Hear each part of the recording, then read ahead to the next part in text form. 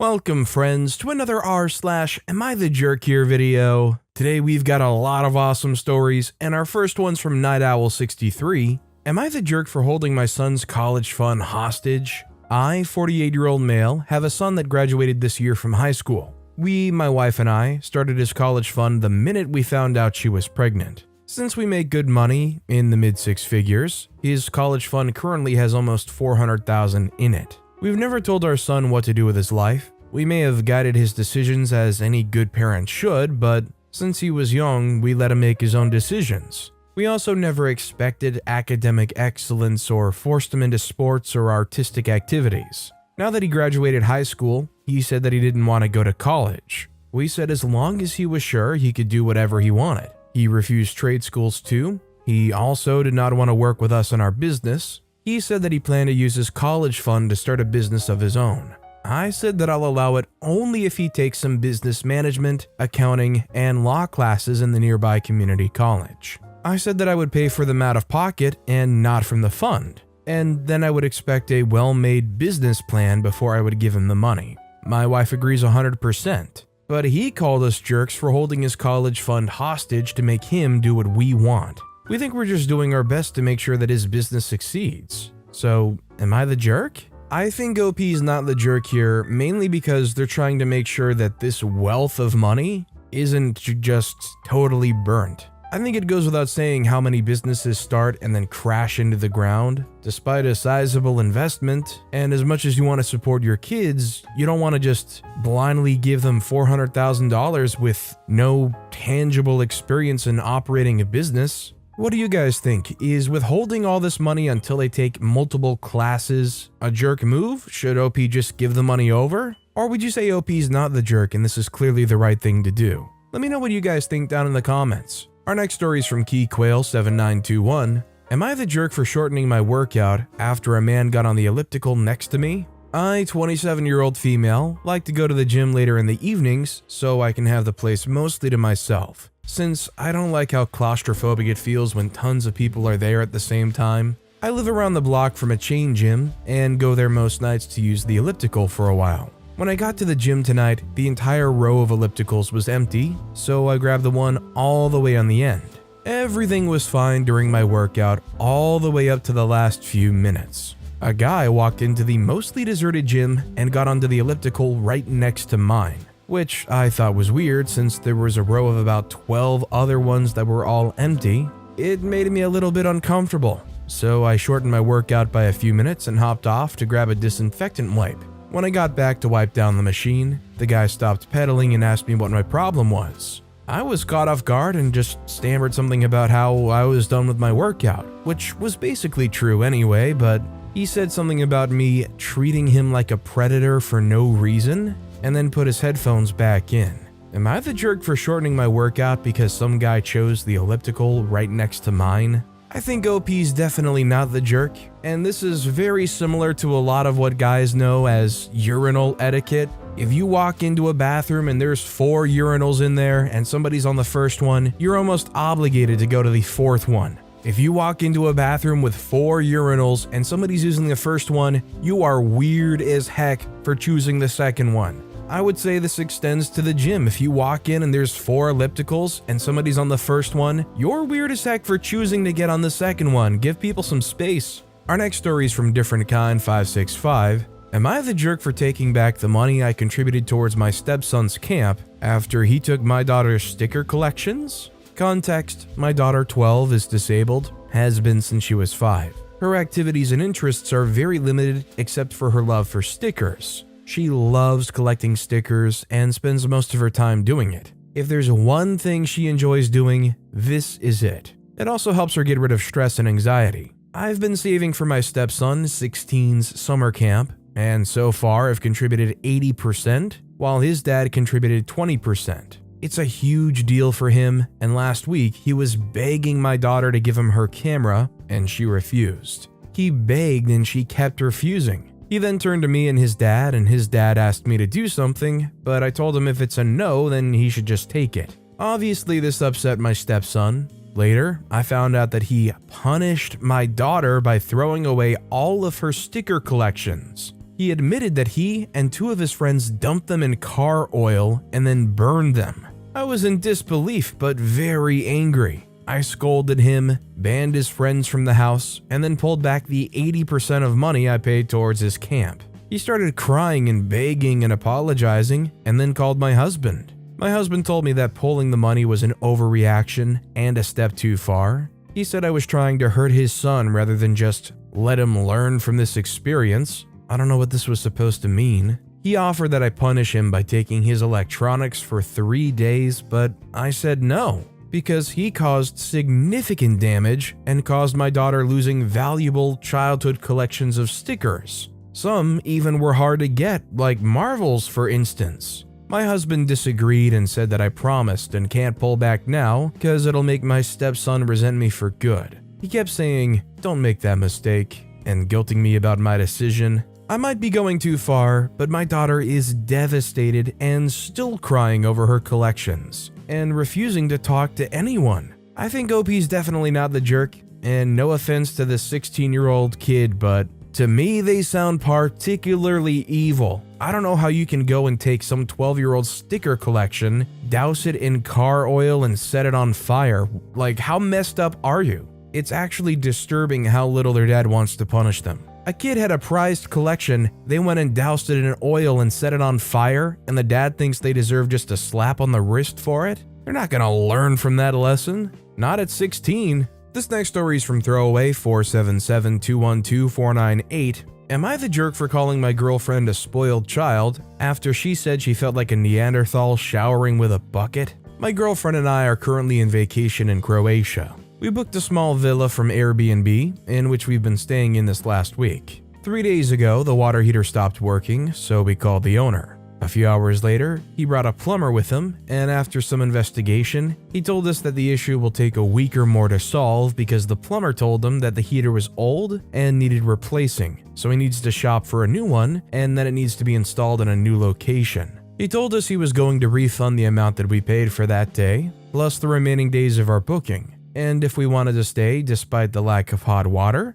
he was going to give us a much cheaper rate, 40% off. We were having a great time and enjoying our stay because the villa was nice and the view of the beach was incredible and looked times better than the heavily edited pictures you see on the internet. Not to mention it was a good deal, especially with the newer rates, so we decided to stay after I told my girlfriend that we could just shower using a bucket. Something to note, my girlfriend has never showered that way. She's American, but still, I assume that many people from the US would have at least heard about it despite never trying it. Growing up, I exclusively showered that way at home until we could afford a heater and its monthly costs. The only showers I took at home before were with cold water. She was surprised to hear it and thought I was joking at first. The following day, I gave her some tips, and after she was done, I asked her how it went. She said it was more of a chore than a shower. Last evening, she went to take a shower again before getting ready to leave for dinner. After she was done, she started complaining non-stop about showering with a bucket,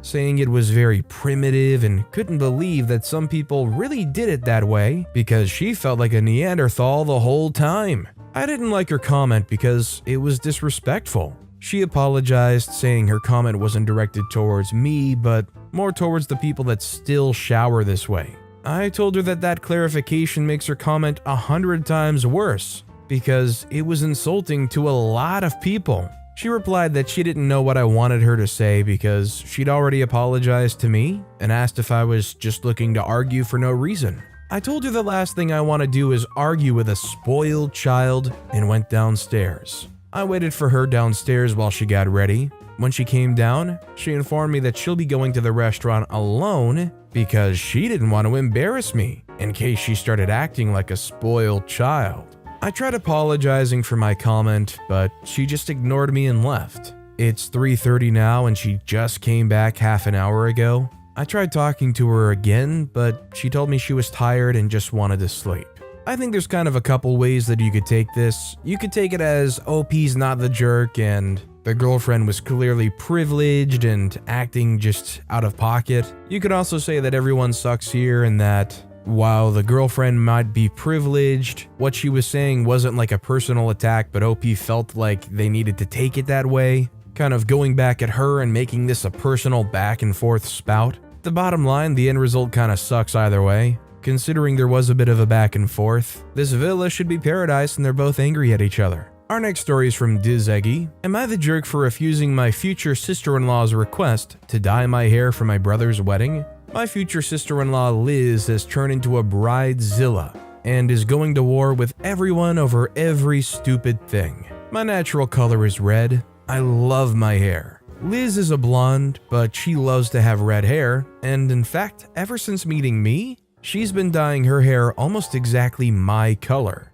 I don't mind. I think it's weird that she does it, but I don't have a monopoly over this particular shade of red, and she's free to do with her hair whatever she wants. Well, she asked me this week that I should dye my hair to a different color because she wants her hair to be unique in her wedding. She offered to cover all the costs as well. I just said no because it's my hair. I don't want it changed. I told my brother, and he told me to do whatever I want because it's my hair. He said he'll talk to Liz to get her to back off. Well, it didn't work because Liz has come to my parents and they've taken her side. They say it's her special day and we need to be more accommodating, and it's important for our future relationship that we get along. I believe I am accommodating. She can do whatever she wants with her own hair. How is my hair any of her business anyway? My parents tell me that I should be the bigger person. I don't know why an 18-year-old should be the bigger person compared to the 27-year-old Liz. They told me I'm making this minor issue into a big problem, and I should just do what she wants because it's her wedding. Am I the jerk for not giving in?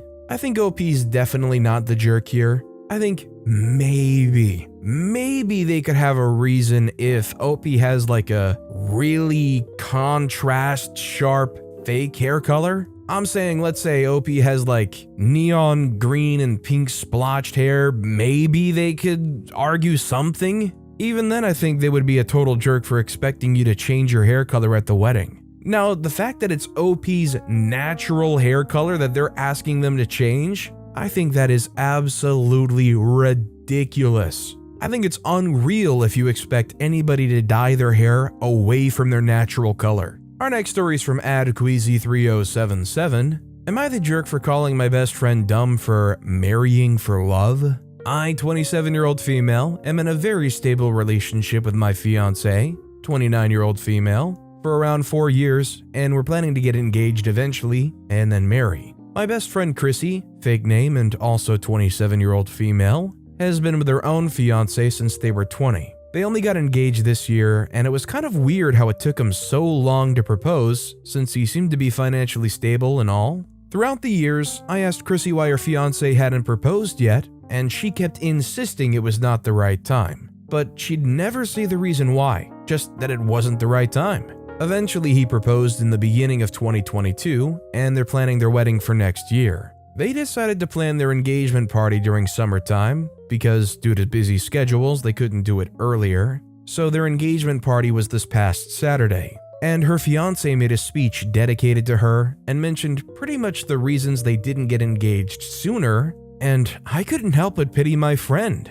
So the reason was that he didn't have a stable job for the first few years of their relationship, and only jumped from position to position, from Walmart to Target, etc. He hadn't finished his degree yet, so he had no higher education. He got his degree in 2019, and only then was he able to get a proper job. He bragged and also thanked Chrissy for never giving up on him and growing with him, and how they helped each other form their amazing personalities and achievements, and how no matter what the future holds, he'll never forget, etc. My fiancé and I felt some type of way about it. Some friends of mine and Chrissy agreed how Chrissy basically stayed with a broke man and waited for 7 years, and we don't think that's something praiseworthy but pity-worthy. As friends, we decided to explain to her our perspective of how we think it was ridiculous that she had to almost reach 30 to move on with her life with that man when someone else could provide what she needed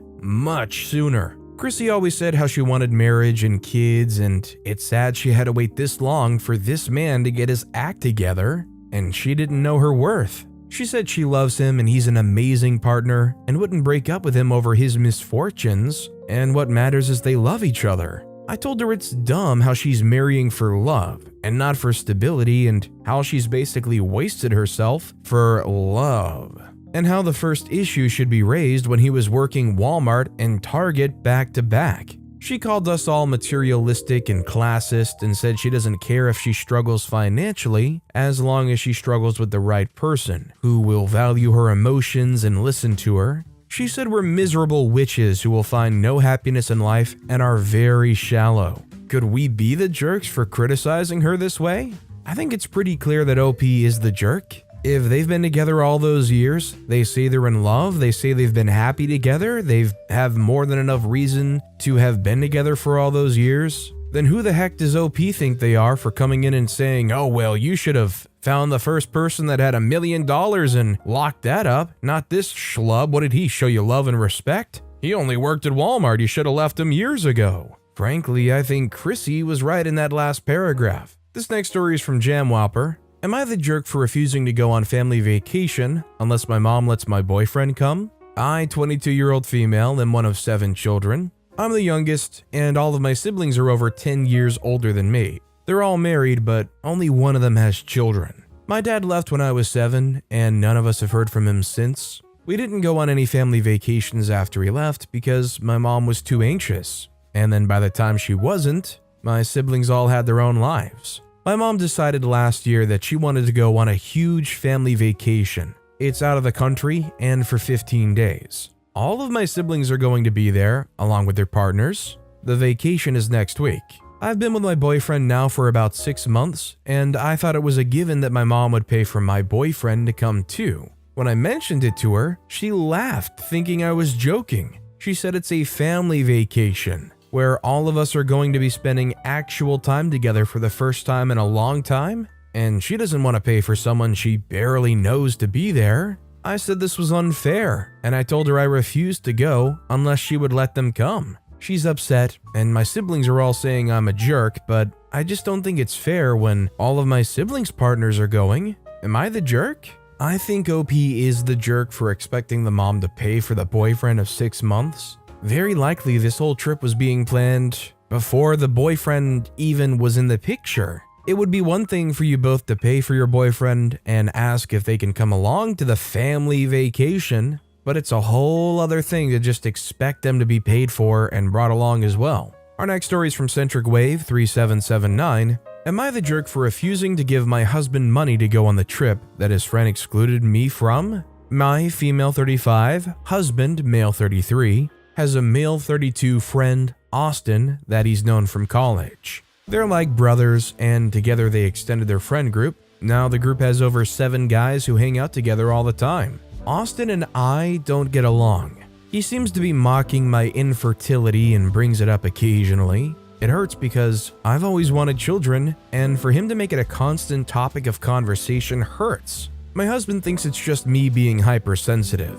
Anyway, about a month ago, Austin and I got into a fight after he commented on my infertility by saying that I should hurry up and give him a nephew and niece because my biological clock is ticking. We were planning on going to a trip together, but Austin disinvited me because I yelled at him for what he said and ruined his dinner. I said I was perfectly okay with that. In fact, I felt so much relief that I no longer had to be around him anymore. My husband, for the first time, was okay with me being away from Austin, but said that he still wants to go on that trip. I said nothing till he told me that he still expects me to pay for his travel expenses. I refused and said that he was on his own. He started an argument about how I'm doing this to punish him for not staying home with me and told me that my issue is with Austin, not him. I told him he could go get the money elsewhere, but he's unable to borrow any more money and add to his debts after he got fired in May. He insisted, and I refused. He started calling me spiteful and unfair to refuse to pay for his travel expenses as an attempt to get him to stay home with me. He said his relationship with Austin is bigger than just a few comments Austin made, and bigger than my exaggerated sensitivity and insecurity. Now he's sulking until I cave in and give him the money. Am I the jerk for insisting on not paying? I think OP is definitely not the jerk here, and I don't think they should pay a dime towards that trip. It's clear that both Austin and their husband have no respect for how OP feel in this situation. If Austin was a true friend of OP's husband, they wouldn't be making that kind of comment about their spouse. And honestly, if the husband was any kind of respectful, he wouldn't allow that kind of talk coming from his friend either. Our next story is from Bearware671. Am I the jerk for walking out of my 5-year-old niece's birthday party and taking her present with me? I, 24-year-old female, my niece, 5, female, and my sister-in-law Megan, 25-year-old female. Yesterday was my niece's birthday. My niece is my sister-in-law's firstborn, and my sister-in-law is currently pregnant with her 4th child. When I received the invitation to the party, there was a note asking everyone to not forget about the mommy when shopping for birthday gifts. That my niece's birthday was also meant to celebrate the woman who carried her for 9 months. I'll be honest that I'm not Megan's biggest fan. I've always found her to be a large drama queen. So when I read that I was supposed to bring her a present to her daughter's birthday party, I was annoyed and knew that I would be doing no such thing. For my niece's birthday, I made her a large wool hand-crocheted blanket and matching teddy bear. When it came time to open gifts, it was Megan sitting on a chair in the center of the living room, with my nieces sitting on the floor next to her. Megan opened every single present, even the ones meant for my niece. It was only after she was done that she would hand the open present to my niece. When it came time to open my present, I watched as Megan opened my gift, shuffled past the teddy bear and blanket, and proceeded to search for her gift. When Megan found no other present, she looked up and asked me if there was another present for me in the pile. I responded, no. Disappointed, Megan took the blanket out of the box and proceeded to ask me questions like, where did you get such a cute blanket? And I hope you didn't break the bank with such an extravagant present. Her tone came across as sincere, but the way she stared at me from across the room definitely gave me a different impression.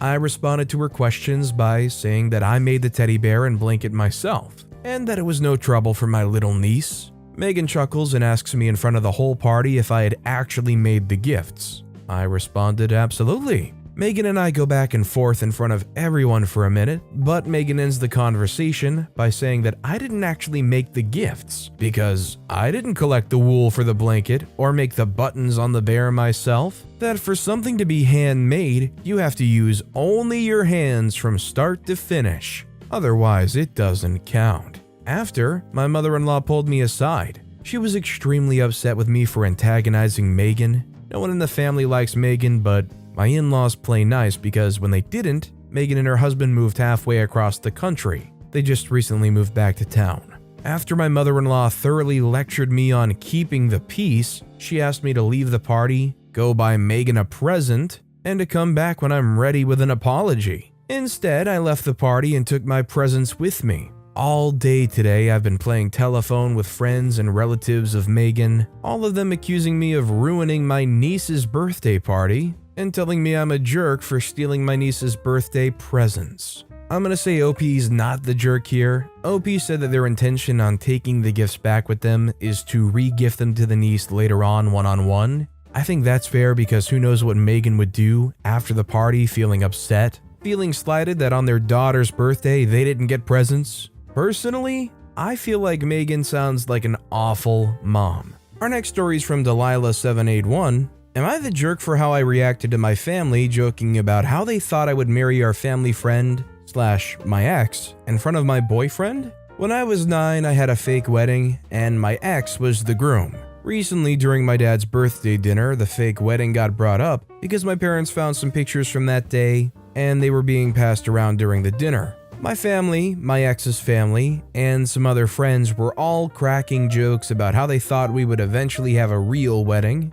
At one point, my brother said it was too bad my ex hadn't been a gentleman and lost his chance, because now the wedding was never going to happen. My ex said, "Never say never," and everybody was cheering him on, even though I told them to stop as I could see my boyfriend was getting upset. They wouldn't drop it, and my boyfriend ended up leaving early after having an argument with me. I was really upset and angry after he left, so when it was suggested we should recreate some old childhood photos, including the wedding ones, I yelled at them to shut up and to stop talking about the stupid wedding and how a real one would never happen.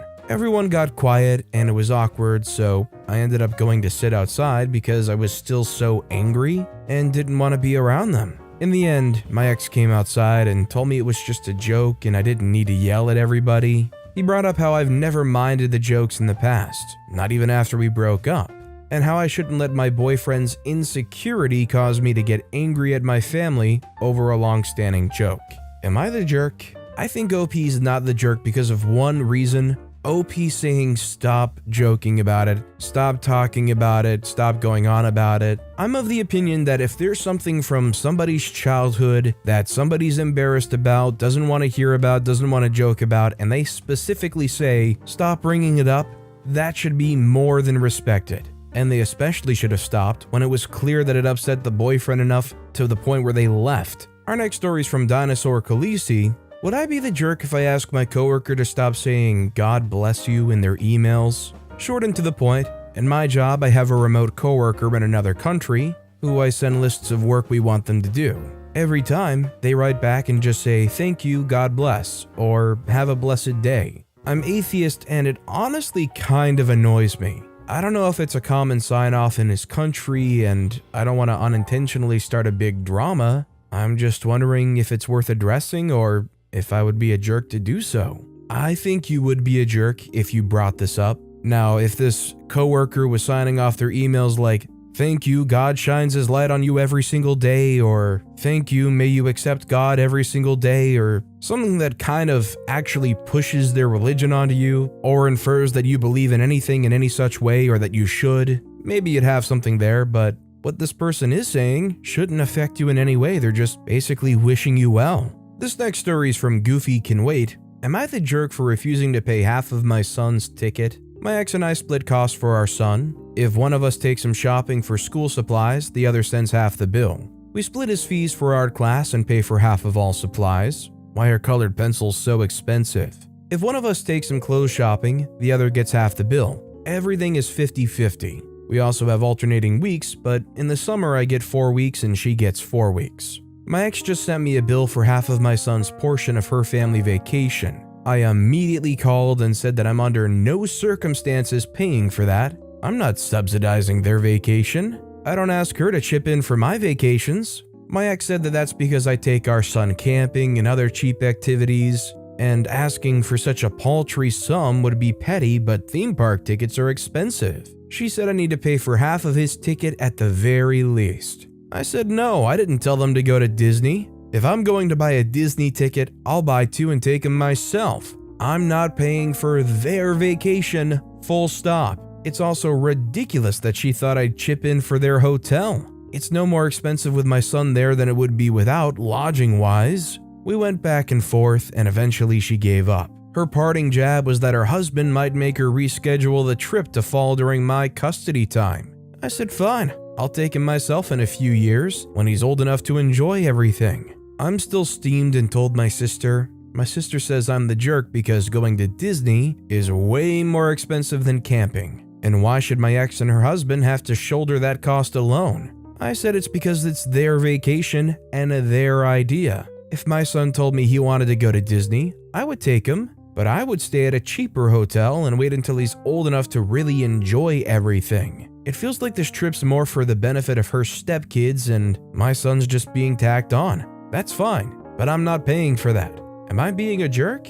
I think OP's definitely not the jerk here. If the mom is watching the kid and they decide to go to Disney, I don't see how the dad should be responsible for the kid's ticket. The dad's not taking them to Disney. The dad doesn't get to go. I don't understand why that would be so hard to understand. And our final story of the day is from that guy Yup Yup. Am I the jerk for denying Guy the job for a comment I perceived as racist that was made 5 years ago? I had a guy interview for a position. He did well in his interview, had great credentials, nice guy. So then I do a background search. Turns out this guy used to be a real piece of work on the internet. All really old comments, but he would go around trolling people on his Facebook profile. Most of the stuff was just rude jokes, but there was a comment in which a person replied, a black person, to him, making fun of him. The guy replies calling him an insult involving knuckles. I had never heard that before. I looked this up and people are saying it means like moron.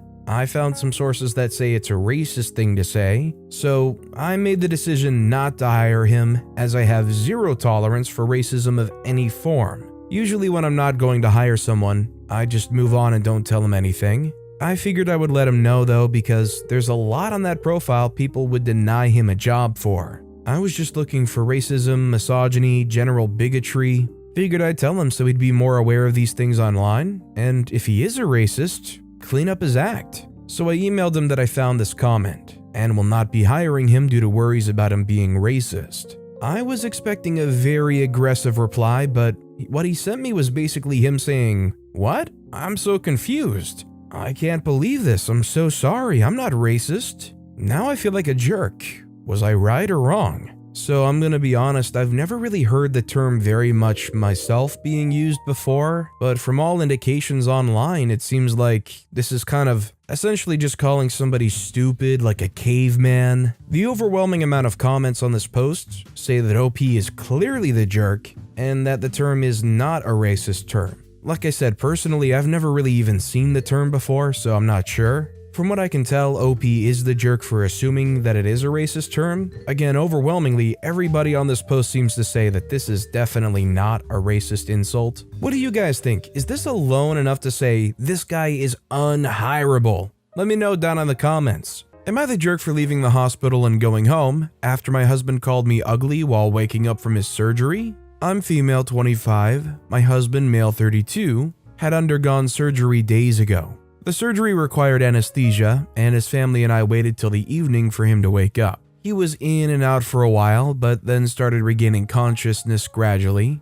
The nurse gave me a signal to go in with his mom. I stood by his bed and he was speaking to his mom. He then turned his head towards me, made a face, and asked who I was. I told him my name, but couldn't recognize me. I don't know if this was deliberate. I told him I was his wife, and he frowned and said, No, you can't be my wife. You're ugly." This made me upset, and I was completely floored at what he said. I didn't know what to say, I just stared at him while he looked away. I quietly stepped out and told his family and mom that I was going home. His mom kept shouting after me saying I was overreacting and that I shouldn't just go home and leave her son alone when he was just waking up. I got home, cried my eyes out, and then called my dad. He calmed me down but then said I should stop being too sensitive and that my husband didn't know what he was saying and so he didn't mean it and couldn't control it. I argued that he must think I'm ugly since I heard that people under the effect of anesthesia are like drunk people and tell what's really on their mind. Dad laughed at this and said that still, walking out like that probably wasn't ideal and it must have upset my in-law's ex, my mother-in-law. I admit being too cautious and insecure about my look. I don't see myself pretty, so I don't expect him to lie and say I am, but calling me ugly? This I couldn't let go. I think OP's not the jerk because I understand it could be a heartbreaking and honestly stressful thing to hear, but you also do have to really understand that this dude was on some hard-hitting stuff, and frankly, for some people it might be a truth serum, but for some people, they may think they're the new leader of a new colony on Jupiter. Do you guys think that OP should take these comments personally? Let me know what you guys think down in the comments. Our next story is from Dad of a Forever Boy. Am I the jerk for throwing a gender reveal party for my son instead in the same week as my sister's baby shower? I'm a 47-year-old single dad of a 19-year-old young man who was born as a female. We lost his mom to COVID in the first wave. He came out to us as trans 3 years ago and completed his transition just a few weeks ago. My sister's pregnant with her 5th child and is doing a baby shower / gender reveal next weekend. The whole family is invited. Her baby's due at the end of July. I'm throwing my son a gender reveal party this Thursday. He always wanted one ever since he came out, and now that he's officially a man, we're finally throwing one. The whole family's invited, though some won't come because they don't approve.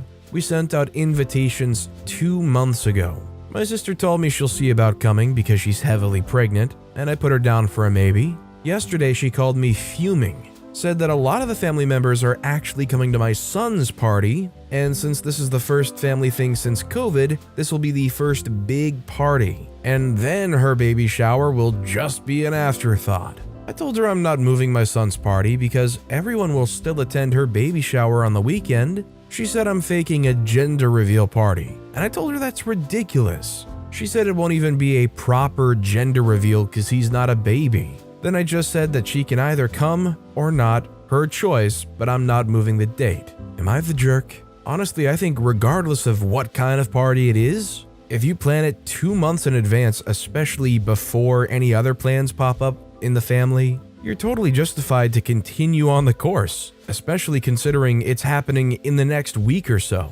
I don't see how OP could be the jerk here. Our next story is from ThrowRA4T33. Am I the jerk for refusing to let my husband's mom nap in my room? My husband's mom moved in with us a week ago. The minute we were informed she was going to move in, temporary till her house gets renovated, we've emptied a room specifically for her. It has everything. A bed with a frame, curtains, mounted TV, wardrobe, etc. She was thrilled with it and loved it a lot. One day I came home and found her in my bedroom sleeping in mine and my husband's bed. I was confused, but she told me she took a nap on the bed and lost track of time. Since then, she started talking about how she loved the nap there and started hinting wanting to take naps in the bedroom from now on. I kept ignoring her comments till my husband sat me down and told me that his mom really liked and got used to napping in our bedroom, and we should just let her have her daily afternoon nap in the room. I said absolutely not, and we started debating. I told him his mom is being ridiculous because she has a whole room upstairs where she should nap.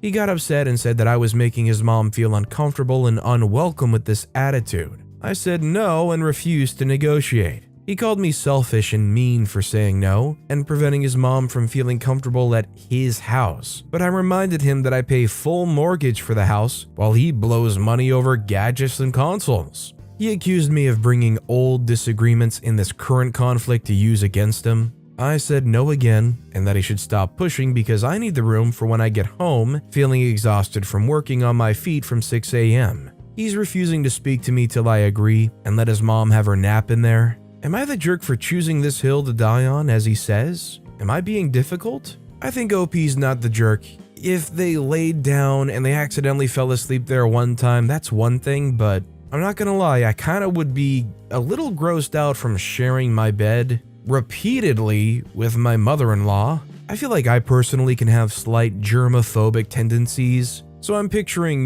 this mother-in-law bringing in whatever, dead skin, bacteria, germs, dirt, whatever, every single day onto your bed, onto your pillows, on your covers. When you got your own bed, use your own bed. And who wants to get home wanting to relax and finding out you can't because your bed's being rented out? And what about the knowledge that, you've probably hooked up in that bed? I think there's just too many factors that go into allowing yourself to be comfortable with this idea. Our next story is from DopeMaster865. Am I the jerk? Am I an unsupportive husband? My wife wants to drag me and the kids on a 2-hour drive, each direction, so she can go and meet up with some high school friends. Neither our kids nor I were invited to join them, so we're just along for the ride and then the fun of finding something to do in a town that has nothing but box stores for the 4 hours that she's hanging out. Keep in mind it'll roughly be 95 to 100 degrees outside as well, or else I take the kids to a park. I am all for her hanging out with her old friends, but I offer to watch the kids at home instead. This way I can get the kids together with other friends and take them swimming or to the beach, etc. They have way more options and my wife can take all the time she wants with her friends. I'm being told that I'm a selfish jerk and not supporting her. The only difference is I can do something more fun with the kids and we aren't stuck in a car for 4 hours when we have nothing to do there anyway. In my mind, that's being supportive. I'm happy to spend time with the kids and to let her have fun with her friends for as long as she wants. The only thing I'd rather not do is get dragged on multiple hours of car rides, plus the task of finding something to do in a boring town while I can stay home and have more to do here with the kids. Can someone tell me if I'm being selfish and unsupportive for not being told exactly what and how to do with the time that she won't be around anyway? Thanks, a totally unsupportive jerk. So frankly, I think OP's definitely not the jerk, and I think the wife is projecting pretty darn hard here. It's pretty impressive for the wife to claim that the husband is the one being selfish, when OP wants their husband and kids to come with them in a car and wait around and figure out something else to do while she's busy for 4 hours. I agree wholeheartedly with OP. They're being really supportive by saying, go, I'll watch the kids, everything will be locked down here, you go have fun with your friends. That's supportive. She's the one being selfish here. By the way, if you're enjoying these stories, make sure to hit those like and subscribe buttons down below so you never miss any of my daily videos. Our next story is from objective number 8088. Am I the jerk for telling my son about why his mom and I aren't together? My son just turned 10. His mom and I broke up when he was 2. We never married. The deal was that for us, instant physical attraction carried the relationship entirely. We basically went from her saying, "You're really cute," and me saying, "Gosh darn, you're pretty," to having a kid very quickly. We tried to flesh out the relationship after he was born. It caused a lot of arguments, and we figured out that we were just too different of people. We share custody, and the only times I'm ever really around her for what I'd call an extended period of time is when we're doing something for Christmas or his birthday, things like that. The way I parent, I'm very honest with him. I don't see much of a reason to give him a bunch of word salad answers to questions. Last week, he asked what happened between his mom and I. I told him that his mom is one of those people where if she's not choreographing and directing everything around her, she's not happy. I told him I just felt like I was losing myself the more I was around her. I thought it was a pretty tame answer. I didn't rant, rave, cuss up a storm or anything. I also assumed he'd keep it between us. Last night, I get a phone call from my ex telling me that in the heat of an argument with her about cleaning up his room, he'd let it fly about what I said. She said I should have passed on the question, then told her he asked it so that we could be on the same page. My point to her was, I don't believe I said anything toxic or outlandish. She had me talk to him, and I told him to apologize to her and pick up his room. Am I the jerk? It is a good policy to be honest, but just from the setup OP had in this story to what they told their own kid, I don't know if OP's even being honest writing this story for us. And I will say, being honest but in a more ambiguous way, especially for a 10-year-old kid, might be more applicable. It could have very easily just said, "It just didn't work out between us, sometimes it works that way." I don't think that in any way would have been lying, and doesn't just randomly dump on your ex for no justifiable reason after all these years. This next story is from Independent Safe 1780. Am I the jerk for kicking out my boyfriend's 19-year-old daughter? My boyfriend of 3 years moved into my home 3 weeks ago after his lease went up and he was unable to renew with the price hike they expected. His rent was $1,600 for a 2-bedroom, and upon signing a new lease, they said it was now $2,400. I have a 3-bedroom home and 1 son, 11. Both his room and my room have an attached bathroom. The guest room does not. We lived here for 5 years and I bought it last year. My boyfriend has a 19-year-old daughter named Jess, who visits him on the weekends and lives at home with her mother. Literally never had any issues with her up until my boyfriend moved in.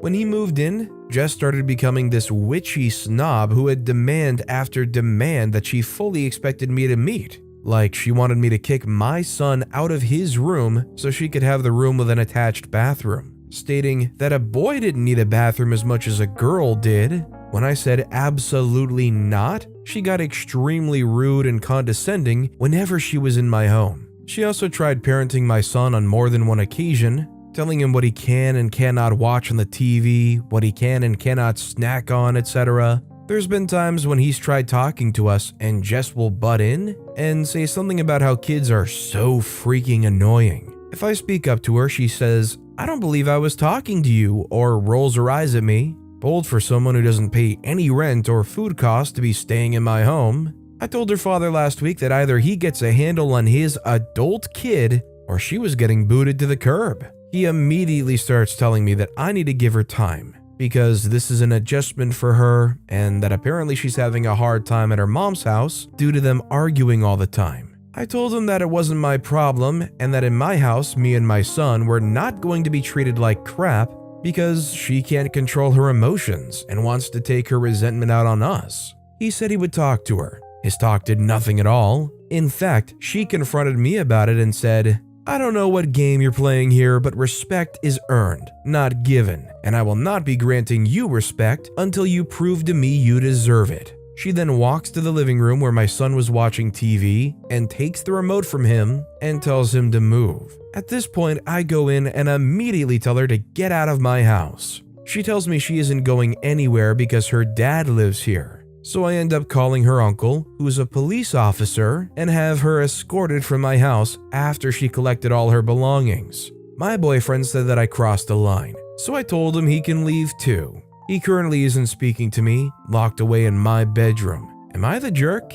I think OP's definitely not the jerk here, and good on OP for having a spine when this boyfriend cannot control their own kid. And let's be real, she's 19 years old. She's too old to give the benefit of the doubt and tolerate any kind of that behavior from, and she has no legal right whatsoever to stay in your house. If the boyfriend can't get a grip on their kid, and clearly they don't want to, I'm with OP, both of them can get kicked to the curb. Don't waste your time on that nonsense. Not a surprise they're arguing with their mom too. Our next story is from Throw RA Wrong 1B. Am I the jerk for telling my brother-in-law's girlfriend she's boring because all she talks about is her job? My 34-year-old female, brother-in-law's girlfriend Faye, 32-year-old female, recently got a new job. She got her master's in 2020 and never stops talking about it. My husband, 36, Jack, has noticed the same thing, and he said his brother Luke, 32, talks about it too. It gets on our nerves, but we tolerate it because we know how excited Faye is about her degree and now this new job, which she also won't stop talking about because, as she says, she wouldn't have gotten it if she didn't pursue her master's, since it's a requirement. We had them over for dinner last night with my parents and my father and mother-in-law. Once again, Faye brings up her new job. It doesn't start for another couple of weeks. She works in education, so her contracts are based on the school calendar. And she was talking about all the things she gets to do now that she really wanted to do. She mentioned it being a life goal. I asked her what was next. She asked what I meant. I asked her about things like kids or marriage, since they've been together for 3 years now. She said she doesn't want to rush into marriage or kids until she had her goals in order, but marriage was something she and Luke had been seriously discussing. I asked when she'd have time for kids or marriage with her career goals. She said she'd make time. I said kids are a lot of work. I'm a stay-at-home mom. I told her that when I was pregnant, it wasn't feasible financially or logically to continue working as an STNA, so I quit at 26. Faye said that she doesn't want kids that she can't provide for, and she likes relying on herself because so many stay-at-home moms are financially trapped when they stop working and can't leave if the marriage falls apart for whatever reason. I'll be honest, I was offended by that. I told her that not all of us are trapped. She agreed but said you never know and you should depend on yourself, even in marriage. Luke was nodding and agreeing. I said it would also give you more to talk about other than your job. Faye asked if I had a problem with her talking about her job. I said no, but honestly, it's the only thing she seems to have that's mildly interesting. Everyone else talks about kids, home life, vacations, family, hobbies, but all you talk about is your degree, education, and this new job of yours. And I told her it was kind of boring. Faye said, then I won't bore you any further, and asked my in-laws how installing wood floors was going. We all moved on past the conversation until later that night. After Luke and Faye left, my mother-in-law told me I was rude. I told her I was telling the truth because we are all tired of hearing about it. Jack agreed, but mother-in-law said while that was true, it's still an accomplishment no one, looking me up and down, in this family had done yet, and I seemed jealous. I said I wasn't jealous, but offended by some of the things she said. Mother-in-law told me I was only offended because Faye was right. Jack said she was right, but it was obvious she was directing those comments at me in a judgmental way. And my parents agree with me. Am I the jerk? Frankly, I think OP is pretty clearly the jerk. I think OP is overly judgmental, and when OP instilled the topic of discussion of kids, marriage, Faye's wishes, desires, and goals with marriage, with kids, they were directly inquiring about the exact thing Faye said. It wasn't some weird prompted targeted thing. OP literally asked them about basically prioritizing your job versus prioritizing having kids. Well, Faye clearly feels a certain way, and they shared their ideological thinking as to why they wouldn't stop and have kids sometime soon. OP's not only really judgmental and just a jerk, but also feels the need to be villainized somehow. Our next story is from Sad Poets. Am I the jerk for smiling while my mother-in-law scolded my husband for poking my belly and saying it was like dough? I gave birth to our first child 3 weeks ago, and my body hasn't snapped back yet. I definitely feel insecure about it, to the point where I won't even change in front of my husband anymore. Yesterday I was laying down on him, and my top rode up so you could see my belly slightly. He stroked it and then poked it and made a comment about how my belly was like dough. I know my reaction was irrational, but I burst into tears. My in-laws were there, and my mother-in-law was furious with my husband, and she started scolding him for not being careful with his words. My husband tried to defend himself, but my mother-in-law kept telling him off. I started smiling, and my husband got upset with me for being happy he was getting into trouble. Am I the jerk? I'm sorry, is OP's husband like freshly 19? They're acting like a total kid here. I'm definitely not one and the same with OP's husband, but if I had a partner that had just given birth, I wouldn't be poking their stomach and saying it feels like dough. Just be supportive. Why say dumb stuff like that? The husband was definitely mean, and I think OP's feelings are more than justified. I'm sorry, but these people like this husband and the stay-at-home mom champion in the last story really frustrate me with their senseless perspectives. This next story is from Complex Cup 7367. Am I the jerk for defending my dad's girlfriend for wearing a bikini to my fiancé's bridal shower? My dad's been dating Tiffany for a year and a half. She's honestly really annoying. I'm not gonna lie. I recently got engaged to my girlfriend of 3 years, Melissa, and we're currently wedding planning. Her mom and maid of honor recently threw her a bridal shower. As an olive branch, Tiffany and my mom were invited. For some background, Melissa does struggle with insecurities and self-esteem. She's also very into things being picture perfect, which sometimes results in anxiety. She also hates how the women in my family dress. She totally gets it isn't her business and she would never say anything, but she's confided to me that she hates it. For the bridal shower, most of the women wore sundresses. Tiffany wore something which looked like to me a roughly crop top and a matching skirt. I thought it looked fine. She did mention she was leaving early because she had plans. During the shower, Melissa realized that what Tiffany was wearing was actually a bikini, because the skirt was pretty see-through and she could make out the bottoms. She asked her but tried to laugh it off, and Tiffany admitted it was a bikini because she was going out on my dad's boat after and wouldn't have time to change. My future mother-in-law asked Tiffany if she found it a bit weird. Tiffany said no, and she thought it passed as a crop top. Melissa and her bridesmaids went off and talked about it, and Melissa decided that she was offended, but declined her mom's offer to kick Tiffany out. When Tiffany was leaving, she said goodbye, and my fiancé said, "I hope you had fun, and I hope you found the attention you were looking for." I heard this through my mom, sister, and then Melissa. At this point, I was sick of hearing about it, and I was annoyed because my mom was trying to make it into a much bigger issue and act like I shouldn't marry Melissa over it, which I promptly shut down. By the time I talked to Melissa, she was heated and calling Tiffany an attention whore and a show-off. She asked if my mom had said anything, because I guess my mom was rolling her eyes at her at the shower. I told her I talked to my mom and told her to shut up. Melissa then asked me if I hated Tiffany. I said that I don't hate her, and then I said, to be honest, I think her outfit was fine. It just looked like a crop top, and if that ruined the day for Melissa, that is something Melissa needs to work on. That upset Melissa, and she feels that I was brushing her feelings aside. She said I should talk to my dad, and I told her I wasn't going to, and that's embarrassing.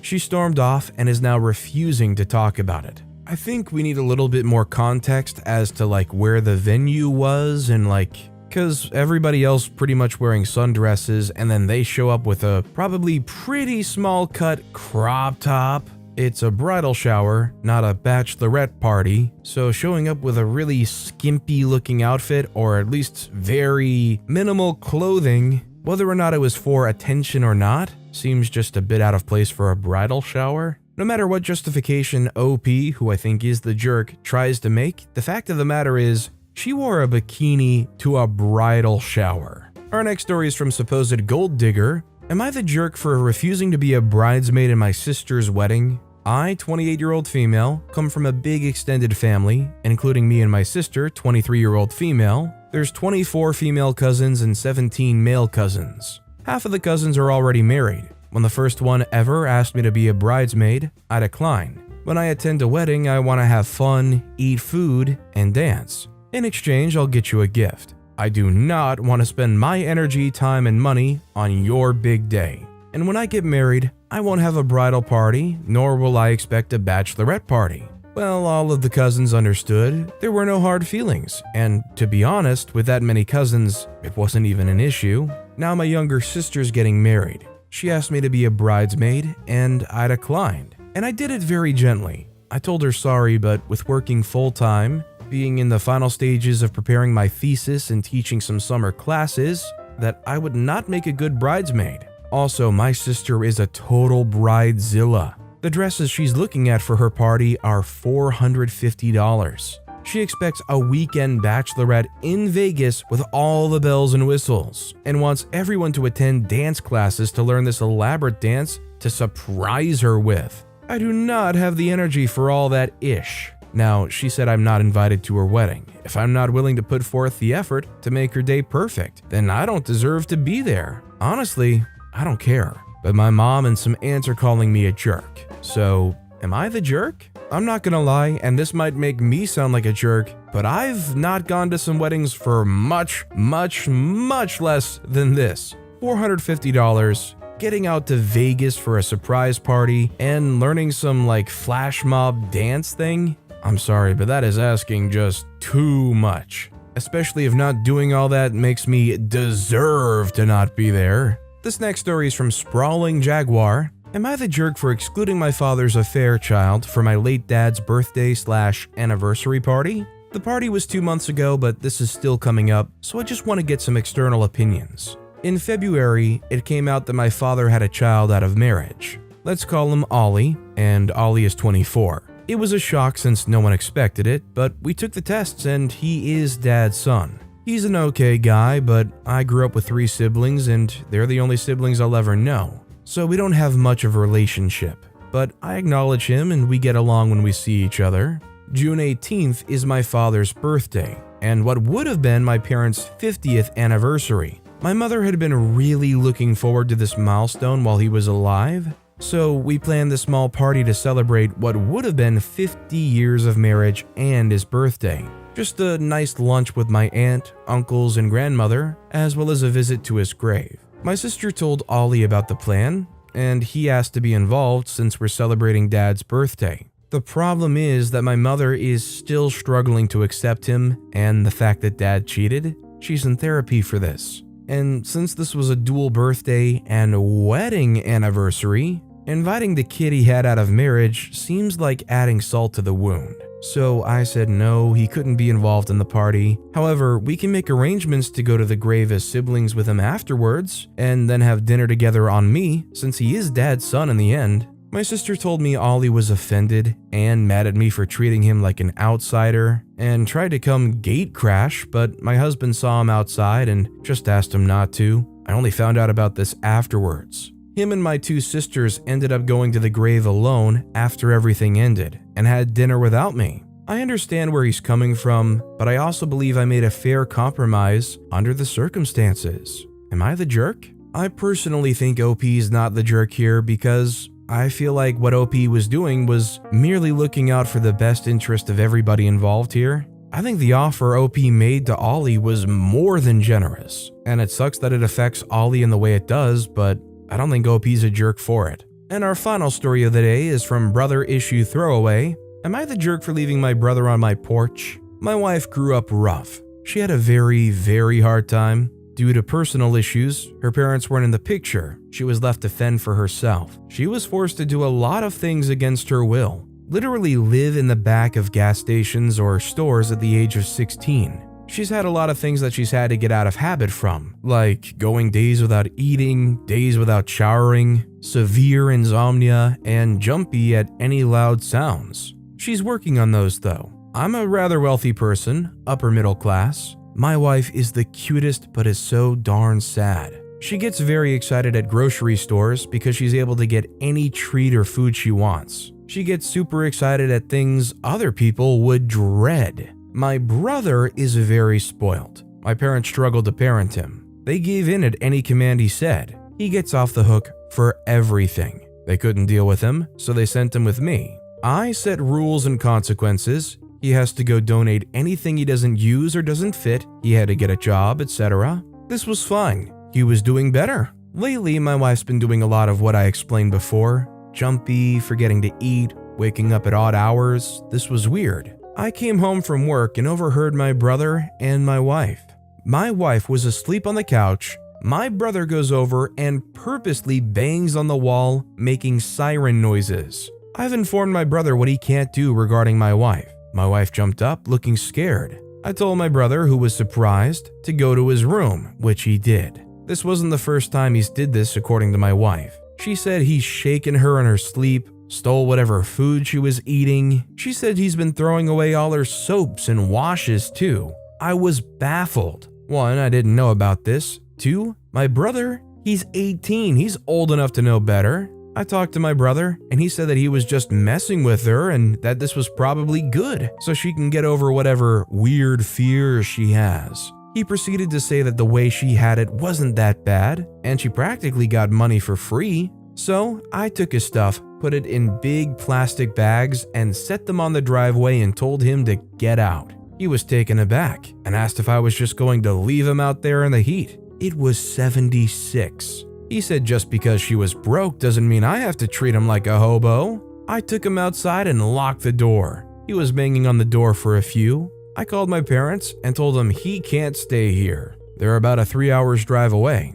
I even gave the kid water. When my parents got there, they were pissed. They said that he was rude, but I was ridiculous for such a harsh punishment, and he could have been kidnapped or passed out. He's 200 pounds, seated in a gated community. I don't feel bad. I think this taught him to stop taking things for granted, but they don't think so. Well, he's definitely not going to stop taking things for granted when mommy and daddy come to put the diaper back up on him. I'm sorry, did you terrorize his wife and he got mad at you and kicked you out? I'm sorry, come back here. Mommy and daddy got you. OP is clearly not the jerk. Am I the jerk for refusing to pay for a dress that my bridesmaid ripped in the store? I, 25-year-old female, am getting married. My future husband John has no siblings, 1 aunt, and only 1 first cousin. Casey, 23-year-old female. So John asked me to include her in the wedding. I told all 3 bridesmaids that I'd pay for their dresses. At the appointment, the girls picked a few dresses from the display models up front. The sales associate explained that she would go to the back and pull the ready-to-try dresses, and that going up 1 to 2 sizes is normal for formal wear. The plan was for them to head into the changing area, and when they all had a dress on, they'd come out as a group to show me. John's mother and aunt, Casey's mother, pulled me to look at the bridal accessories. So this part is secondhand for my bridesmaids. The associate brought dresses into the dressing area, and Casey was irritated that she fell into the plus line, which started at size 18, both on principle and because 2 of the dresses apparently weren't available in plus size to try on. She argued and refused to try on anything above a 14, but the associate warned her to not go below a 16. Casey has always squeezed herself in a tight-fitting clothes and is very focused on, in her words, unfair and misleading sizing between brands, refusing to see that in reality she's about a size 18 or 20, so 22 to 24 in formal wear. While I was on the other side of the store, I saw Casey quickly walk out and grab a dress off a mannequin, but I didn't think too much of it. However, the sales associate pulled me aside and told me that a $250 charge for a dress that ripped would be added to my bill. Since I was taking care of everything, when I went to talk to Casey, I found her struggling to zip a too small dress, and the size 14 dress, the one she grabbed, was hanging up and had burst open at the side. I told Casey politely but firmly that I wasn't going to pay for the damaged dress, and that she would need to cover the cost herself, to which she insisted that it was my job to do it. We went back and forth unproductively as John's mother and aunt had come back over, and one of the other bridesmaids told me that the sales associate had strongly cautioned against trying smaller dresses. Casey attempted to start another argument about sizing, and I cut her off. I told her that there was no way in heck she's a size 14, and I don't care if she believes it out in the real world, but for the purposes of this trip and my wedding, I needed her to accept that. Casey angrily went back into her dressing room and refused to come out, and her mother told me to just pay the $250 since Casey was still an apprentice at the hair salon and didn't make that much money. My bridesmaids backed me up, but Casey's aunt, and to a certain extent John's mother, essentially said that Casey wouldn't be there around these dresses in the first place if it wasn't for me. Casey's mom ultimately paid for the damaged dress. But am I the jerk? Our next story is from Throwaway Batch. Am I the jerk for having high expectations for my bachelorette party? I, 25-year-old female, am getting married to my wonderful fiancé, 31-year-old male, this fall. A week ago, I had a bachelorette party. While most girls dream of their weddings, I dreamt about my bachelorette weekend. I put a lot of planning into this weekend, made a lot of phone calls, reservations, everything basically. For Thursday night to Sunday morning, me and 25 of my closest girlfriends rented a house. From the start, it was a disaster. I had told my girls to get to the house early on Thursday so they could decorate and set up before I got there. Well, I got to the house at 3 and they weren't done decorating, so that bummed me out because I wanted that wow moment. When I came in and saw the setup, I felt robbed, but we still had a decent first night. Friday, I woke up at 7 a.m. to make breakfast and get ready because we had a packed day. Vineyards, boat, lunch, happy hour drinks, then dinner in the clubs. I was getting shaded on all afternoon because people said they were being rushed from place to place and had to carry changes of clothes all day, but we only had limited time in the city and I wanted to make the most of it. Saturday was worse. We had brunch at 9 a.m. and no one was awake in time, so it only ended up being me and a few loyal bridesmaids.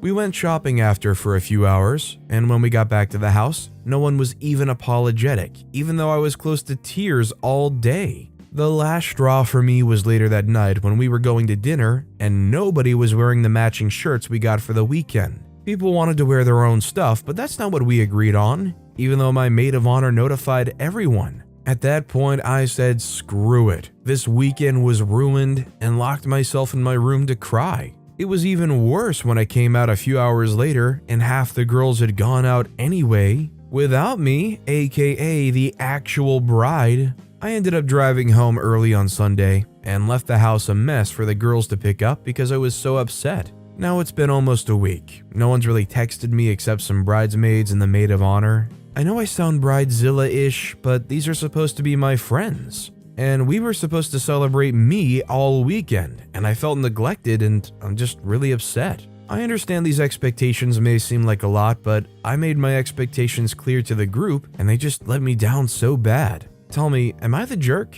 I think OP's the jerk here honestly because as much expectation as they try to express, these are 25 adults who had to take time out of their lives to set days aside for OP. And honestly, even like taking a multi-day vacation with a small group of friends, most often ends up having changes in plans or changes in whatever you were expecting. I just find it hard to believe that 25 people really worked well in this one house. And also, 25 people, I don't really consider that to be close friends. If you have 25 close friends, you do a lot of socializing. By the way, if you're enjoying these stories, make sure to hit those like and subscribe buttons down below so you never miss any of my daily videos.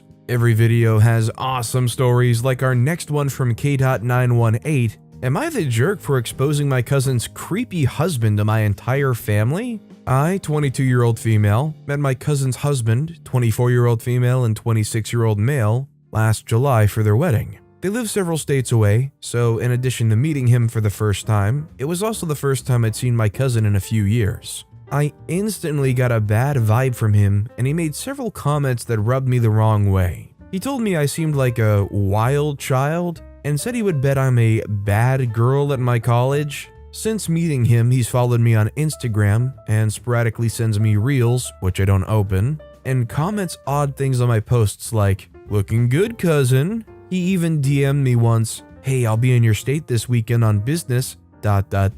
lol, which I never opened either. All of this definitely creeped me out, but I didn't feel like I could say anything about it because my cousin and I aren't close, and I've always felt like she looks down on me because she's a devout Christian and I'm not. Fast forward to this week, one of those fake accounts on Instagram popped up with some of my pictures, asking for money for X-rated pictures. The bio was in broken English, the pictures were poorly cropped screenshots of my 2 most recent posts, and the Cash App was random strings of numbers and letters. The account just looked very fake, and many of my friends sent it to me and reported the account. Of course, the one person who apparently fell for it was my cousin's husband. I then got a very long, nasty DM from my cousin telling me that she'd been very tolerant of my sinful lifestyle, whatever that means, but this time I'd gone too far. She said she didn't care that we were family, and so long as I was posing a threat to her marriage, I was no longer welcome in their lives.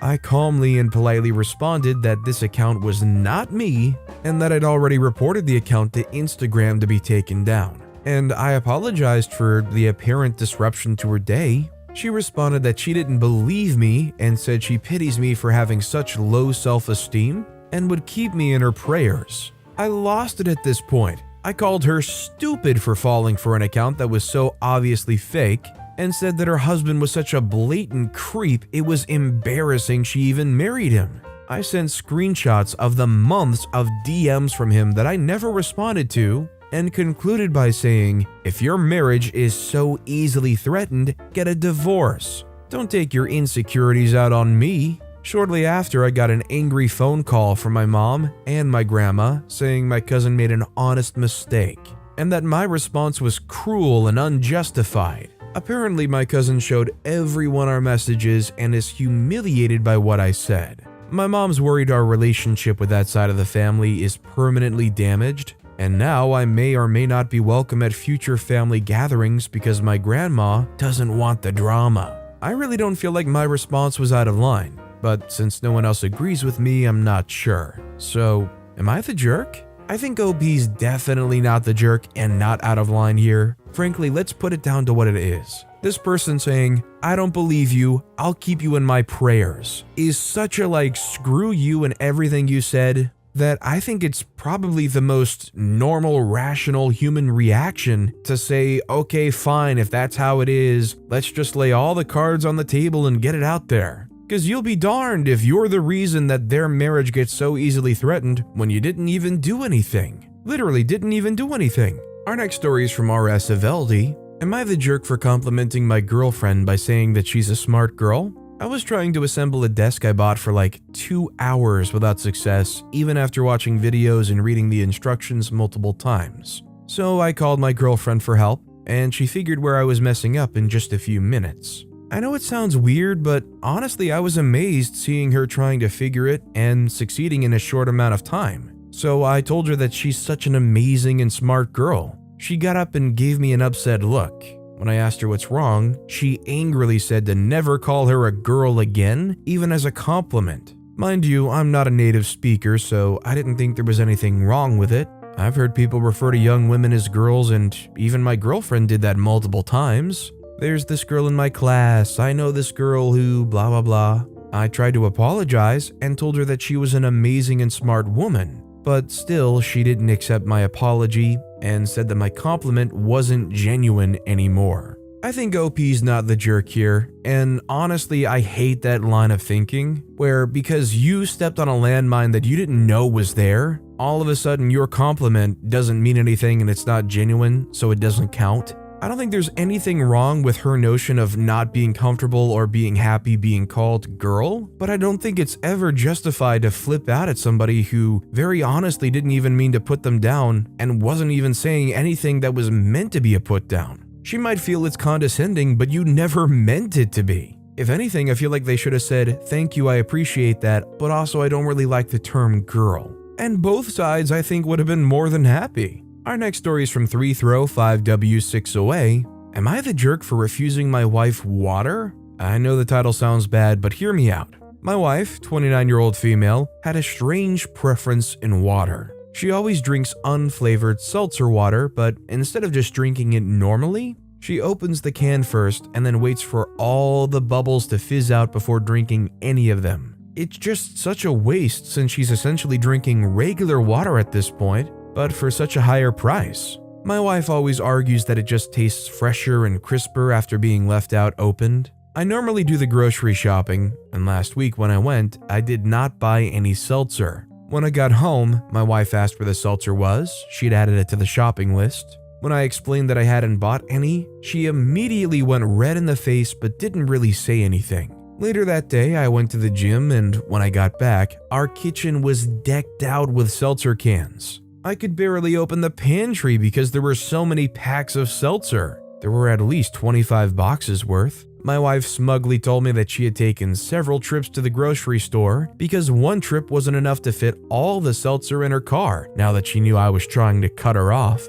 She told her family about this, and they're all calling me a jerk, saying I'm depriving my wife of a basic need. I'm gonna say both sides are jerks here, and this seems like a very unhealthy relationship. I think just about everybody has their own personal quirks as far as what they like to eat or drink. I can't say I tried her technique, it might taste different, but the fact of the matter is she really likes it. It's literally her preference, so for you to go and say, oh, that's a waste, I'm not buying that, unless it's literally breaking the bank, I think that alone is a huge jerk move, and very controlling and very unhealthy. Now, for her to go out and just blast the pantry full of cans, that's also a jerk move, and a bit overreactive, and a bit unhealthy, and overall, I think there just needs to be some kind of common ground communication discussed here. This next story is from Content Profession 63.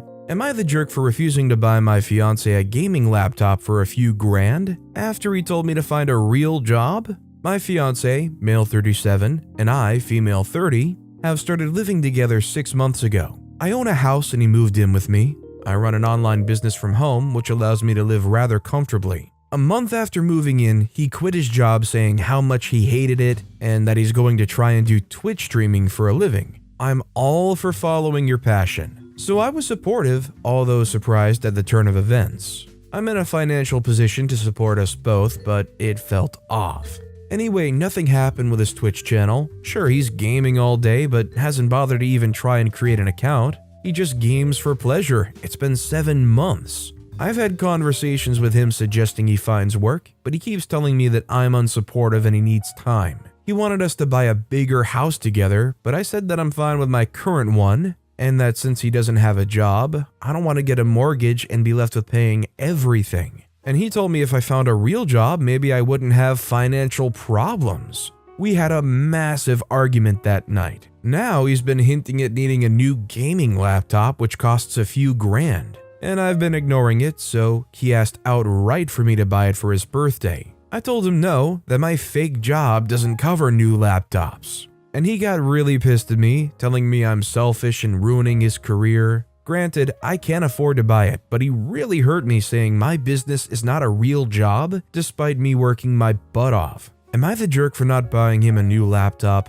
I think OP's not the jerk here, and I think this guy is just doing the runaround. I mean, this guy has not put any time into trying to create a roadmap for improving their streaming setup. A good gaming laptop's great, but they haven't talked about, a webcam, a microphone, maybe a green screen. If they haven't even created a channel, that's like the bare minimum, Like what? I also really love the idea of doing gaming streaming, but man, is it such a hard thing to actually dive into? To me, there's something about game streaming where it's like, if I don't do it at least 3+ times a week for a good amount of hours at a consistent time in the week, basically make it a consistent part-time or maybe even full-time if you go full-on in job, it feels like it would be pretty hard to cultivate an audience otherwise. Honestly, I think if OP sticks around with this guy, they gotta start setting some actual metrics. It shouldn't be OP's job to babysit them, but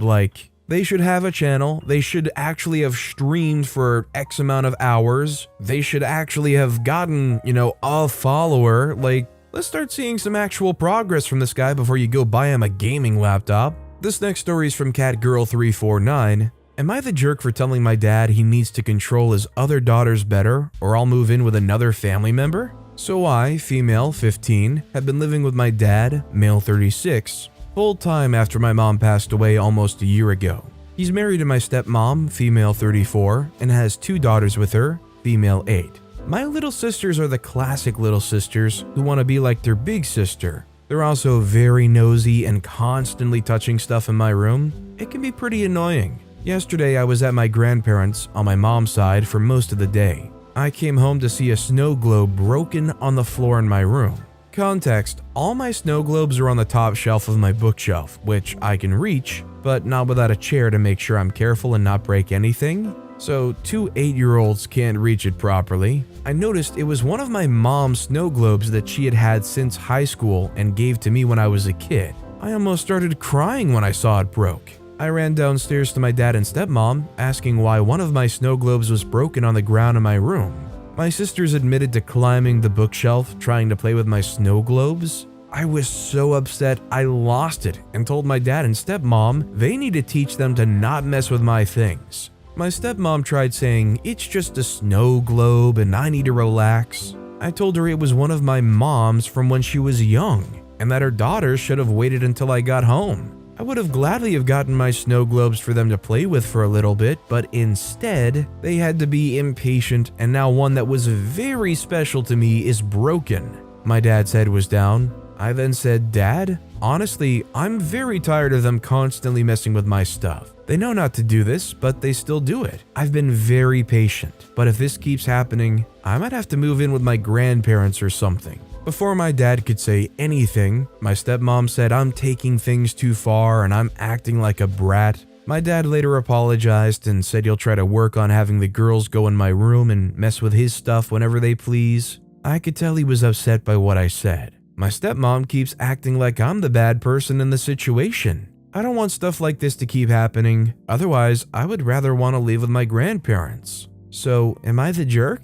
I think OP's not the jerk. Everybody deserves the right for their stuff to be respected. And honestly, I feel bad for OP and I feel bad for the dad because I'm not gonna lie, it seems like the stepmom is very controlling, very bold, very brash, very opinionated, and biased. Somebody at some point needs to hold the kids accountable or else they're going to just grow up totally spoiled and totally rotten. If they're not already there, they're probably reaching the point of no return. Our next story is from Snoot Oot. Am I the jerk for having a vegetarian menu at my wedding? Me, 30-year-old female, and my partner, 30-year-old male, are getting married next September and are in the early stages of planning. We've been vegetarian for a while now and would like to incorporate this into our days so we can eat everything on offer. We met with caterers yesterday and created a menu that includes loads of delicious food that we love and will enjoy. Nothing unusual and have 2 choices for each course.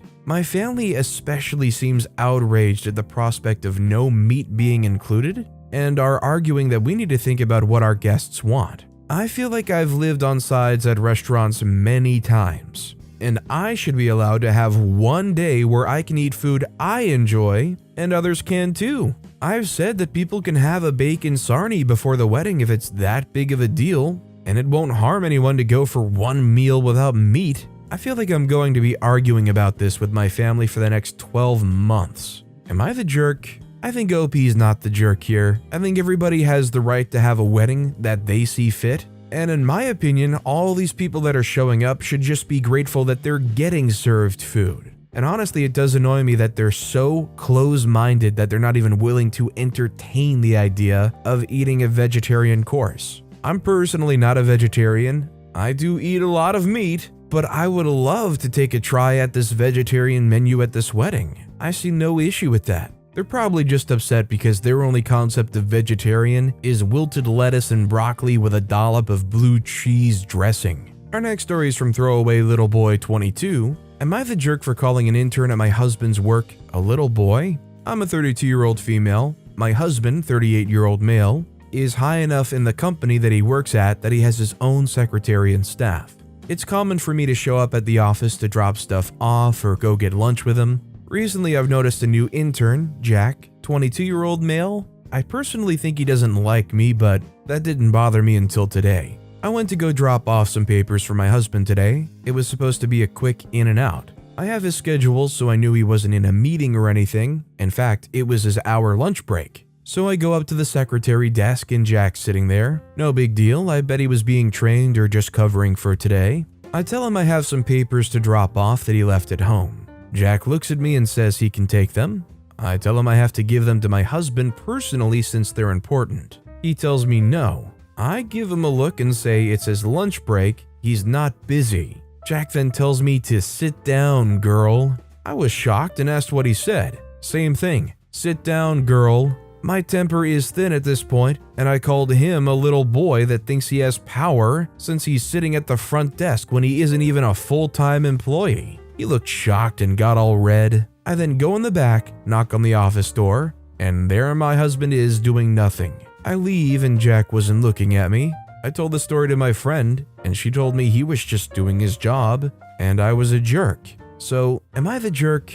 I don't want to bring it up to my husband. He can get protective at times. I think OP's definitely not the jerk, and I sure hope Jack was being trained because they did an awful job. What person working a front desk or a secretary desk says, "Sit down, girl"? This isn't some child walking up to their angry principal's desk. Jack seems super full of himself. Our next story is from Divide and Conqueror. Am I the jerk for not making my kids do chores with my stepdaughter? When my wife and I got engaged, we agreed we needed consistent rules for our household for all 3 kids. My 11-year-old female and 6-year-old male, and her 9-year-old female. We each changed some of our rules to create a fair compromise. Most of my rules were stricter than hers, so many of my rules got chucked and some stuff was added to hers. We were in full agreement when we all moved in together. One rule it was hard for my stepdaughter to adjust to was chores. My kids have been doing them most of their lives. They clean their own rooms and work together to clean their shared bathroom. They help cook dinner, and they each have one night a week where they have to sweep and take out the trash. My kids complain to me that stepdaughter hates cleaning the bathroom and always cleans really slow, forcing my kids to either do most of the work or be in there forever. I decided that was unfair. I told my daughter she was responsible for cleaning the toilet and tub.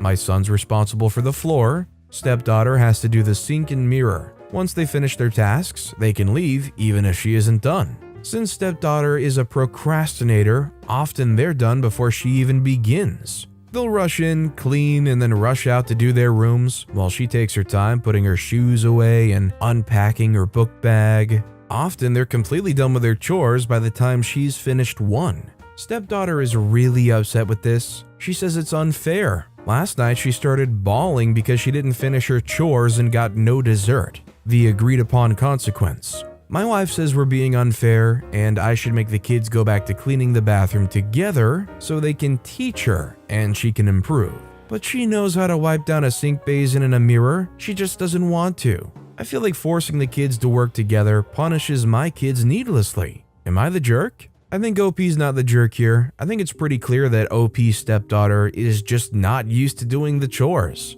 They're not hustling, they're not motivated, probably when wiping the mirror, circling around slowly wiping the sink off. And let's be real, how many kids does it take to clean a mirror and a sink? To force those kids to stick around is just making them essentially sit there and play moral support. And honestly, that's just not fair to anybody else that went in there, hustled, and got their stuff done. I think you just keep going with these chores, and at some point they'll learn to just get in, get it done, and you'll be happy. In fact, them crying about it like this, and you giving in any kind of concession like forcing the kids to stick around, I think that only stands to encourage them to act out more and complain more. This next story is from Just a Nobody 080. Am I the jerk for dropping my sibling off at my mom's date? For my whole life, I, 20, always have been the live-in babysitter for my mom. I thought that once I moved out, I would no longer have to babysit my sibling, 6, 8, and 10 anymore, but boy was I wrong. As soon as I turned 18, I had gotten married and moved out. I know you all are gonna judge me for that, but I'm happy with my husband. My husband doesn't mind having my younger siblings over as he loves children, but it's gotten absolutely ridiculous. My mom doesn't even ask me before she drops off my siblings. She'll literally just drop my siblings off at my door and leave. She's even done it at our date nights. It's unfair to me and my husband, even though my husband's been accepting this with grace and is really good with my siblings. I'm actually pregnant myself and have been feeling the typical pregnancy symptoms, so my husband's been picking up more of the load of watching them when they are over. I've told my mom many times to stop doing this, as my husband and I have a life of our own and don't want to be watching your children all the time, and to at least let us know before dropping them off. Recently, my mom did this again, and I wasn't having it. I called my mom after she dropped my siblings off and found out where she went, which was on a date at a restaurant, and went there with my siblings.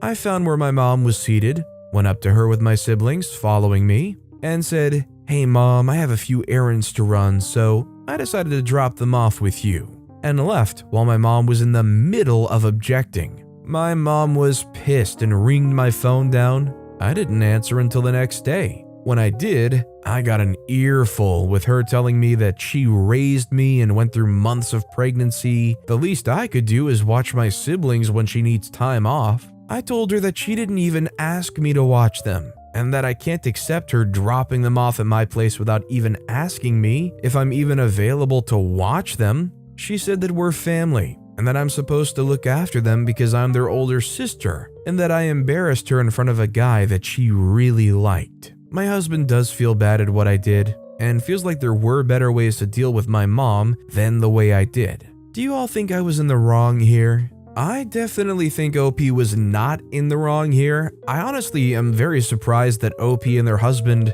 have been this accepting of this for so long. Maybe it's because OP's just kind of grown up with it, so they're really used to that kind of a situation. But like having moved out, married, pregnant, having your own life, I'm sorry, but I would be livid if my parents kept dropping off my 6, 8, and 10-year-old siblings willy-nilly whenever they wanted without any kind of warning ahead of time too. Shoot, I think I'd feel the same way even if it was just one dog that they were dropping off every once in a while. And dogs are way easier to take care of than 6, 8, and 10-year-old kids, and I adore dogs. Our next story is from New You 2054. Am I the jerk for telling my boyfriend to stop moaning and stop being a baby when he kept complaining about being handed a baby to entertain at my brother's house? Boyfriend and I are both 18. I was going to see my brother to talk to him about some family stuff. My boyfriend was with me, so he came along. My brother and sister-in-law just had triplets, and they also have an 18-month-old, so 4 babies in the house. They need all the help they can get. Once I went to talk to my brother, apparently my sister-in-law handed one of the babies over to my boyfriend, told him to keep walking with her in his arms until she falls asleep. My boyfriend did that, but when we went back, he kept on complaining about the fact that my sister-in-law didn't ask him to do it. She assumed it and just put him in a position which he couldn't refuse. He could always refuse, but he considered it to be rude, so he didn't refuse. I told him, whatever, don't come again then. And he accused me of dismissing his feelings and concerns. I told him that if you unexpectedly visit a family with 4 babies, you can't expect hospitality, and you're gonna have to help entertain a baby. That's life. He said I'm being dismissive about it. I told him to stop moaning and stop being a child. He accused me of being a jerk. I'm gonna be honest, I think OP is a jerk, and if I was in the boyfriend's shoes here, I would feel pretty disheartened. I think OP needs to identify that the boyfriend is kind of venting about how they're feeling. And if you're being honest about something and saying, oh, this kind of frustrated me when they just handed their baby off, and all you get in reply is, oh, stop moaning, don't come again then, how are you supposed to feel? OP's obviously got that just get over it mindset, but the boyfriend's looking for a bit of reassurance. And I think OP could have even have communicated how they feel without being blunt and a total jerk about it. OP very easily could have said something like, I'm sorry, if I want to go over there again, you don't have to come along, and maybe something like, just try and kick back and relax now. This next story is from Swimming Exchange 448. Am I the jerk for calling out my sister for breastfeeding at my wedding? I'm 34-year-old male. My sister gave birth 2 months ago. She brought the baby to mine and my wife's, 23-year-old female's, wedding. She breastfeeds wherever she goes. We visit her house, she'll breastfeed in front of us. Visiting our parents, she'll breastfeed. Going out in a public setting, she'll sit on a bench on the park and breastfeed. Go out to a restaurant, she breastfeeds. Everywhere. I've never spoken about it because I know she'll get mad and offended, but when she did that on my wedding, I lost my cool. During the reception dinner, she just did it again.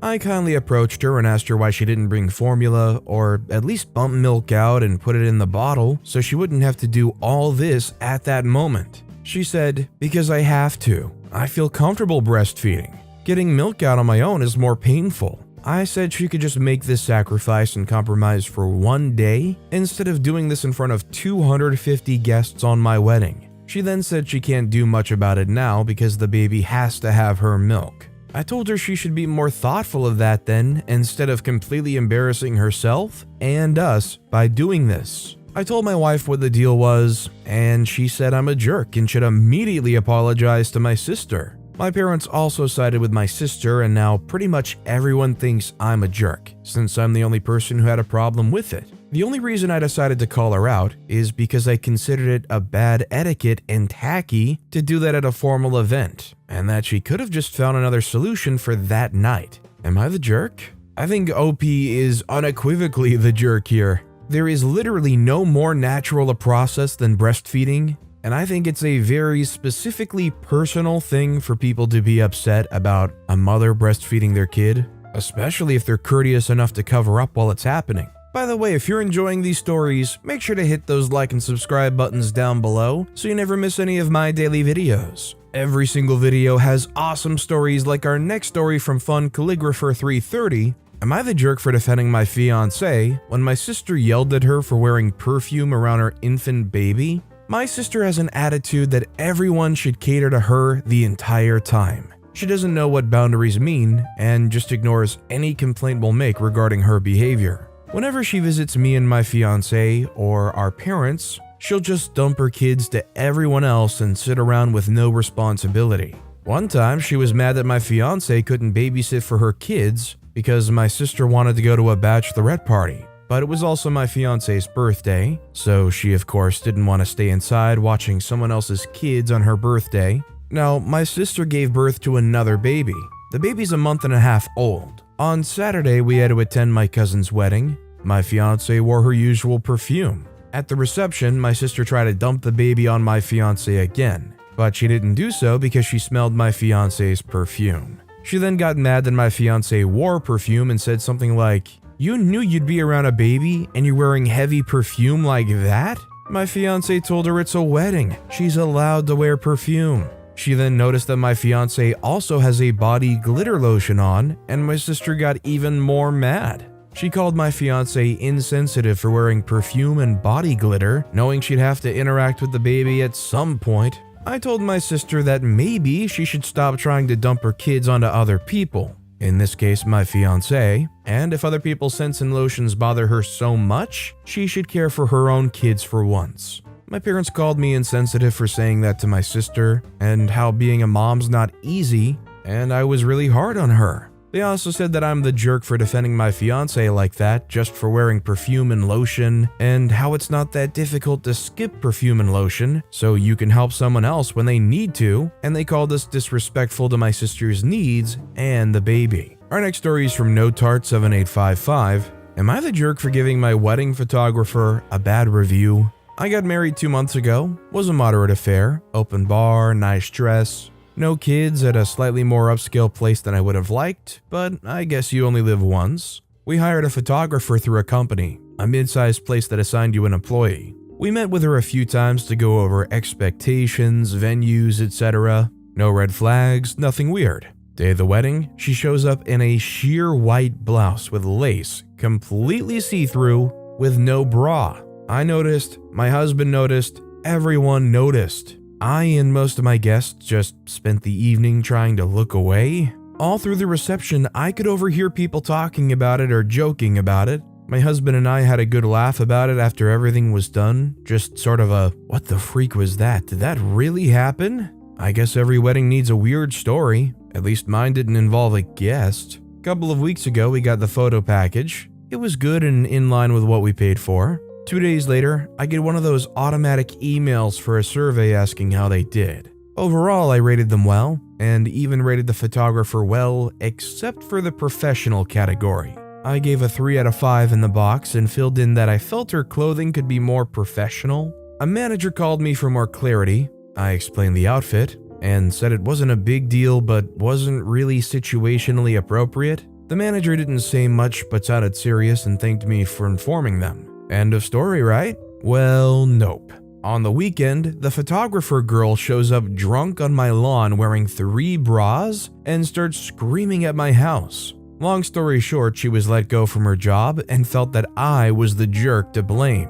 Eventually, we had to call the police to have her removed. People I know are torn. Some think it was funny and I should let it go. Others think it deserved to be called out. Am I the jerk? I think OP's not the jerk here because the bottom line is the survey is asking for how OP felt. Not only did they wear something that was weirdly see-through, but it was also a white blouse. Like from start to finish, their whole outfit showed a complete lack of respect for what kind of venue it was and for the people they're taking photos for. It's not OP's fault that them sharing their legitimately not so great experience got this person fired. Our next story is from Psychological Eb 941. Am I the jerk for telling a lady on the bus to shut up? Today I went out with some friends. There was 35 degrees Celsius, 95 degrees Fahrenheit outside.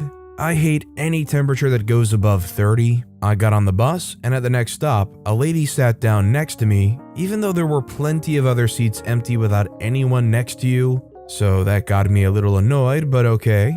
After 5 minutes, she receives a phone call and doesn't bother to speak somewhat silently. Pretty sure everyone on the bus heard her. I was getting pretty pissed, but I put on my headphone. When she finishes the phone call, she tries to talk to me. I ignore her, but she keeps going, and eventually she pokes me, and at that point, I was mad. I take off my headphones and say, "Lady, you've been talking non-stop, and I'm pretty sick and tired of this, so would you do me the favor of shutting the freak up?" She then tells me I'm an uneducated jerk and gets off at the next station. So Reddit, am I the jerk?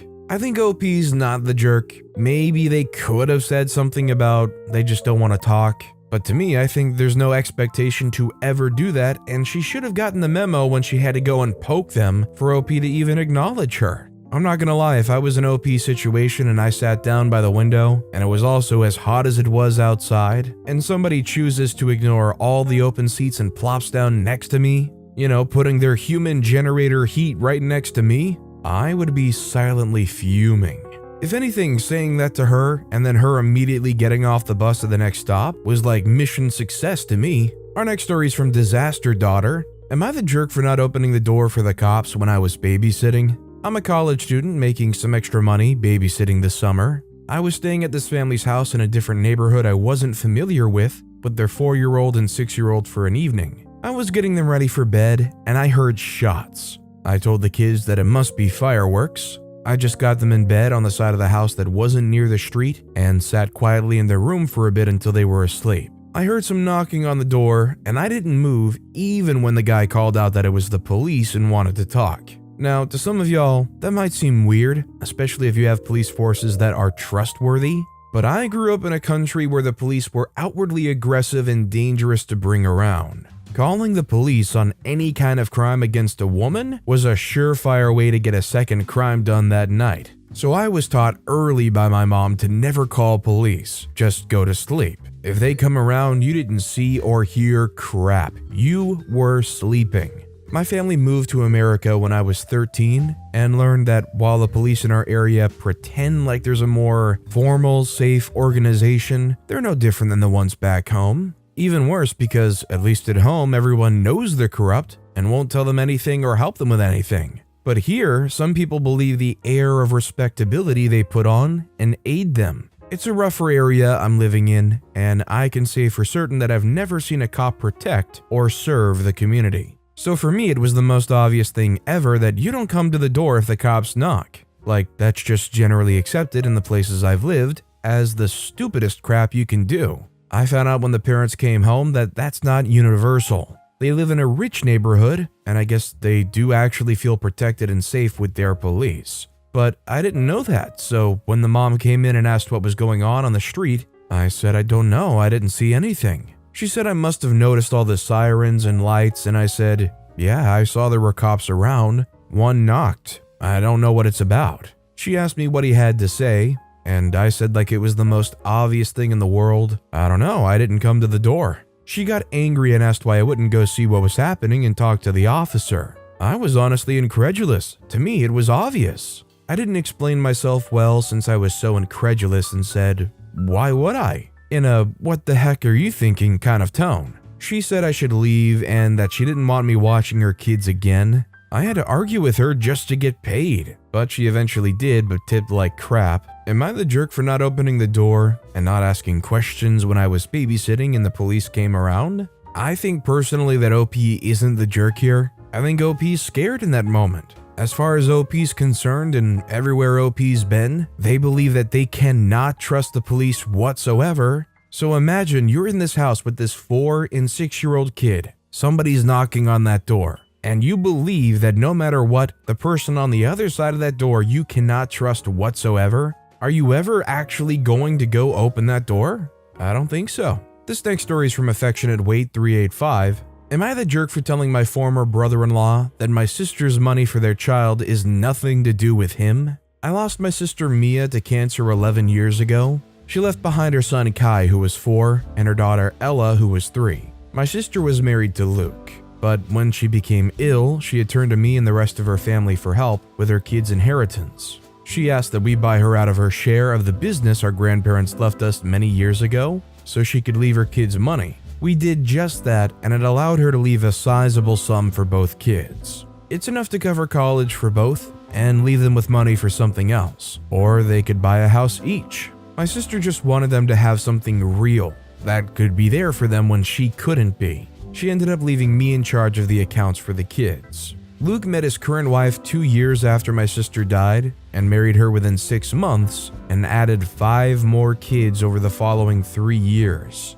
They've struggled over the years. One of his stepchildren has physical health issues, another has special needs and requires a lot of therapies. Money's often tight. We've been made aware of this by him over the years. He didn't know about the money until he actually read the letter my sister left for him, which informed him of the existence of the money. Ever since he learned of it 18 months ago, he has been determined to get his hands on it. He's accused me of letting my nephew and niece starve when I could have dipped into the account, which I can't and which I didn't. They never starved. He said I was dividing his family and so on. He told me that the money needs to be split 7 ways. That Mia was selfish to keep the money from his reach so he couldn't use it on all his kids. That it was selfish of her to come between his family after she died since he'd been a loyal husband to her. One of his stepchildren ended up missing out on an opportunity due to a lack of money. He tried to get my niece and nephew to ask me for money for their step-sibling to do it,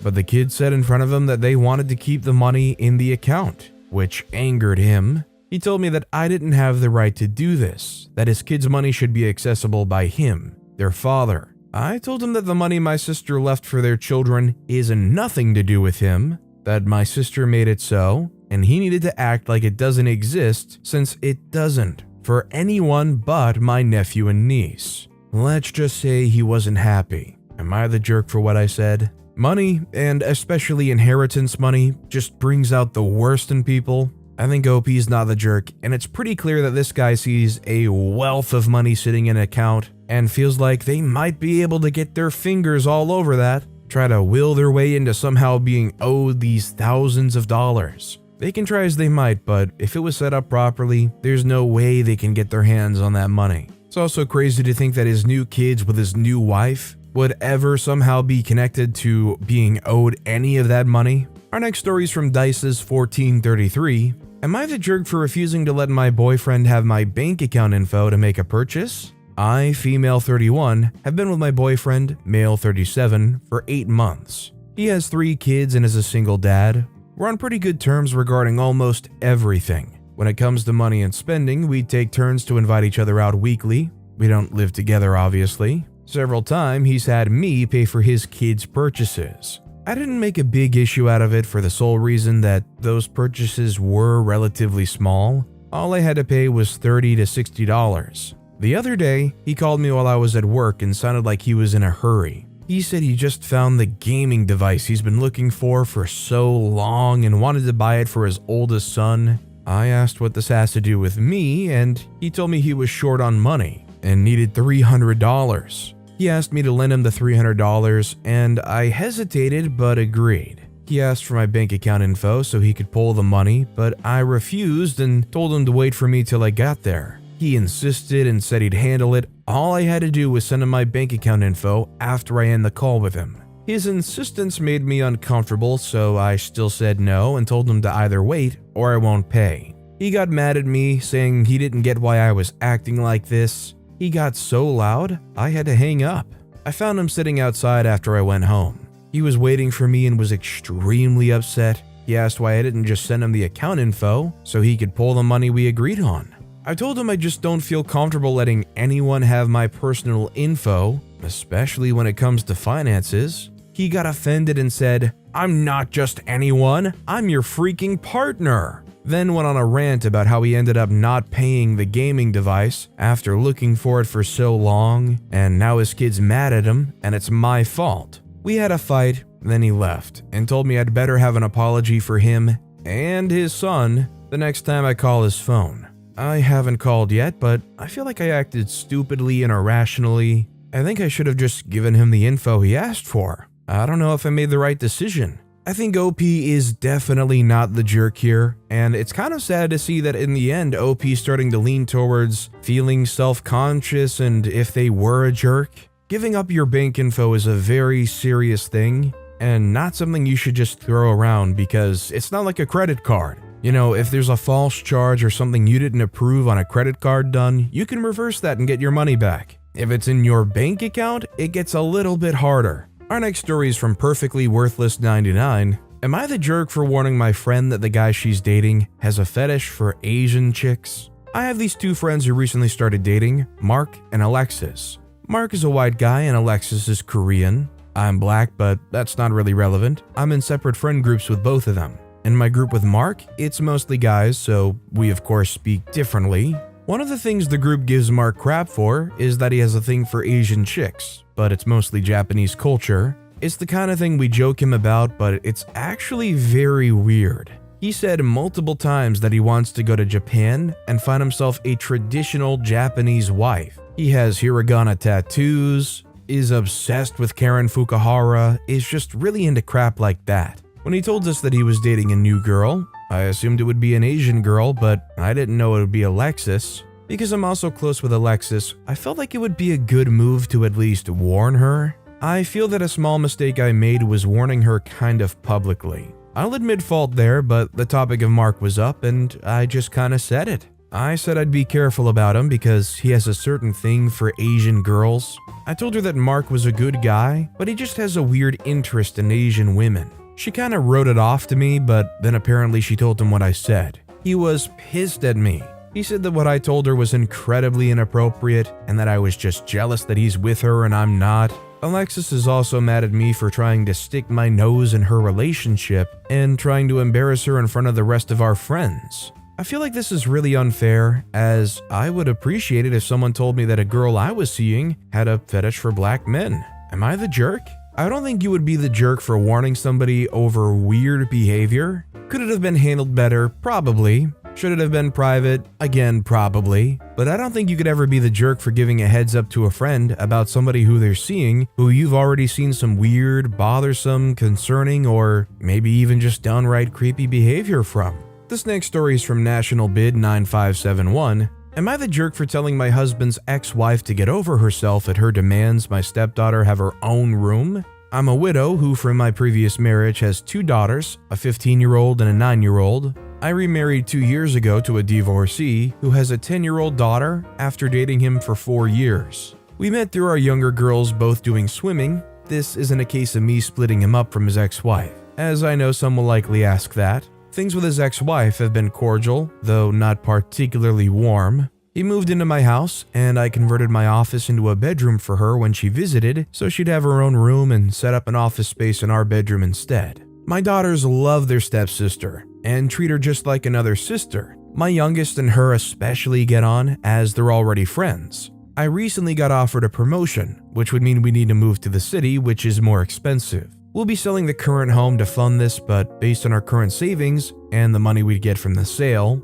the only houses in our price range are 3 bedrooms. Not ideal, but we can make it work. The plan was for me and my husband to share one room, my oldest daughter to have her own room, and my youngest daughter to share a room with her stepsister. They'd also get one of the larger rooms. When his ex-wife was dropping her off, we filled her in on the plans and the properties we'd been looking at to keep her up to date. After all, her kid will be staying with us. Sometimes she has a right to be kept informed of this matter, but she did not like the fact that her daughter would have to share a room, as she had never done that before. I tried to assure her that it would be fine, that the girls got along well and they'd have a larger room to prevent squabbling over space. She was still not happy about this and told me that if anything, my daughter should share and leave a room free for her daughter. I told her my teenage daughter wasn't going to share a room with her little sister and leave a room free for whenever my stepdaughter came to stay. That my daughters will be the one living in the house full time, so they need their own space. My husband added here that wasn't really a fair request, and at least the two younger are friends. She insists we should get a mortgage to pay for a bigger place if our savings and the sale can't give us enough money to buy somewhere big enough. Now this could be an option, but neither of us are keen on starting out with debt, and I personally feel that is none of our business. We fought more until I finally told her to get over herself, that it wasn't like I was making her daughter sleep on the couch or putting her in with a much older kid, or one that her daughter couldn't stand. That to the younger kids, it would be just like a sleepover. Heck, even with their own rooms, they sometimes do this. Maybe I'm the jerk for snapping, but I just reacted at her continual pushing. My husband understands why I did this, but says I maybe went too hard, too fast. I hate that I may make things more awkward in the future through this. I think OP's not the jerk. I think the solution that they've got here seems to work pretty well. I think the kids get along well. I think it seems like they're gonna mesh well sharing a big room together. And frankly, I don't think anybody enjoys that constant pushing and bickering. So I don't really blame them for snapping. And our final story of the day is from an anonymous poster. Am I the jerk for refusing to pay for my husband's family to go on vacation with us and then leaving without him? I'm a 45-year-old female. I share 4 beautiful children, 23, 20, 17, and 14, with my husband, 49-year-old male. We've been together for nearly 30 years and married for 24. We always take a big family vacation every summer. Due to COVID, that was put on a hiatus. Usually he pays for his parents and vice versa. Together we pay for our children. One of his brothers needed help, so my husband decided to cover him and his family. My husband retired a couple years ago. We've always had separate accounts and a joint account.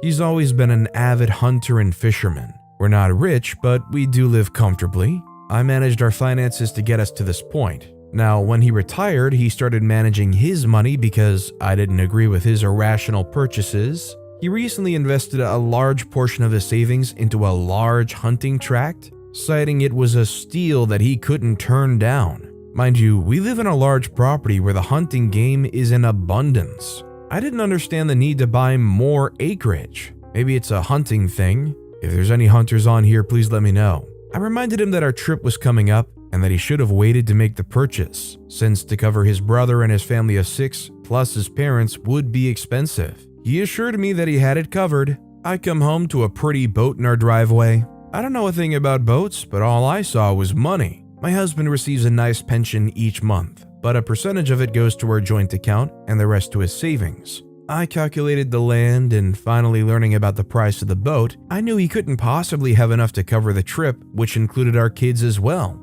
So I asked him about how he was planning on paying. He said he had it covered. Time rolls around for us to book everything. He mentions that he noticed I had a significant amount of money in my personal account and was wondering if I could pay for the entire trip and he would pay me back his half. I told him no.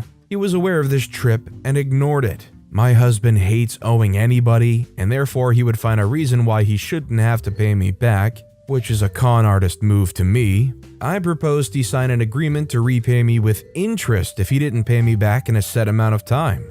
We had a huge argument about it, and he ended up leaving. I called and texted, no response. I received nasty texts from mother-in-law, sister-in-law, and his sisters about how I was treating him. Therefore, I booked my family and I was even kind enough to purchase his ticket, though I hadn't seen or heard from him in over 2 weeks. The moment we left for vacation, the harassing calls and texts started. I turned my phone off and enjoyed my vacation. I came home to a nasty letter and his wedding ring stating that he wouldn't be returning until I apologized to him and his family for how I'd treated them. I'm not apologizing, but I am wondering, am I wrong for not paying and suggesting him pay me back? Am I the jerk? I think OP is definitely not the jerk, and frankly I feel for OP because it sounds to me like at this point the long con for the husband is to divorce them and try to take like half of OP's money that they still saved up.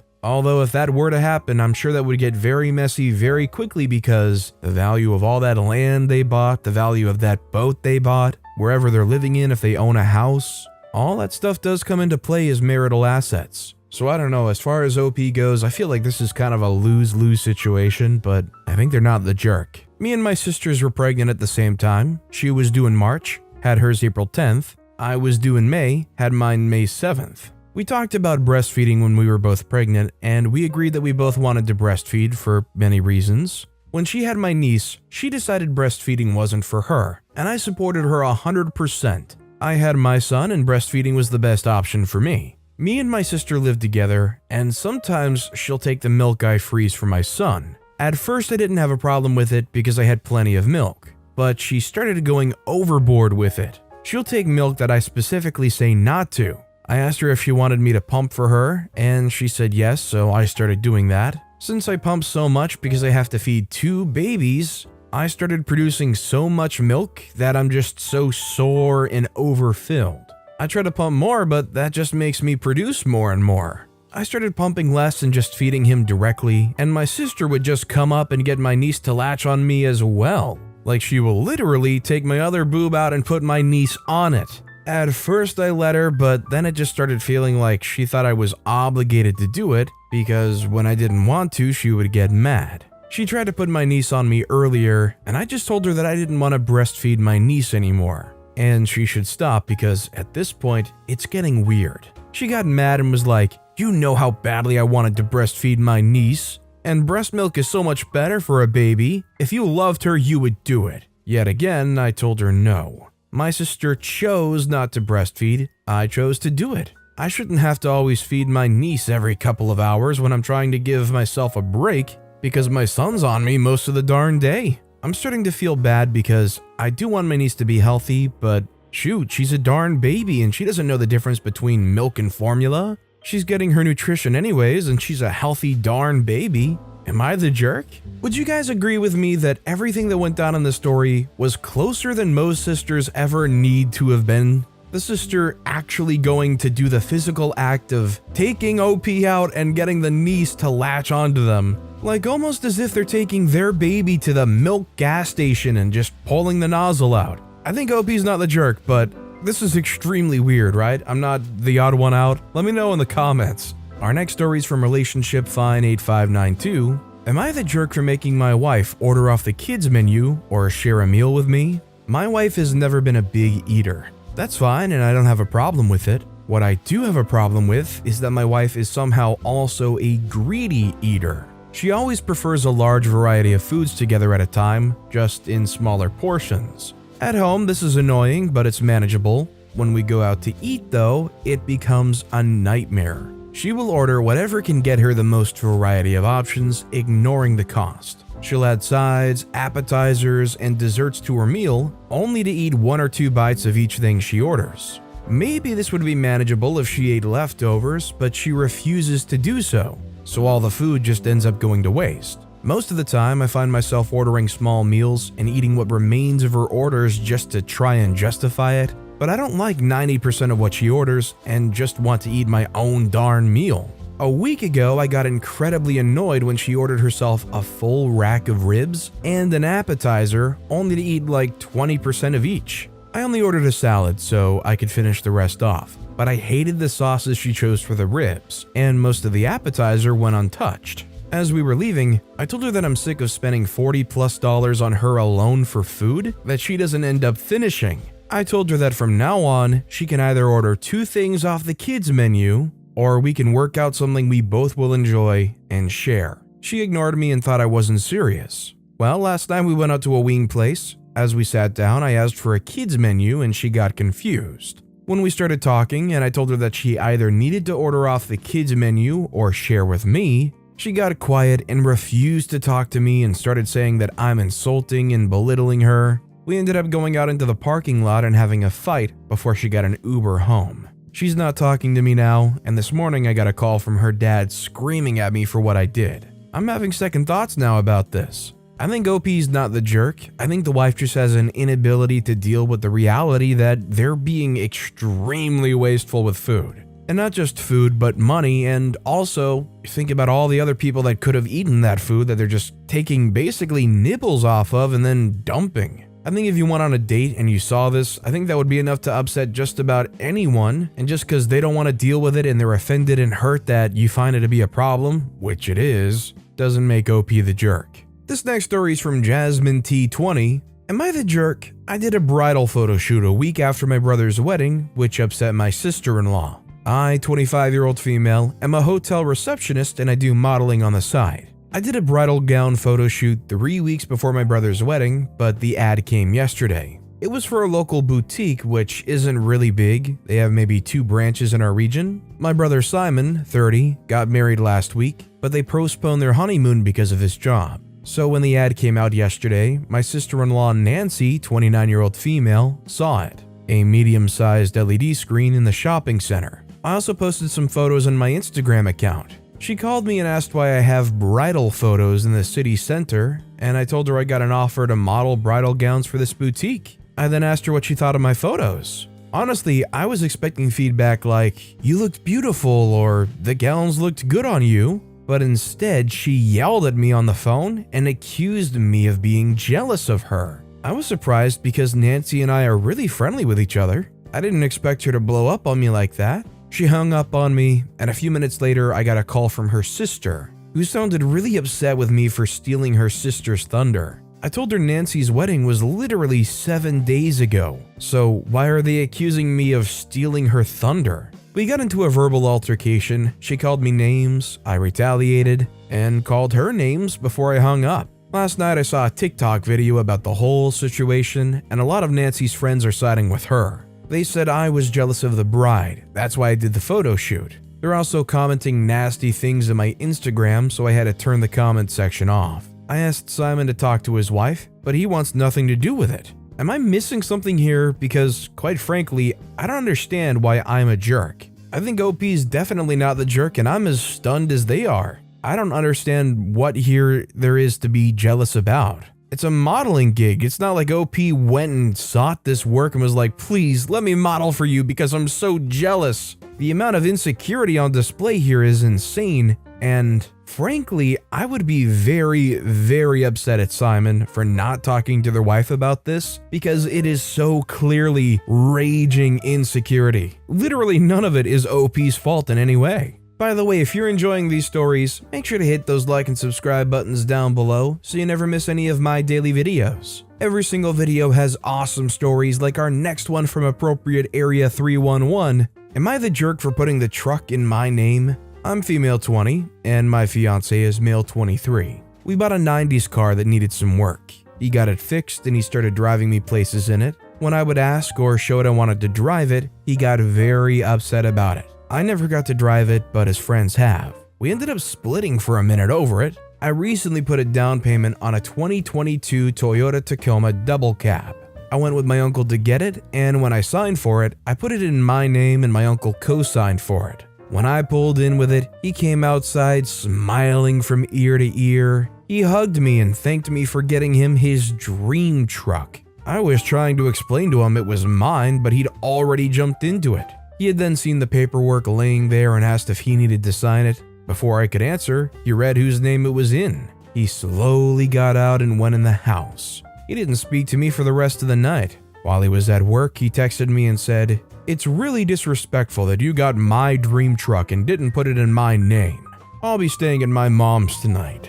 I didn't respond. Later on, he sent me a picture of a GMC asking if it was pretty. I said, "I didn't like GMC, but if he liked it, it's pretty." He said, "Well, doesn't matter, you got the Toyota." So I just left him on red. He has yet to come home and I'm regretting getting the truck.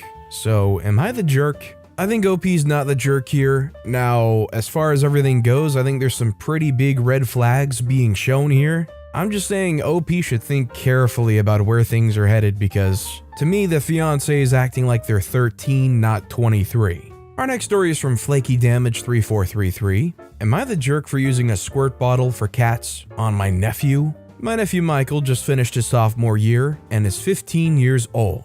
Due to circumstances that I would rather not discuss on Reddit, I am Michael's legal guardian at the moment. The only real issue I've had with Michael is the fight to get him out of bed every morning on time for school. I made him set an alarm on his phone, but he just about always would turn it off and then sleep in. I would try putting Ravioli, my cat, on his chest, but Michael would just swat her away. I learned that my sister would oftentimes let Michael lay in until it was 11, then drop him off at school and lie that she had car troubles so it would be an excused late arrival. It took me throwing off his blankets and physically dragging him out of bed by his foot for Michael to get up. I was running late for work one morning and Michael was refusing to get up again. I didn't have time to drag Michael out of bed and I told him this. Michael was not budging, so I grabbed a squirt bottle that I used to house train my cats, filled it in the sink, and then squirted Michael with it until he got up. He got out of bed and ran to the bathroom in under 30 seconds. A huge improvement from 10 minutes of playing tug-of-war with Michael. I started to use the spray bottle every morning until he actually started using his alarm and getting up on time. I and Michael were visiting my cousin Lucinda, and Michael made a joke like, "I don't want Uncle Sean to spray me again." Lucinda asked for elaboration, then scolded me on the way home, saying that using the squirt bottle was demeaning to Michael and that I'm treating my nephew like an animal. I don't see it that way at all. I simply can't drag him out of bed every morning. If we were both a decade younger, it might have been possible, but Michael's 15 and he's a big kid at that. Plus, now he's getting up on his own. Am I the jerk for using a squirt bottle for cats on Michael? I don't think OP's the jerk for using the squirt bottle for cats. I think if it works, that's great. I think what's more important is how OP treats Michael literally every other moment besides using that squirt bottle. Like, if OP is supportive and loving and caring and does what they can, doesn't abuse or treat Michael bad in any way besides, "Hey, if you don't get up out of bed, I'm gonna spray you with a squirt bottle," I don't see the problem with it, and it actually turned out to be a productive thing. It worked, and Michael was only joking about referring to it, so no harm, no foul. This next story is from Throwaway 6478467. Am I the jerk for refusing to make my husband another cup of coffee after he purposely dropped the first one? I'm female 26. My husband, male 31, woke up not in the mood this morning and told me to make him a cup of coffee before he went to work. I went and made it with extra sugar, just like how he always likes it. But when I handed it to him and he tasted it, he made a face and said it was too sweet. I told him this is how he usually has it, but he said he wasn't in a good mood today and told me to make another one. Mind you, I was already 20 minutes late for work. I told him no and that he already had one and should just drink it. Next thing I knew, he dropped the cup on the floor purposely and said that he no longer has it and I should go ahead and make another one. I refused, and then we had an argument and I just walked out. He texted me a bunch later saying I disrespected him and forced him to not have his daily coffee by acting stubborn and having an attitude. Then reminded me of how much work he's picked and how much time and rest he's sacrificed in order to help me while I was recovering from the birth of our son, and that was just the first week. Then I had to get up. He said I owed him and that I should have returned at least one of his many favors instead of deciding to ruin his day. I came home and he's here refusing to even look at me. Am I the jerk? Should I have taken just 5 minutes to make him another one? I think OP's not the jerk, and to me this sounds like the kind of thing that a marriage 30 years into the marriage is experiencing, where the husband's all grumpy and angry at the world, complaining about the littlest things like, "Oh, you can't just do this one thing for me." Depending on how the husband is, I don't know if you'll ever truly get through to them. But man, sometimes you just want to tell these kinds of people to just get over perpetuating the not in the mood mornings. You woke up and you decided that you're not in the mood. So you just choose to be an a-hole to everybody because, "Oh, sorry, hon, I'm having one of my a-hole mornings. You're gonna just have to deal with me being a total jerk because I woke up that way and that's just how it's gonna be. There's no way I'll ever be able to change that." Our next story is from TA Mother Baby 3. Am I the jerk for telling my mother she shouldn't have brought her new baby in pregnancy at a family dinner after my wife miscarried? The title alone might make me sound like a total jerk, so here's the context. I'm 28-year-old male, happily married to my wife Sarah, 31. We've been together for over 6 years and married for 3 years. My mother Laura, 45, had me pretty early on. She always wanted a big family and has been together with my dad since they were 14. After she had me, she decided to be a stay-at-home mother, and in the space of the next 10 years, had a total of 7 kids, so I have loads of siblings. She's recently announced that I'm to become a brother again. Me and Sarah have been struggling to conceive for the past 3 years. We really would like to have a kid together and considered surrogacy, but my family kind of talked us out, saying we shouldn't trust our child with some unknown woman. I've suggested that my mother or my sister become our surrogate if they're that worried, but both of them declined, saying that they can't have any more children and won't be able to carry. My sister has 5 kids. And just to note, I love Sarah regardless if we have a child or not, and I'm willing to adopt, but she really wants us to have our own. Me and Sarah have tried a lot of options, and recently, unfortunately, she had another miscarriage. And this was really upsetting and depressing for both of us. I've shown my support, and my mother, who knew all about our struggles in recent miscarriage, invited us out for dinner at her house yesterday, which Sarah wanted to attend as she's in a very good relationship with my mother. My entire family was there and the dinner was going well. Sarah congratulated my mother on her pregnancy and I thought that will be it. Then my sister announced that she's pregnant again. And basically her and my mother ended up having the baby talk really loudly, where my sister was excited to have another brother and my mother wanted to have another grandchild. That was too much for Sarah. So she got up and left in tears, and I followed her shortly after. She had to cut off her family because they kept telling her she's not a woman for not being able to have children and is too old, and this gets to her too much. After we got home, my mother called me and said Sarah behaved herself very rudely, and she's expecting an apology as it ruined the dinner to celebrate life. I got angry and told her that she was completely out of line and inconsiderate for having the baby talk with my sister when she knew Sarah had another miscarriage, and her life celebration dinner made things a lot worse for both Sarah and I. I've also said that if she told us what the dinner was, we wouldn't have come. At the end, I was called a jerk for not appreciating another life being born. Am I the jerk? I was a little on the fence on this one until the last couple of lines. Once it was revealed that this was a life celebration dinner, and that was never discussed or disclosed up front to somebody who just recently miscarried, OP's definitely not the jerk, and both the mom and the sister were totally clueless in this. Just totally out of touch. Our next story is from OK Struggle 3081. Am I the jerk for threatening to fire my fiancé? I, 35-year-old male, and my fiancé, 25-year-old female, work at the same bar together. That's actually how we met, was when she started working there 4 years ago. I asked her on a date not long after, and we've been together ever since. Currently, my fiancée is 33 weeks pregnant. While I understand working and being on her feet is very hard for her, she's just really dropped the ball at work. Ever since she found out that she's pregnant, she's been sleeping in, showing up late, missing shifts, trying to leave early, giving away shifts last minute, and just having a bad attitude towards work in general. Yes, it's difficult for her to work now and she gets tired easily, but I really don't think it excuses her behavior. She's been named in multiple negative reviews and it's been brought up by the owners more than once. Over the weekend, she's been working during brunch and she decided to leave early without being approved to do so.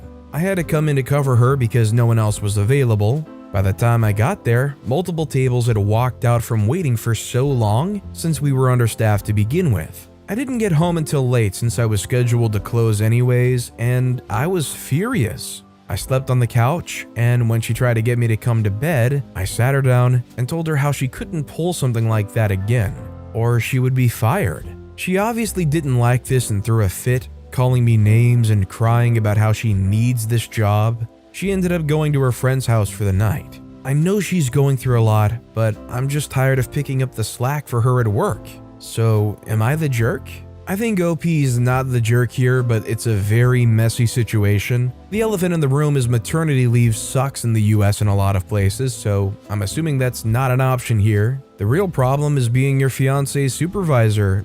I think by all metrics, this person would have been fired a long time ago for doing half of the stuff they did here. So as a supervisor, I think OP is completely within their right to let a person that's working that quality work go. But man, does it really put some stress on that relationship. What do you guys think? Am I wrong here? Let me know in the comments. This next story is from ThrowRA537477. Am I the jerk here for driving my daughters home in the middle of the vacation after they excluded their stepsister? I know this might sound ridiculous, but let me explain. I, 38-year-old male, have two daughters, Nora 16 and Lily 14, from my former marriage. I got married to my current wife who has a daughter, Jenna, 11. Jenna has a disability, she's in a wheelchair. Before I met her mom, her life was pretty much inside the house. She was homeschooled up until I got her in a private school, but she still struggles with socializing due to growing up isolated. My wife didn't want to, but I pushed for Jenna to get therapy, which I hoped would help with her relationship with Nora and Lily. But the girls took their time to get to know her. Yes, they did exclude her from activities, but I had several sit-downs with them in hopes of getting them to understand that Jenna is a normal girl and has so much in common with them, so they shouldn't feel like she's difficult just because of her disability.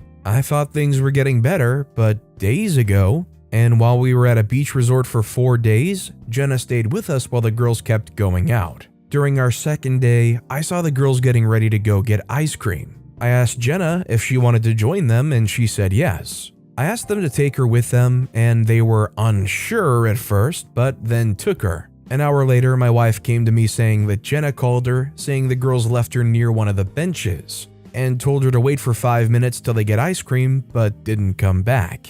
We went there immediately, found Jenna sitting alone while the girls were eating ice cream and hanging out at a different location. I got so mad at them, especially after they admitted to leaving her there. I told them the vacation was over for them and had them pack up their stuff and took them home. Both of them were crying and pleading in the car while my wife and Jenna waited at the resort. I dropped the girls off and had my mom stay with them. Then I went back and resumed the vacation. Both girls and their mom were all over me about this. And their mom went on a rant about me favoring my stepdaughter over my biological ones and being a doormat for my wife. The girls were upset, but I explained why I did what I did. Their mom defended them, saying that I shouldn't force them to care for their stepsister and expect them to be her maids and stop their life for her. It got to my former in-laws who are now blaming me for ruining the much-awaited vacation for the girls and acting irrationally. My question is whether I messed up and went too far with my reaction.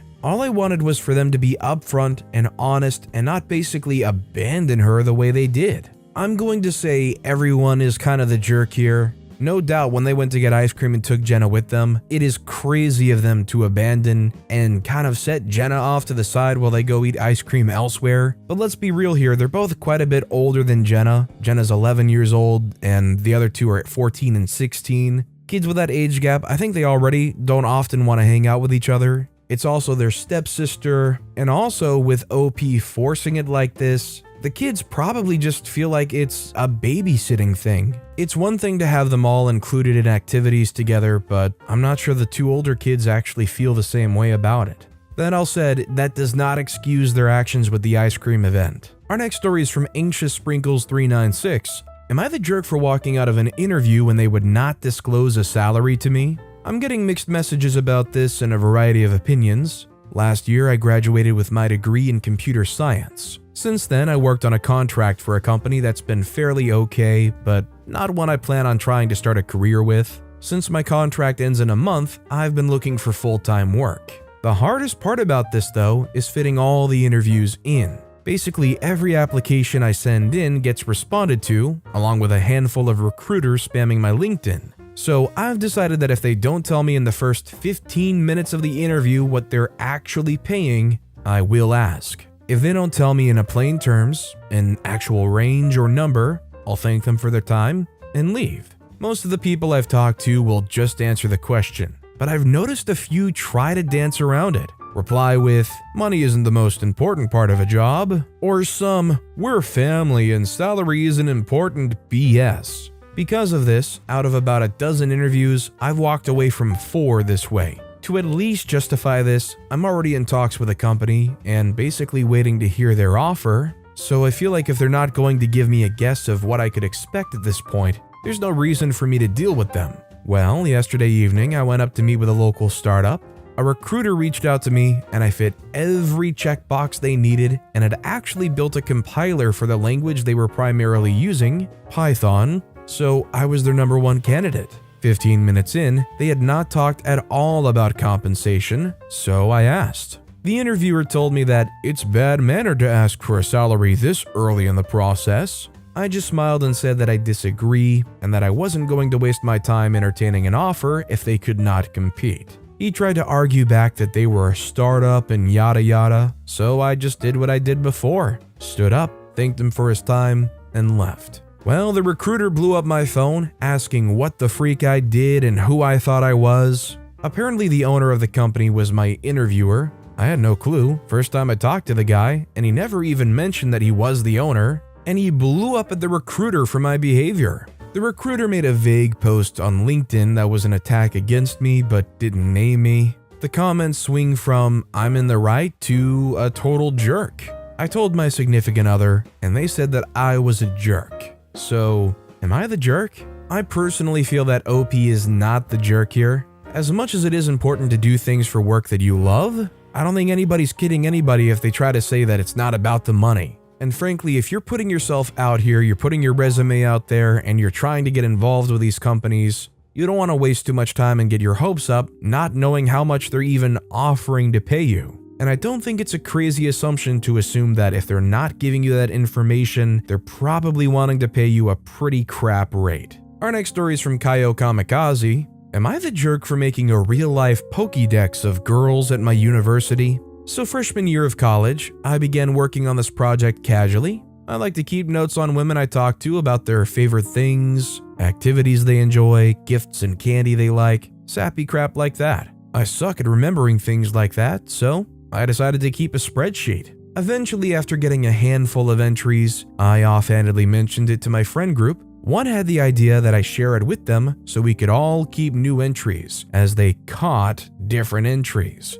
So this expanded further. Right now, about 40 guys have access to it, and it's mainly the guys in my frat, and the women featured are girls from different sororities. We also added more information such as like where you should take them if you really want to impress them. We don't keep this information for any nefarious or scumbaggy reasons, just to help us know what to do if we want to impress certain girls. Like, the original idea of this was to just keep information like favorite color, so I don't forget their favorite colors. Now it's helping a lot of guys. Somehow, a girl who was on the list found out, and she was pissed the freak off. She was eventually able to trace it back to me, so I assume someone who was simping for her snitched when the Pokédex wasn't making the girl like him.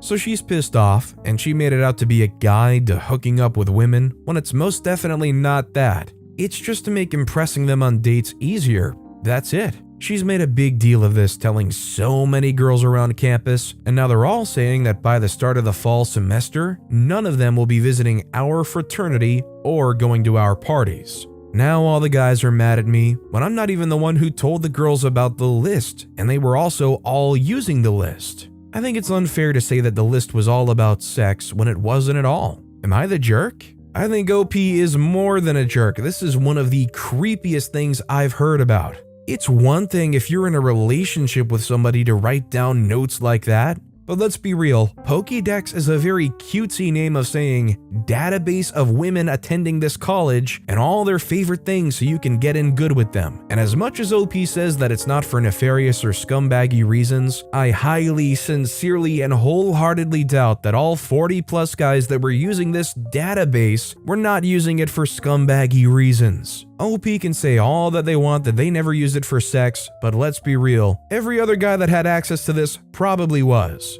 And everything I've said doesn't even touch on the whole creepiness factor of having this database anyways. Would anybody have wanted in the first place to be on this weird Pokédex database of favorite things list? It is frankly creepy and disgusting, and I don't blame any of those girls for avoiding all of them. And our final story of the day is from Throwaway BF's cousin. Am I the jerk for what I said to my BF's cousin when he said I'm a gold digger? I'm female 23. My boyfriend Kyle, male 31, is from a very wealthy family. I went no contact with my family a few years ago, so I didn't have much financial help these past few years, and I'm still struggling with money. But I have a good job and hopefully things will get better soon. But right now, Kyle helps me a lot and I really appreciate it. When Kyle introduced me to his family, some of them were extremely nice, especially his parents. but some don't like me and think I'm a gold digger. One of them is his cousin Matt, male 33. He's been making rude comments about us from the first day that we met. Last night, I was invited to one of their family gatherings. Matt was also there. He made some comments about how Kyle only got a younger girlfriend because he's rich and I'm after his money. Usually I don't answer because I don't want to cause drama, but this time I couldn't stop myself, so I told him, "Of course you would think like this. With a personality like yours, I don't think any of your girlfriends ever wanted you for anything other than money." Now half of the family hates me and calls me the jerk. Kyle and his parents are on my side, but I got some rude messages from Matt's siblings and parents who called me a jerk.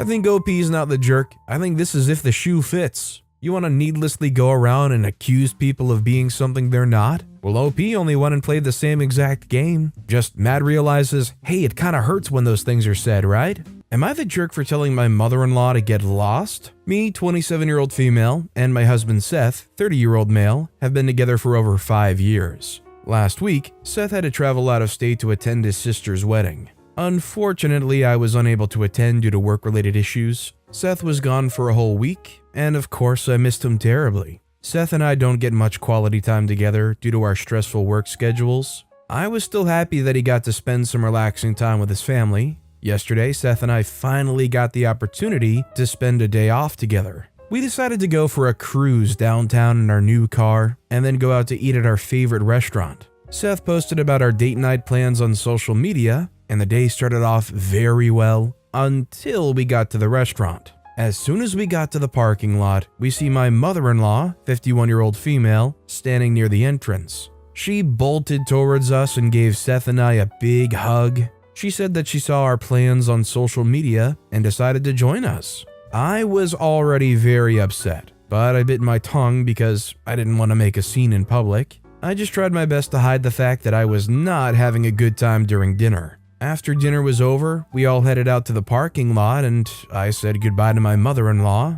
My mother-in-law said that she would join us back at our place to have some drinks. After she kept insisting that she join us at our house, I finally snapped at her. I said, "Look, I want to spend some alone time with my husband. We almost never get to be alone together. You just spent a week-long luxury vacation with him while I was stuck at home alone. You already ruined our date by barging in our dinner plans. Just get lost." My mother-in-law looked horrified. She started crying and power walked back to her car. Seth was stunned and started scolding me about how cruel I was to his mother. He said that I should have just expressed to him how I was feeling instead of making his mother feel unwanted. Am I the jerk? Would you guys agree with me when I say that I think both sides were jerks in this situation? Inviting yourself is kind of always a jerk move, but also OP just wasn't forthcoming about how they were feeling, let it bottle up, and then just exploded when OP could have been honest and just handled it in a civil way? Let me know if you guys agree with me in the comments down below. Our next story is from Naptide. Am I the jerk for kicking a family graduation party out of the restaurant because the mom had written me an unhinged note the last time I served her? I'm a server at a bar and grill place. A few weeks ago, a lady came in for drinks with a dude and left me an unhinged note on a napkin calling me a slut for wearing shorts and a crop top while working in 90-degree heat. So my coworkers and I thought it was actually pretty funny, and we framed the napkin and the check with the word "who are" on the spot where the tip goes on the wall. Her signature was also legible. We also added her name to the do not serve list just in case she came back since we didn't want any trouble. It's not like that was weird for that place to have funny stuff hung up. We have all sorts of old Polaroids, drawings, etc. taken with patrons or drawn by them. It's the kind of place where we make a chalk sign quoting bad Yelp reviews as a joke. I didn't expect to see the lady back again, like she obviously had a poor time, so why would she come back? Well, last weekend a big party had a reservation, I believe a family's college graduation party, and I was going around the table checking IDs, and the name on one looked familiar. I took a better look at the lady, and I realized it was the same person who wrote the unhinged note. So I gave her ID back and said, "I'm sorry, I can't serve you. I'm going to ask you to leave." She said that she was of age and didn't understand what the problem was. Her family had made the reservation weeks in advance. I said, "Yes, I'm aware, but your name is on our do not serve list." She started getting mad, saying I didn't know what I was talking about, she'd never been spoken to before about this, and her husband and a guy who was either her father or father-in-law started backing her up. I went to grab the frame off the wall with the napkin and I read it aloud, and then I said the establishment has a policy that we cannot serve people who behave erratically or aggressively after drinking, and I was happy to serve the rest of the group, but I'd have to ask her to leave. A couple of my guy co-workers gathered around to back me up. She started screaming at me, saying it was her son's graduation and also trying to snatch the frame. I ended up getting kind of petty and saying, "Ma'am, that's the restaurant's copy of the receipt. You were given your own copy. I'm going to need to get that back and ask you to leave." Her husband said, "Let's just leave," and the whole group left together, which was honestly more than I intended. And her husband yelled at me about how he was going to call my manager, which was funny because my manager was the one who bought the frame for her little unhinged note. The kid looked really ashamed and stressed through this though, and I felt pretty bad because he was just trying to celebrate his graduation, and it's not like it's his fault his mom's a little crazy. Am I the jerk for having kicked the lady out of the restaurant? I think this one's pretty clear cut, right? I think it's pretty clear that if somebody is on the do not serve list for a very valid reason, that saying you can't serve them and kicking them out of the restaurant regardless of the circumstance is more than appropriate, and you wouldn't be a jerk for doing that.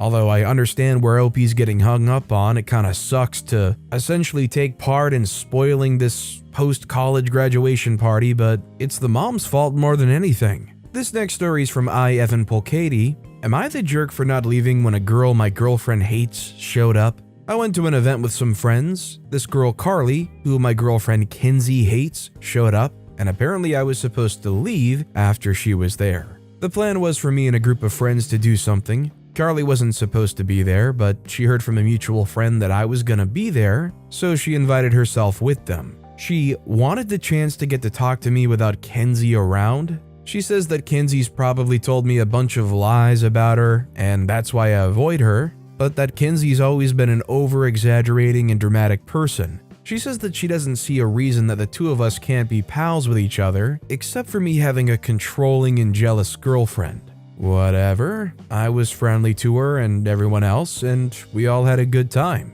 My girlfriend was upset at this. Apparently, I was supposed to leave after Carly showed up. She was livid. She thinks that Carly only did that to get under her skin, and she knew that she could make her mad by hanging out with her boyfriend all day. She said that she only acts nice around me and that she's actually a backstabbing person, PG version. Now, I'm starting to think that my girlfriend may actually be a tad dramatic. I'm not allowed to hang out with friends and I need to leave because someone she dislikes is there? That just doesn't make sense to me. Am I the jerk for not leaving like my girlfriend said I should? I'm a little conflicted here because I would want to believe that OP's intention is just to hang out with her friends and have a good time. And despite Carly showing up clearly to try to, throw some drama into the mix, I think it's understandable OP wouldn't want to ditch the friends or cause drama by speaking up about it. But also, Carly was talking bad about OP's girlfriend, saying that she's dramatic, that she basically is showing up just because OP's there. And OP seems to suggest that they didn't really do too much defending their girlfriend. And then also, it could be seen as OP's defending Carly being around him all day by saying that there wasn't a problem there or letting it just happen. I don't know, it's a weird drama nebula, and I don't really know if OP is the jerk or not. All I know is this was somebody that OP's girlfriend clearly didn't like, who showed up unannounced, spent the whole day with her boyfriend, and OP kind of ended things saying, I don't know, maybe my girlfriend is dramatic. I'm thinking OP kind of got played, but I don't know if that makes them the jerk. By the way, if you're enjoying these stories, make sure to hit those like and subscribe buttons down below so you never miss any of my daily videos. Every video has awesome stories like our next one from DJ Throwaway I. Am I the jerk for refusing to take care of my kid? My friend, 26-year-old female, and I, 26-year-old male, go back since elementary, and we've been close friends since then. Our families are also close, so I don't have any attraction to her as a girlfriend. I see her like a sister. Most of my girlfriends have been okay with her, and I try to make it clear the divide we have as friends. My fiancé is close friends with my friend and has been friends with her since before our relationship. and so it hasn't been any issues until now. Recently we had a get-together where my friend said she couldn't drink since she was pregnant. We were all shocked since she was single and she admitted she fooled around with her ex, and that might have gotten her pregnant. Her ex is across the country and a jerk, so she really screwed up her life with this. I asked her if she was going to keep the baby, thinking she might not, but she exclaimed she would because I could help her raise it. My girlfriend stared at her and I managed to ask why she thought that. She said we were best friends, so I would be the father and help raise the child. I asked her, where did you get that idea? And she got annoyed and said, you're always there for me and already like a husband, so I should be there for her son like a father. I was shocked because, yes, if she needed help with her car, I used to be a mechanic, I would help since she makes minimum wage and can't afford one, but I didn't think she would take it as me wanting to be her child's father or help raise it. I took a deep breath and told her I would always be her friend, but I'm not the father. So I'm not helping her raise her child and I'm not going to take a father role. She got mad and yelled at me for abandoning her and started crying. And a few of my friends were shaking their heads and called me later to tell me I should have been nicer. I felt like if I was nicer, she wouldn't have gotten it, and I wanted to make the situation crystal clear. My fiancé is mad because obviously it's caused a huge mess. My saving grace is that my fiancé and I were in another place visiting her family and traveling for the month when the baby was conceived. So no one thinks I'm the actual father. My friend's been trying to call me and I'm not sure if I should respond. Ooh, boy, okay, I don't blame OP one bit for saying what they said here. That's just a little over the line. That's a little bit of that crazy eyes, grabs you by the arm and moseys up to you saying, you could be the father. It's the kind of talk that makes you go, oh, yeah, I gotta use the restroom real quick. And then you jump out the bathroom window and you just keep on running. Our next story is from Zookeeper Game Huge 627. Am I the jerk for pulling all my money from the account after he refused to stop making comments about me getting a job? 30-year-old female, and I'm currently unemployed for the first time since I was 15. Even prior to when I would switch jobs, I already had employment lined up. So there was never a break between paychecks. My husband would have dry spells where he wouldn't work for some months at a time, get a job, and then hardly ever sticks with it for more than 6 months before he quits and takes a break. I didn't quit my last job.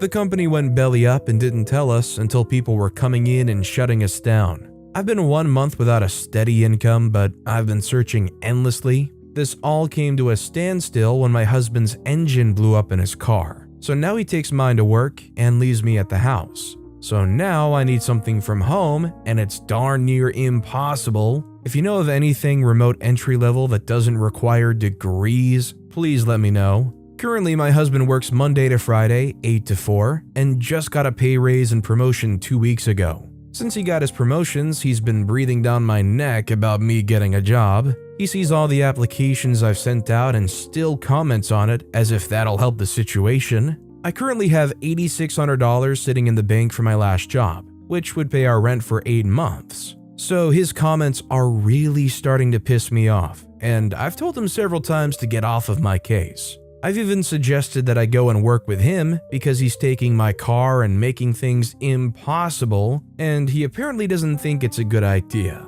Anyways, he started in with the whole my money argument, but only when it's convenient for him. Like when he refers to taxes, it's our money. I get significantly more back than he does. But when it comes to other crap, he says, my money this, my money that. And it only just started when he got the promotion. He had no problem living off my money though the entire time he was unemployed because that was our money. Like I said though, I have money stashed, so I don't need crap from him. But he made a comment the other day saying, you need a freaking job. And it was the last straw for me. So I took my car and left to go withdraw every penny I had in the bank account and stick it into an account he can't touch. That left him with a little over $900 because the rest of the thousands were mine. He flips out and says I'm being financially controlling when in all actuality, it's him. Am I the jerk? I think OP's definitely not the jerk here, and if there's one thing I've always kind of hated, it's when people selectively use the my and our type talking like OP described here. As like a minor comparison, it makes me think of the like our house, my house parental thing, where if a parent wants you to help around the house and clean something up or do a lot of work, they say, come on, we want to make our house look better, right? But then if you want to do something or rearrange your room or you want to, I don't know, stay up late or something, a lot of parents will be quick to say, you're not doing that in my house. My house, my rules. Well, OP's putting their foot down and saying, my money, my rules then if you're going to make it about money. Our next story is from Throwaway Dad 1112. Am I the jerk for celebrating my birthday? My mom died in childbirth to me when my older brothers were 6 and 8. My entire childhood was more or less mourning for her, which I was not allowed to be involved in. My birthday was not allowed to be celebrated or talked about under any circumstances, and I never got anything for them. When I got older and understood that most people had a mom and I didn't, it upset me a lot. Every time I cried about missing her, my dad would tell me that I'd never met her and that I didn't deserve to miss her. Now, this is where I'm probably the jerk. This year I turned 18, and I decided that I would have a birthday party for myself, which was just some drinks with friends and going to see a movie. I posted about this on social media and was instantly flooded with messages from my family telling me that I shouldn't celebrate my birthday and that all my family was at my mom's grave and that I should have been there. This is something I've been told repeatedly I'm not allowed to visit. So, am I the jerk? Frankly, I think the way OP's been treated is unbelievable. I don't think you could ever possibly be the jerk for wanting to celebrate your own birthday. And frankly, I think, if anything, they should try to celebrate the life of the mother. They should try to celebrate OP being here. When OP's birthday comes around, they should make it a celebration of the life, not try to outcast OP from everything and anything and telling them what they can and can't do on their day of birth. Imagine seriously looking at your kid and telling them they can't cry because they're sad they don't have a mom. Everybody in this family is out here gatekeeping, being sad about their mom. Try to make that make sense. Our next story is from Every 10. Am I the jerk because my friend ordered the same dish as me and couldn't pay for it? My 19-year-old female, 3 friends, 19-year-old female, 20-year-old female, and 20-year-old male, and I were going out to a restaurant. And another student, 19-year-old male, from our summer study abroad program that we've befriended in the past 3 weeks, asked to come. We said of course he could come. It was a slightly upscale restaurant with a Michelin star. We all ordered our own meals. Our newer friend couldn't really understand the menu since it wasn't in English, and his Spanish isn't that proficient yet, so he was Google translating. Then he gave up and just told the waiter he'll have what I'm having. He didn't know the price since the menu didn't have prices, but we all assumed if he was concerned about price, he'd ask the staff, but he did not. The table bill was about $1,100. It was $100 for the appetizers and about $200 for each person's main course. We'd all agreed before to each pay for ourselves and then split the bill for the appetizers. Our friend was shocked that his meal was $200 and said he didn't have enough money for that. He started talking to the waiter, questioning each charge, and became more distressed. Then he demanded to know why I didn't tell him the price. First, it wasn't in the menu, so I didn't know exactly, but the price was about what I expected it to be. He could have asked the waiter if he was worried about it, instead of just saying, I'll have the same thing. I'm not sure what he expected since this is not a cheap place. He used his emergency credit card to pay and was quite upset. He said I should have told him the price. My meal was no more expensive than anyone else's at the table. I'm not sure why he didn't just ask the waiter. Am I the jerk? This really depends on what OP or their friends told this guy beforehand. If they mention that they're going to a Michelin star restaurant and what that means, meaning it's a very fancy upscale restaurant, then I don't think OP's the jerk for them coming along and ordering the same dish as OP. But if this friend went along blind, had no idea, and nobody felt the need to mention that you're going to a Michelin star restaurant, like if nobody felt the need to ever mention that this is a fancy upscale place and it's going to be expensive, then I think there's a little bit of validity of saying that OP or their friends might be a little bit of a jerk here. Our next story is from Whistler Blue 16. Am I the jerk for refusing to order specialty uniforms for a plus-size employee? I work as a manager for a customer service department at a large tourist attraction. We have a new employee we'll call Kate. employees are required to wear a uniform consisting of a branded polo and whatever work-appropriate slacks people choose to wear. The largest size we currently have in the polo is a 2XL. Kate is a plus-sized lady, and she requested the largest size available. I gave her the 2XL and it seemed to fit fine. However, after the first week on the job, she came to my office and said she'd like to talk. She told me that she feels the uniform is too constricting and the fabric makes her uncomfortable. She said it was unaccommodating to bigger staff members to only offer a clingy, form-fitting polo. The polos are a dry-fit polyester material. I let her know that I could order a bigger size for her, but it would take 2 to 3 weeks for the custom ones to come in. She asked if I could order her a different style of shirt, and I said no because the uniforms need to be consistent. She seemed dissatisfied with this answer, but we ended the conversation. Today, I opened my email to receive an email from Kate that can be summarized as, "It is disrespectful and discriminatory practice to refuse to accommodate plus-size employees. By not allowing me to wear a uniform I feel comfortable in, you've made this an unwelcome and hostile work environment for me. If management is unable to order an appropriate uniform for me, I will promptly be leaving this position." Kate is otherwise a solid employee and has had no issues with attendance or customer service. Am I the jerk by not caving to her demands here? Frankly, I'm of the opinion that OP's not the jerk. I believe that as long as you can go a little bit higher in size, that you should be able to reach a size shirt that fits Kate comfortably. If they're unhappy with how constricting the shirt is, then going up to 3X might not be the best option. You might need to go even a little bit higher than that. Dry fit polyester material is a very standard shirt, and if Kate can't understand that a bigger size would be less constricting, then I don't really know if you're ever going to truly be able to please Kate. Our next story is from Mutje. Would I be the jerk if I don't give my employee the day off for her sick daughter? Okay, I know the title sounds bad, but please hear me out. I, 42-year-old female, am one of the CEOs/managers of a multi-located company. I'm the CEO of one of the 6 locations they have, and because of that, I'm responsible for the schedules, and employees have to request stays and time off through me. One of my employees is a woman named Kate, 36, and not her real name. She's already asked all of her time off, not yet taken them, but already asked and given days off in the future. Think about vacation and then just random days she finds important. So, conclusion, she does not have any days left to ask off. Yet she still put in a request, and I denied it with the comments that she already used all her days. And with the question if she wanted to switch one of her days, she didn't want to, she really needed the day off. I denied it again, and a day later she stormed into my office, yelling at me that she really needed that day. I asked her to close the door and take a seat so we could discuss the issue. That's when she told me that her daughter, 7, has cancer. The day she requested off was a chemo day for her daughter, and Kate's husband couldn't take the day off due to a project he was working on. She cried, telling me her daughter missed so much school already she has to redo the year. I immediately felt sorry for Kate, wished her the best, and promised to make something work. When she left, I was almost in tears. Cancer always hits me personally, since I lost a few family members myself due to this disease.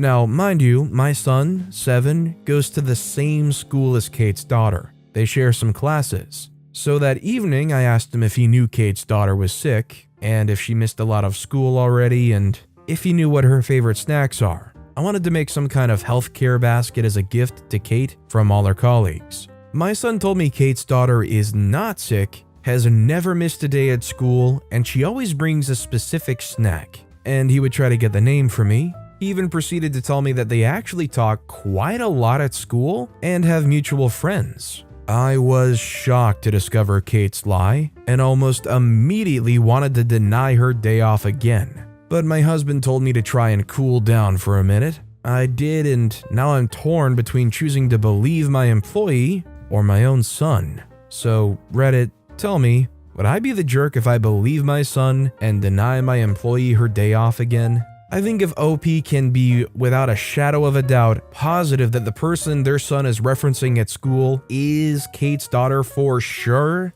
and that they're 100% accurate about them always being there and seeming just fine and bringing their own snacks and whatnot, then I would have no remorse whatsoever denying Kate that day off, because using that as a lie is insane.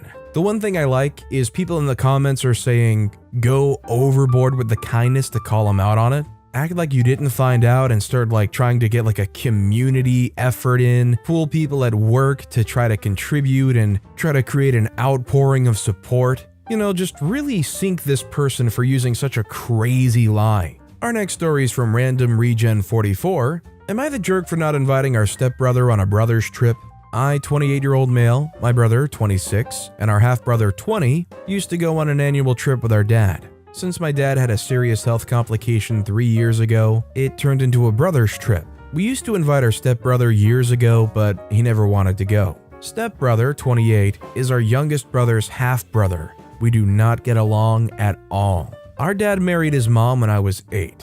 My mother's been dead for 6 years by then, but his parents have been divorced for 4 years. His dad was very wealthy and determined to drive a wedge between us. There was also a good dose of parental alienation, but since mom, stepmom, and dad couldn't afford to fight him in court, they did their best to keep the peace. He refused to be respectful towards my dad, rubbed his expensive toys in our faces, which now seems to be not a big deal, but then was very hurtful, etc. I guess the point where we completely wrote him off was when we were 16. He had a car and never allowed us in it. It was raining heavily and he refused to drive us to school. Then he drove by us while we were walking and kept insulting dad. For our youngest brother, stepbrother hated him the moment he was born. Used to bully him if we didn't keep an eye on him. There was an incident that ended with the youngest needing medical help, and he hated his older brother since then. A couple of years ago, stepbrother came out as gay.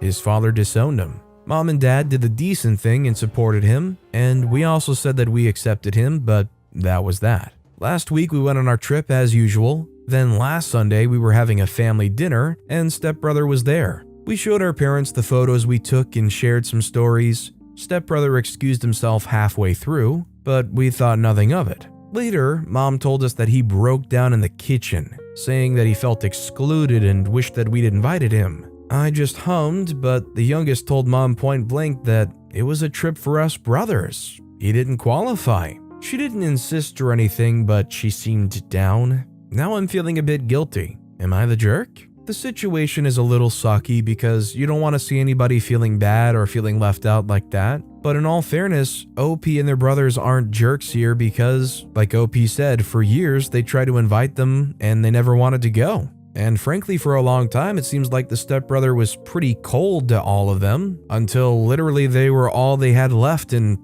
seemed to have a change of heart. So I think that's also another reason for just not feeling super open to inviting them. Our next story is from Hope Incarnate. Am I the jerk for pointing out a fake service dog? I, 27-year-old female, pregnant, was at Walmart with my husband, 30-year-old male, when we decided to go through the fruit aisle. There was a small cluster of people talking with a lady who had a large poodle, dang they get big, with a red service dog vest on it. The vest had no handle, no patches, or a card on it, but I don't know what they require on their vests, so I can't say if it was missing anything or if it was fine. In all honesty, I only have a vague understanding about service dogs, enough to know not to bother them. The problem was that as we veered our cart around the small crowd, the service dog was all over the place, sniffing people's carts, putting its paws on the cart baskets, just a little out of control. Wasn't aggressive at all, not mean or anything, but the dog was definitely tugging on that leash as hard as he could because he was excited and confused. At first I thought, okay, he's probably in training and he's an early bird to the game. I've seen videos of some service dogs being trained publicly like that, which is understandable to me. But as we went past the crowd, the dog turned to me, and I didn't look at it or engage with it because I know that's wrong and distracting. Even though I turned to my husband, the dog barked and jumped on me. No harm, wasn't mean or biting, everything was fine. Until the lady yelled at me and said, "You're too close to my service dog. You're distracting him." I replied with the way he's behaving, I'm inclined to think otherwise. I don't think that's a real service dog. She complained and got the staff to come over and talk to us, and we gave them the story, and the lady with the dog was asked to leave. Was I the jerk?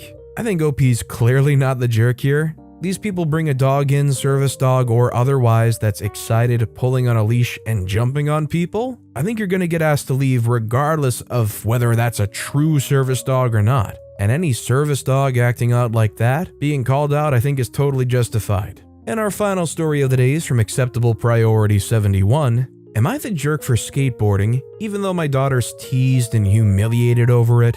I've finally been doing the things I've been wanting to do in my life since I got divorced. One of them being a skateboarder. Sure, I'm 44, but it's never too late to try to be the bad to the bone version of yourself. My daughter, for some reason, is humiliated by me taking up skateboarding. Says I'm too old and that everyone at school makes fun of her for it. She said everyone laughs when I show up to school early and skate around the parking lot. The other day I came to get her and did a little trick on the curb, but wasn't able to land it and fell. When we get in the car, she starts hysterically crying that I embarrassed her, and why can't I just be like the other dads, and why can't I respect her request to just not skate around her school? She said I'm a jerk and a terrible dad. A part of me wants to keep her happy and not skate, and I get that I might be a jerk for continuing to do what embarrasses her, but another part of me thinks that she needs to be happy for me and let me be my best self, and that I'm not doing anything wrong for wanting to be happy. So Reddit, am I the jerk? I can only speak for myself, and I feel like if I was in the kids' situation with my parents skating around in the school parking lot, I would be a little mortified as well, especially if they're not good enough to land any of the things they're trying to do. It's basically like drawing an unjust amount of attention towards your kid. OP learning skateboarding and practicing it, there's nothing wrong with that, but maybe not in the school parking lot. Just accept that it's embarrassing for her for you to do it in the school parking lot in front of her and her friends or her peers. Just practice elsewhere and pick up your skateboarding in a different place that doesn't negatively affect your daughter. Am I the jerk for not making enough dinner for my mother-in-law and ignoring her completely? I, 29-year-old female, live in an apartment with my husband, 31-year-old male. Recently, my mother-in-law's come to visit since she's trying to relocate here. She's been staying with us since hotels and Airbnbs are at an all-time high. She's been here a month and it's been, well, difficult. She doesn't help with anything like cooking or cleaning. She also takes my husband's car without knowledge, so I have to give him a ride to work. She also throws stuff away she thinks we don't use. She's also been going shopping lately, buying decor. She was only supposed to stay 2 weeks to see if she likes it here and try to find a home. It seems like she wants to relocate here and like she found her home with us. I've had conversations with my husband to get her to leave. He's asked and begged, but she still doesn't want to leave, and he doesn't want to disrespect her. I've remained kind, but I couldn't take it anymore. I went into the guest room she's staying in and cleared it out. I took out all the clothes out of the dresser and closet and put it into her suitcase. I also put all her things on the floor. She came home and yelled at me, then got into a fight with my husband. She then apologized and said she couldn't afford the plane ticket back, and if my husband books it, she leaves. Well, he did for yesterday. She refused to go because it was the cheapest ticket on the cheapest airline, and that she was worth more than that. We got into another fight and she got a hotel for the night. Well, today she came here and opened the door, wasn't locked.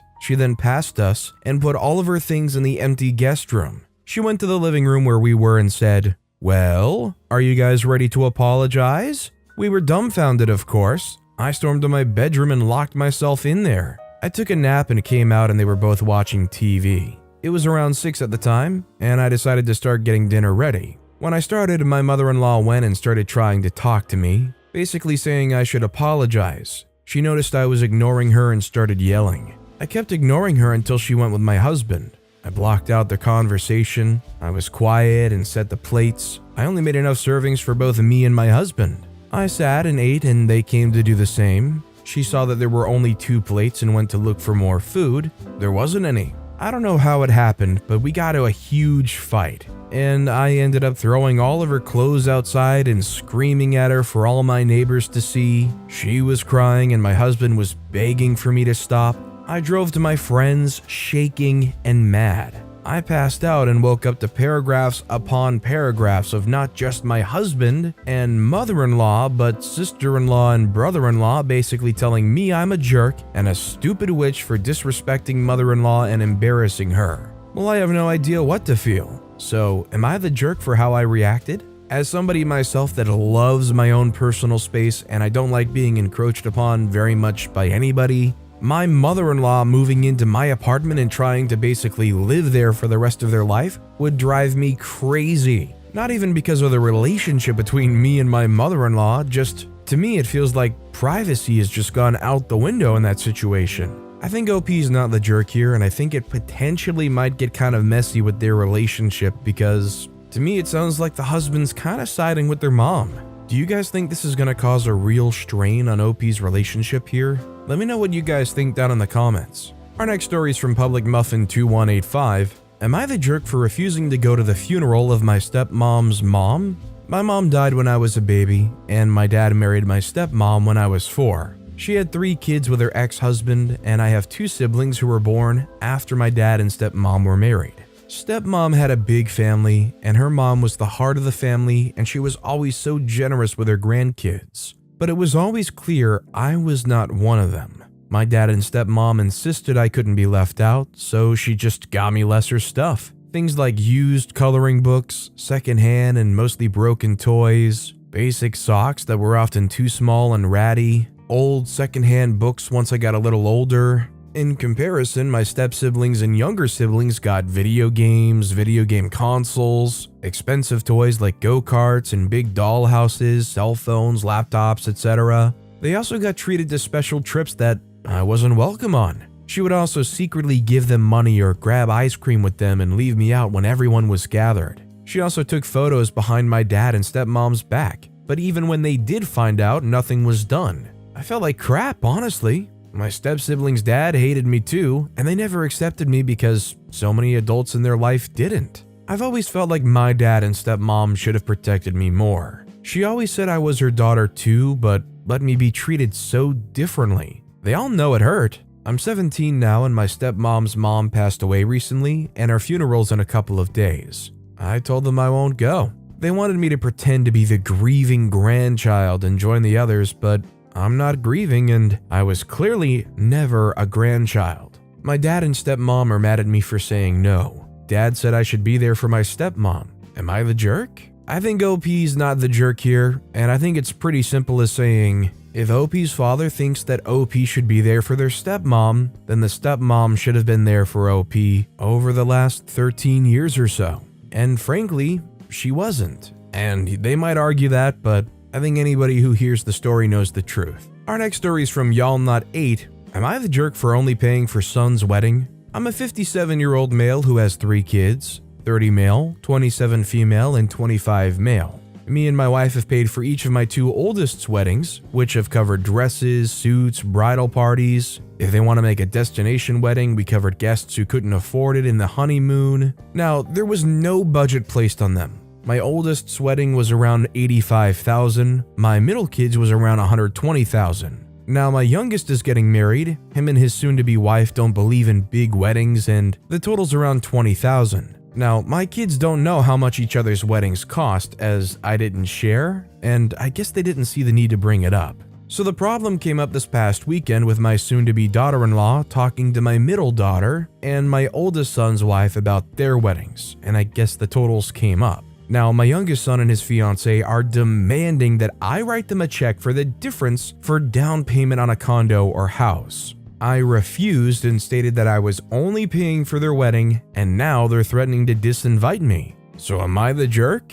I think OP's definitely not the jerk here. I kind of get where they're coming from as far as internalized feelings, but the fact of the matter is, OP's interest and focus only has ever been to pay for the wedding. Basically, if they want to go have a huge, massive wedding still, they can. If they want to have a smaller wedding, they can have that too. The basic thing is OP's just going to cover the cost regardless. Frankly, if they try to kick OP out of the wedding that they're paying for, I think OP should be petty and just cancel the whole thing. I'll tell you one thing though, they're doing a great job of trying to make sure that OP never helps them in the future monetarily if they need it. By the way, if you're enjoying these stories, make sure to hit those like and subscribe buttons down below so you never miss any of my daily videos. Our next story is from Throw Ack Away. Am I the jerk for telling my daughter the truth about where her birthday gift came from? I, 30-year-old male, got divorced 2 years ago to my ex-wife Jane, 33-year-old female. We have a daughter together, 10-year-old female, Riley.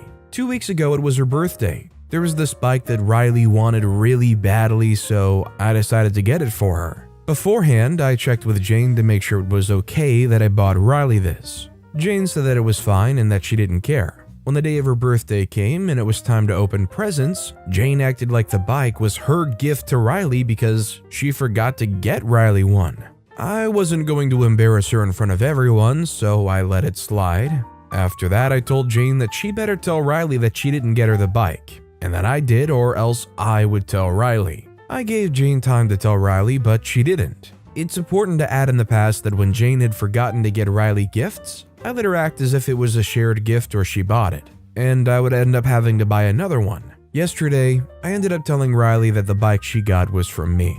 She told me that she knew it was for me because there was a card in the box, but she didn't say anything. Jane ended up finding out and got mad at me and told me that I was selfish for doing that. I think OP is clearly not the jerk, and I think it's almost a joke that the mother of the child forgot their own kid's birthday as far as getting a gift. How do you forget your own child's birthday? Is it routine for this person to buy gifts the week of? If your kid's birthday is coming up, don't you want to buy like a month early? And then you stick it in the back of your closet on the top shelf or something? Our next story is from Cherry Sherbet. Am I the jerk for not thanking the guy who held the door open for me? I, 35-year-old female, was walking down a long corridor. I'm pregnant, so I walk a bit slower than usual. I've seen a guy in the front of me holding the door open for me for no reason. I had to run 30 plus meters to get to the door, so he doesn't have to wait. Now I'm breathless, smiled nervously, and walked past him as he gestured. He said, "Why not a thank you?" I'm now confused. Well, I didn't ask you to hold the door. I can perfectly do it. I had to rush, and you created the situation for the both of us. And now asking for a thank you. Women can open doors by themselves. My hands were free. Am I being a jerk? I think OP is definitely not the jerk. This takes me right back to middle school. To preface, I was extremely quiet, introverted, never talked to anybody. In between classes, I was walking to the next class, and my art teacher from the year before happened to be walking in front of me and opened the door to the next building where I needed to go. They held it open, so I walked in. And remember, I'm quiet and introverted, so I don't say anything. I just quickly go by. And the teacher goes, "You're welcome, Your Highness." So there I am, like, thank you, on my way to class. And I'm like, it's one of those things that's so mild looking back on it, but I had like such a flash of panic, insecurity, and like, was I the jerk for this older lady opening the door for me and not saying thank you on my way in? This next story is from Try for a Baby AITA. Am I the jerk for telling my friend's boyfriend, my husband and I are trying to conceive? My husband and I went out with my friend and her boyfriend.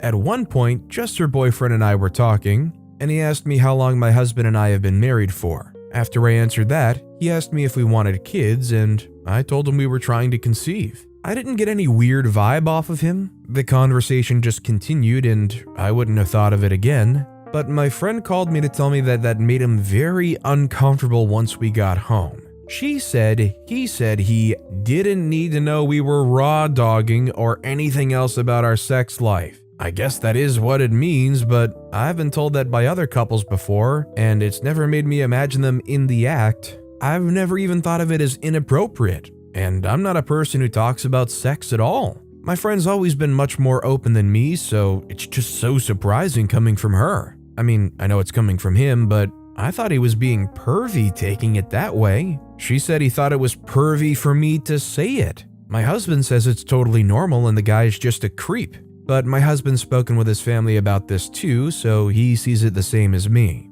I know my intentions weren't bad, so I'm mostly asking for the future because it technically does mean that. I don't want to offend or gross anyone out. Am I the jerk? I think saying that you're trying to conceive is a very simple and common thing to say, and I would agree with the notion that him being uncomfortable with it is him being confused and not in an appropriate way. To me, I think this dude is taking it totally sexually in his mind, and because they're unattracted by the thought that they're having, that's the issue they're having. It's gross and weird to them only in that context, and that's the context they're stuck on, which most rational people either don't associate or wouldn't be stuck on. I sure hope nobody ever mentions to this guy how literally every single person in existence came to be conception. That's the answer. Our next story is from Just Need Judgment. Am I the jerk for reporting a coworker because she keeps on asking about the baby I gave away? I, 23-year-old female, have been with my long-term boyfriend, same age, for a while now. Back in August 2021, when I was 22, I found out I was pregnant. After a lot of crying and thinking, I decided to carry the pregnancy and put the baby up for adoption. This is my decision, and I'm wholly happy with my decision. In fact, while pregnant, I actually got in touch with an adoption agency and found a nice couple, Brian and Connor, to adopt the baby. I graduated for college in May 2021, majored in civil engineering, and I got a very nice desk job after school. The job was remote when I began, but the beginning of 2022, my company wanted employees to come into the office 2 to 3 days a week. Honestly, this time was tough for me. I was visibly pregnant. I don't know if it really makes sense, but I was okay being pregnant. I wasn't uncomfortable or in pain. And I was/am happy to give my baby to a more financially and emotionally available family. But at the same time, I knew how much stigma is around young pregnant women, and I wanted to keep my pregnancy under wraps. I was just afraid of the stares, the questions, the judgment, especially with the people I work with. I just didn't want my coworkers to judge me or make me feel uncomfortable. So I didn't tell them I was pregnant or that I'm giving the baby up. Coworkers did stare at the beginning and asked some questions, like a very intense, "How are you? How are you sleeping? How do you feel?" One woman in particular kept on asking these questions and giving advice. I answered these questions in, I feel, a professional manner and made it clear I don't want to discuss my pregnancy. But she kept on asking. I began avoiding this coworker and answering her questions more bluntly. I just don't want to discuss my pregnancy. She took notice and stopped with the questions and advice. But once my baby was born and given to the couple, the woman began with the questions and advice and comments again. How is the baby? What's her name? How was the delivery? How's the baby sleeping? You just not sleeping well, huh? I don't want to talk about this or be bombarded with these questions. I filed a report with HR. HR talked to the woman, but now half the office thinks I'm rude and standoffish. Did I do something wrong? Am I a jerk here? I think OP's definitely not the jerk, and they shouldn't feel bad. The problem is these people just don't get it. They don't know what's going on in OP's life. OP has every right not to share anything with these people. All these people around OP at work are just operating off of assumptions. These people have no clue what OP's going through. I feel for OP. I think the whole thing could be resolved if OP mentioned what happened. But I feel like OP has every right to remain private about the details of their lives with their coworkers. Our next story is from Throwaway Scared B-Day. Am I the jerk for yelling at my aunt to shut up in front of a restaurant full of people? When I, 30-year-old male, was 5, my family took me to one of those Japanese steakhouses where they cook the food at your table. When the cook lit the grill and the huge flames shot up into the air, it scared the heck out of me. And I ran and hid in the corner and was too afraid to come back to the table. My aunt, 64-year-old female, has teased me about that ever since. That was 25 years ago, and I swear she brings it up at every single time I see her. I've told her repeatedly to stop talking about it. My parents have also asked her to stop bringing it up to no avail. It's gotten so tiresome and embarrassing, and she teases me about it in front of the whole family, despite me repeatedly telling her to stop. I've never really gotten along well with my aunt. And lately I've made it a point to avoid her at family gatherings. We celebrated my birthday Friday, and I wanted to go to one of those Japanese steakhouses. I didn't invite my aunt, but my grandmother invited her behind my back. I didn't know she was coming until she showed up. I was already pissed off that my grandmother invited her. She told me that my aunt is family and I can't just exclude her from everything. But as soon as we sat down, my aunt started ribbing me about that incident when I was 5. I told her to stop bringing it up, and my mom told her to stop as well, But when the cook was fixing to light the hibachi, she asked me in this really condescending way, "You sure you don't want to go hide in the corner for old time's sake?" I finally lost my temper and went off on her right there in front of the whole restaurant. I basically yelled at her, "Will you just shut up about that already? That was 25 years ago. Is that literally all you have to talk about? I'm sick of hearing about it. This is why I didn't invite you." I swear, the entire restaurant must have been staring at me and I felt like walking out. The entire rest of the dinner was awkward and I couldn't even enjoy my meal. After we left, my grandmother told me that I embarrassed her in front of everyone, and that my outburst was completely uncalled for and that I owed my aunt an apology. My parents told me that I didn't owe my aunt anything and were angry at my grandmother for inviting her, but I still feel like a jerk for losing my temper and yelling in front of the restaurant, and the whole thing was deeply embarrassing. My grandmother and my aunt are both blasting me on Facebook for embarrassing them in public. So, am I the jerk?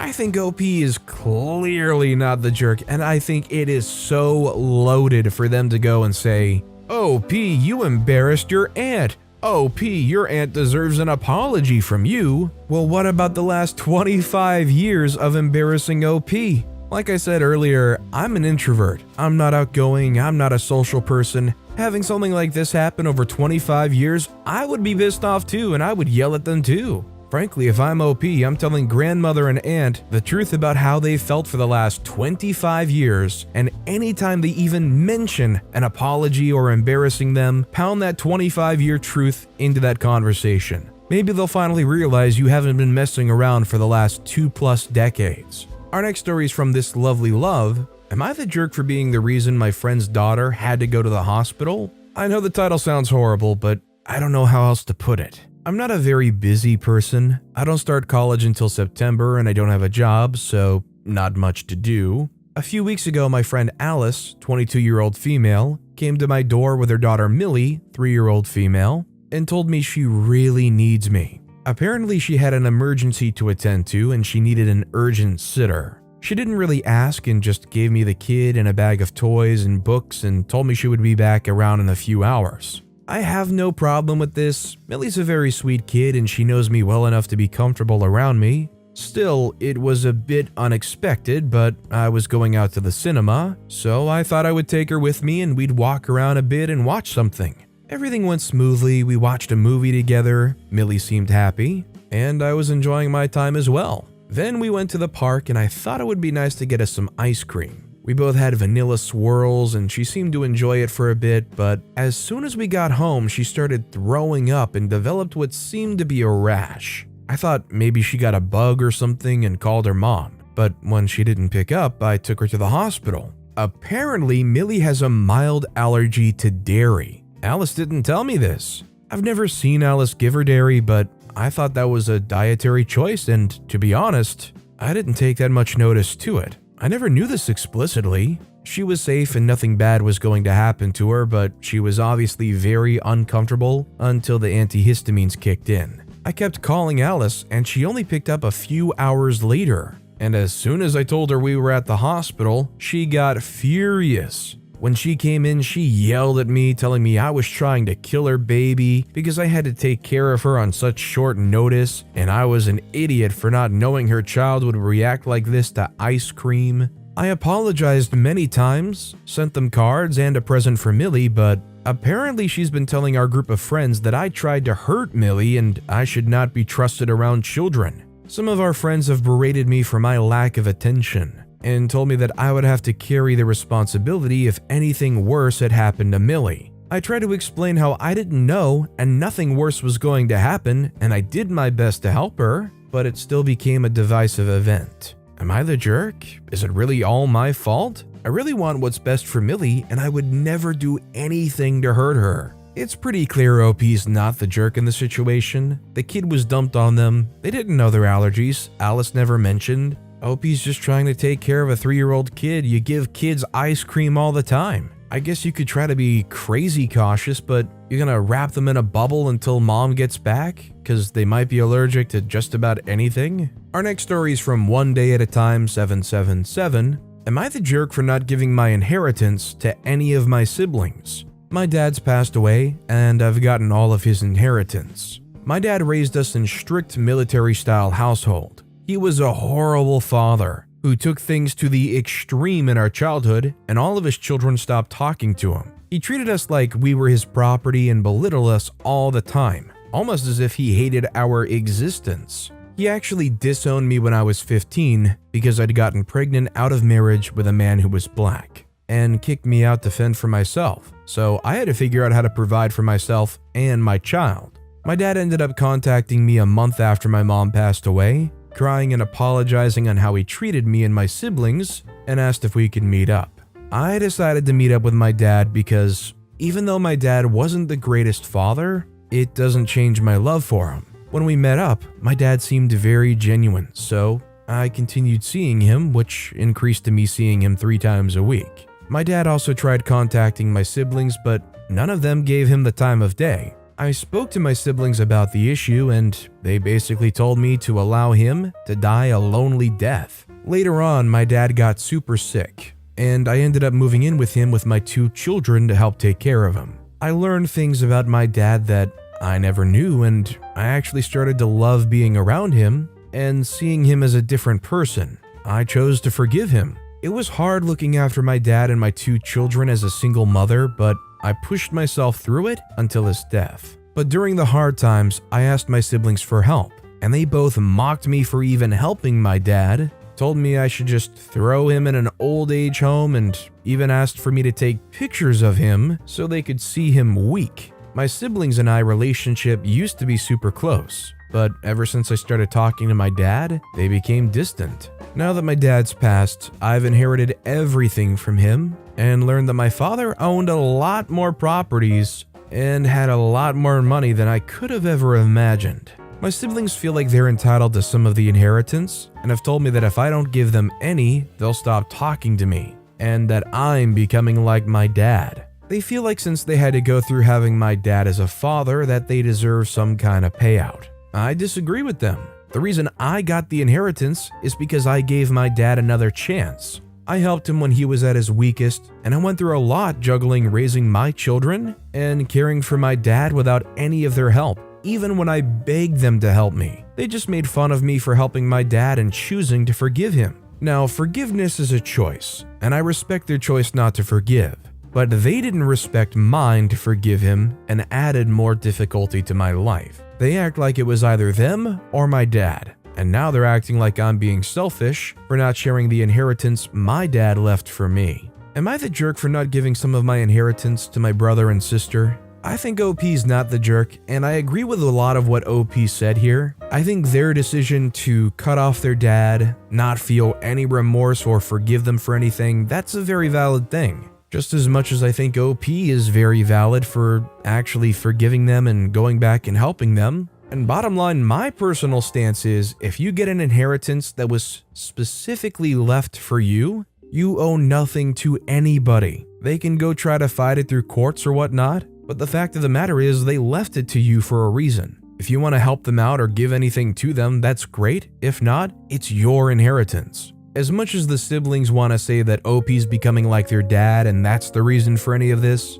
I think the real reason is money brings out the worst in people. They feel remotely attached to some of that wealth and they want a piece of it, and they're going to make you feel bad and hopefully trick you into giving some up. Our next story is from AITA Throwaway 7101. Am I the jerk for telling my sister she knows full well why our dad didn't offer to contribute to her wedding? My 33-year-old female, dad's told us, me and my siblings before, that he'll contribute a certain amount for our weddings. We don't have to take it, but he'll offer it, and anything more is up to the person getting married to sort out. Dad contributed to my wedding in 2019, as well as my half-sister's a few months ago. My sister Jane, 30-year-old female, she's kind and smart, but also the type of person who's shy and timid around strangers, but can be really hot-headed around people she knows. Jane does tend to be a little selfish at times and holds on to small things. For example, she let go of a really excellent guy she was dating in the past because of some petty things that could have been solved. I'm not saying this to be mean, by the way. She can be kind and caring, but these are the full facts of the situation, and our parents also know of her nature. Jane is engaged to Jack, 35-year-old male, who she's been with for the past couple of years. They've sort of been on and off, and it does seem like the engagement is a bit for show. Now, Dad has said that he won't be contributing to Jane and Jack's wedding because of Jane's nature and their unstable relationship, and he doesn't want his money to go to loss. Jane has said before that she and Jack can fund the wedding themselves, so they won't need Dad's contribution. Jane's into the wedding planning stage, and as stated, Dad didn't offer her monetary. She got upset that he didn't offer, so I told her that she said that they wouldn't need it anyway. Jane replied that they wouldn't, but she thought he'd still ask because he did for us, me and half-sister. She made an unnecessarily big deal about it, so I told her she knows full well why Dad didn't offer, and she's being petty as per usual. Jane got really mad and now blocked me on social media and isn't picking up my calls and messages. Our mom said I went too far. I don't think so because they weren't going to take the money anyway, but was I the jerk? I think OP was the jerk here because I feel like this whole thing was just unnecessary to say. Even if you feel like it is the absolute truth, you don't need to go and tell them, well, you know why Dad wouldn't give you the money, right? Is that ever going to resolve in a good, peaceful situation? I don't think so, and it just doesn't need to be said. Considering she's getting married to this person, how about just trying to support them and hoping that things work out for them? And our final story of the day is from Harry Disaster 20.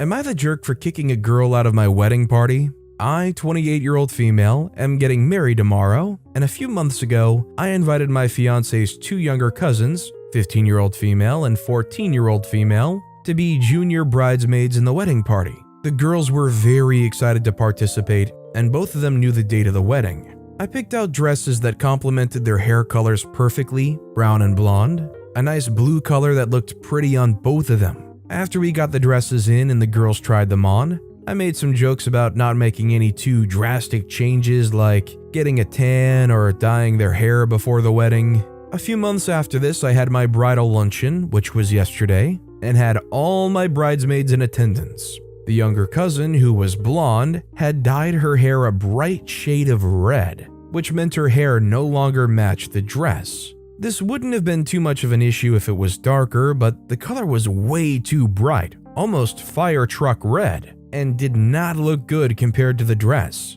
She was drawing attention away from all the other bridesmaids and myself and stuck out immensely in pictures. I was very upset by this, as she knew the wedding was approaching, and that if she made any drastic changes like that, she wouldn't have matched the rest of the bridesmaids. After the luncheon, I pulled her aside and asked her to step down as a bridesmaid because her hair was way too bright and would distract from everyone else at the wedding. She got upset and started crying, running off without saying another word. I got a very angry text from her mother later that day, saying that I shouldn't have made as big a deal as I had, and that she could have just worn a wig or something. Am I the jerk here? I think OP is definitely a jerk. I understand wanting to have the perfect wedding and you want all the attention to be on you, justifiably so. But I think this is way too much of an overreaction over a 15 or 14-year-old girl that went and dyed their hair. Their hair might stand out, it might not match the color of the dress, but I don't think it matters. I don't think you should care. And kicking them out over having dyed their hair a color they wanted, I think is a definite jerk move. Welcome friends to another r/am I the jerk here video. Would you be the jerk for filing a police report on your parents? We'll find out, but first a story from Yogmoft. Am I the jerk because I want my wife to drink my tea less? So like any family, we drink more than just water. My wife buys Crystal Light to put in all her water, buys those sugar-free carbonated ice drinks, currently has 2 Olipop sodas in the fridge, and some ginger ale. I don't like carbonated drinks, so I really just stick to water and tea. We buy liter bottles of a few Japanese tea drinks, as well as, when I can find it, a milk tea drink that's a relatively rare find. This is my favorite treat drink. My wife has full reign of all the other drinks in the fridge, including my tea, but she gets very mad at me when I ask her to save the milk tea for me, though I'm not really enforcing any kind of hard rule, and I always let her have a few sips when I get a glass if she doesn't have one as well. Today when I got home, I could see she had a glass of it. She left it on the counter. And then just now she asked me to get her another glass of it. I said she's drinking more of it than I am, and she absolutely raked me over the coals for it, calling me selfish and a brat, that she likes it too, and that I can't have it all to myself. I feel like she has all these drinks and I really only have the teas. and one that we can't stock with any kind of frequency is my favorite soft drink. She had already drank about 2 to 3 times more of the tea in the carton than I have. Am I being unreasonable about this, or should she be more receptive to my requests? I think if you want to try to come to an agreement where you go 50-50, I think that makes sense. But for you to say, oh, it's my favorite, so don't drink it. This is mine. Well, frankly, that's honestly just kind of selfish. Do you think it's fair to lay dibs to something that's your absolute favorite when the other side does like it? It might not be their favorite, but they do want some? Let me know what you guys think down in the comments.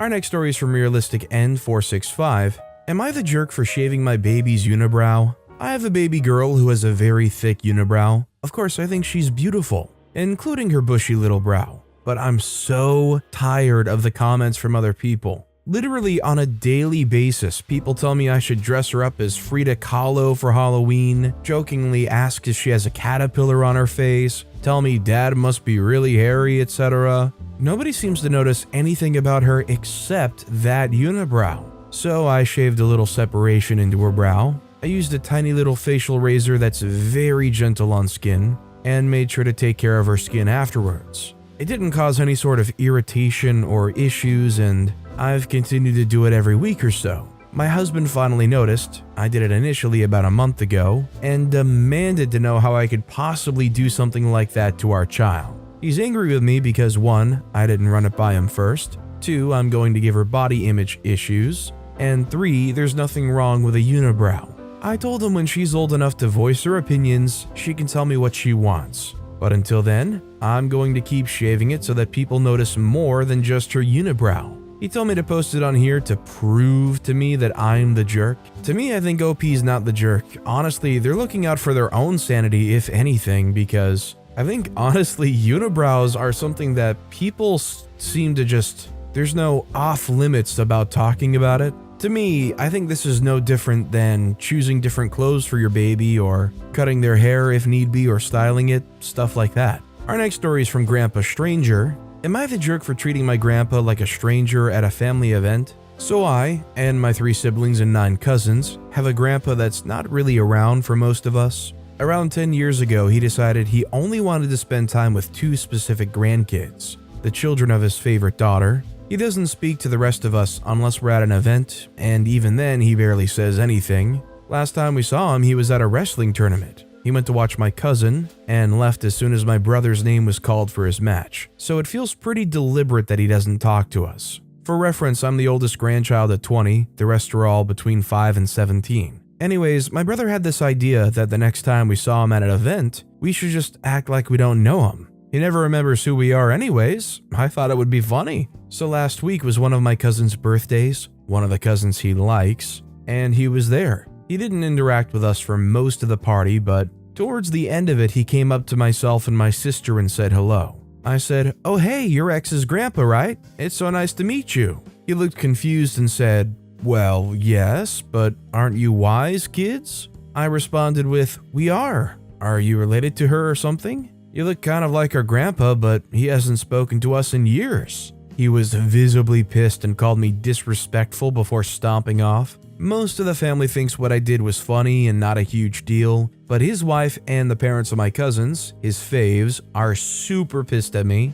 His wife told me this will ensure he never speaks to us again. Fine by me. I don't really care that he's mad at me, but was this a really big jerk thing to do? I thought it was pretty tame as far as jokes go, but clearly people disagree with me. I think OP's not the jerk. I put myself in OP situation, and this is a family member who didn't care about me, didn't come to visit me, chose to only spend time with his special favorites. Well then, to me, that person might as well be a stranger. You might as well treat them like a stranger. By the way, if you're enjoying these stories, make sure to hit those like and subscribe buttons down below so you never miss any of my daily videos. Every single video has awesome stories like our next story from Keybar9915. Am I the jerk for telling my son that being a nerd doesn't mean that he's superior to anyone, especially his little sister? I have 2 kids, Jake and Jamie. Jake is 16-year-old male and big into, "The media I like is my entire personality, and I'm better than you because I like those things,"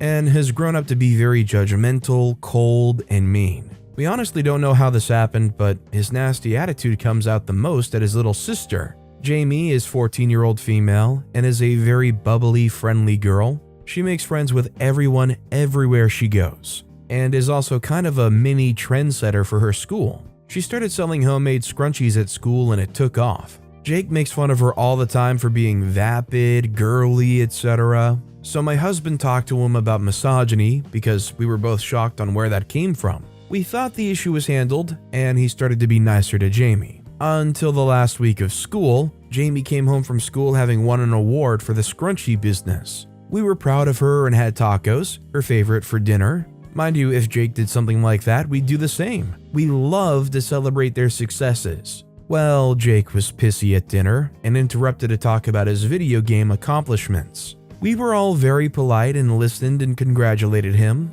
He looked at his sister and was like, "And I did that myself without having to make everyone else hear about it all the time and dressing up like a pick-me to get everyone's attention." I just looked at my husband, then Jake, and said, "Being a nerd doesn't make you superior to anyone in this family, Jake. You can like video games and still be a nice person to your family, especially your little sister. Quit acting like a little snot." He got red in the face and took his little tantrum upstairs to his room. Since then, he's barely talked to anyone and just holes up in his room playing games all day. My husband did tell me that I shouldn't have said that because it's going to pit them against each other more, even though Jamie doesn't get why her brother treats her like this. Am I the jerk?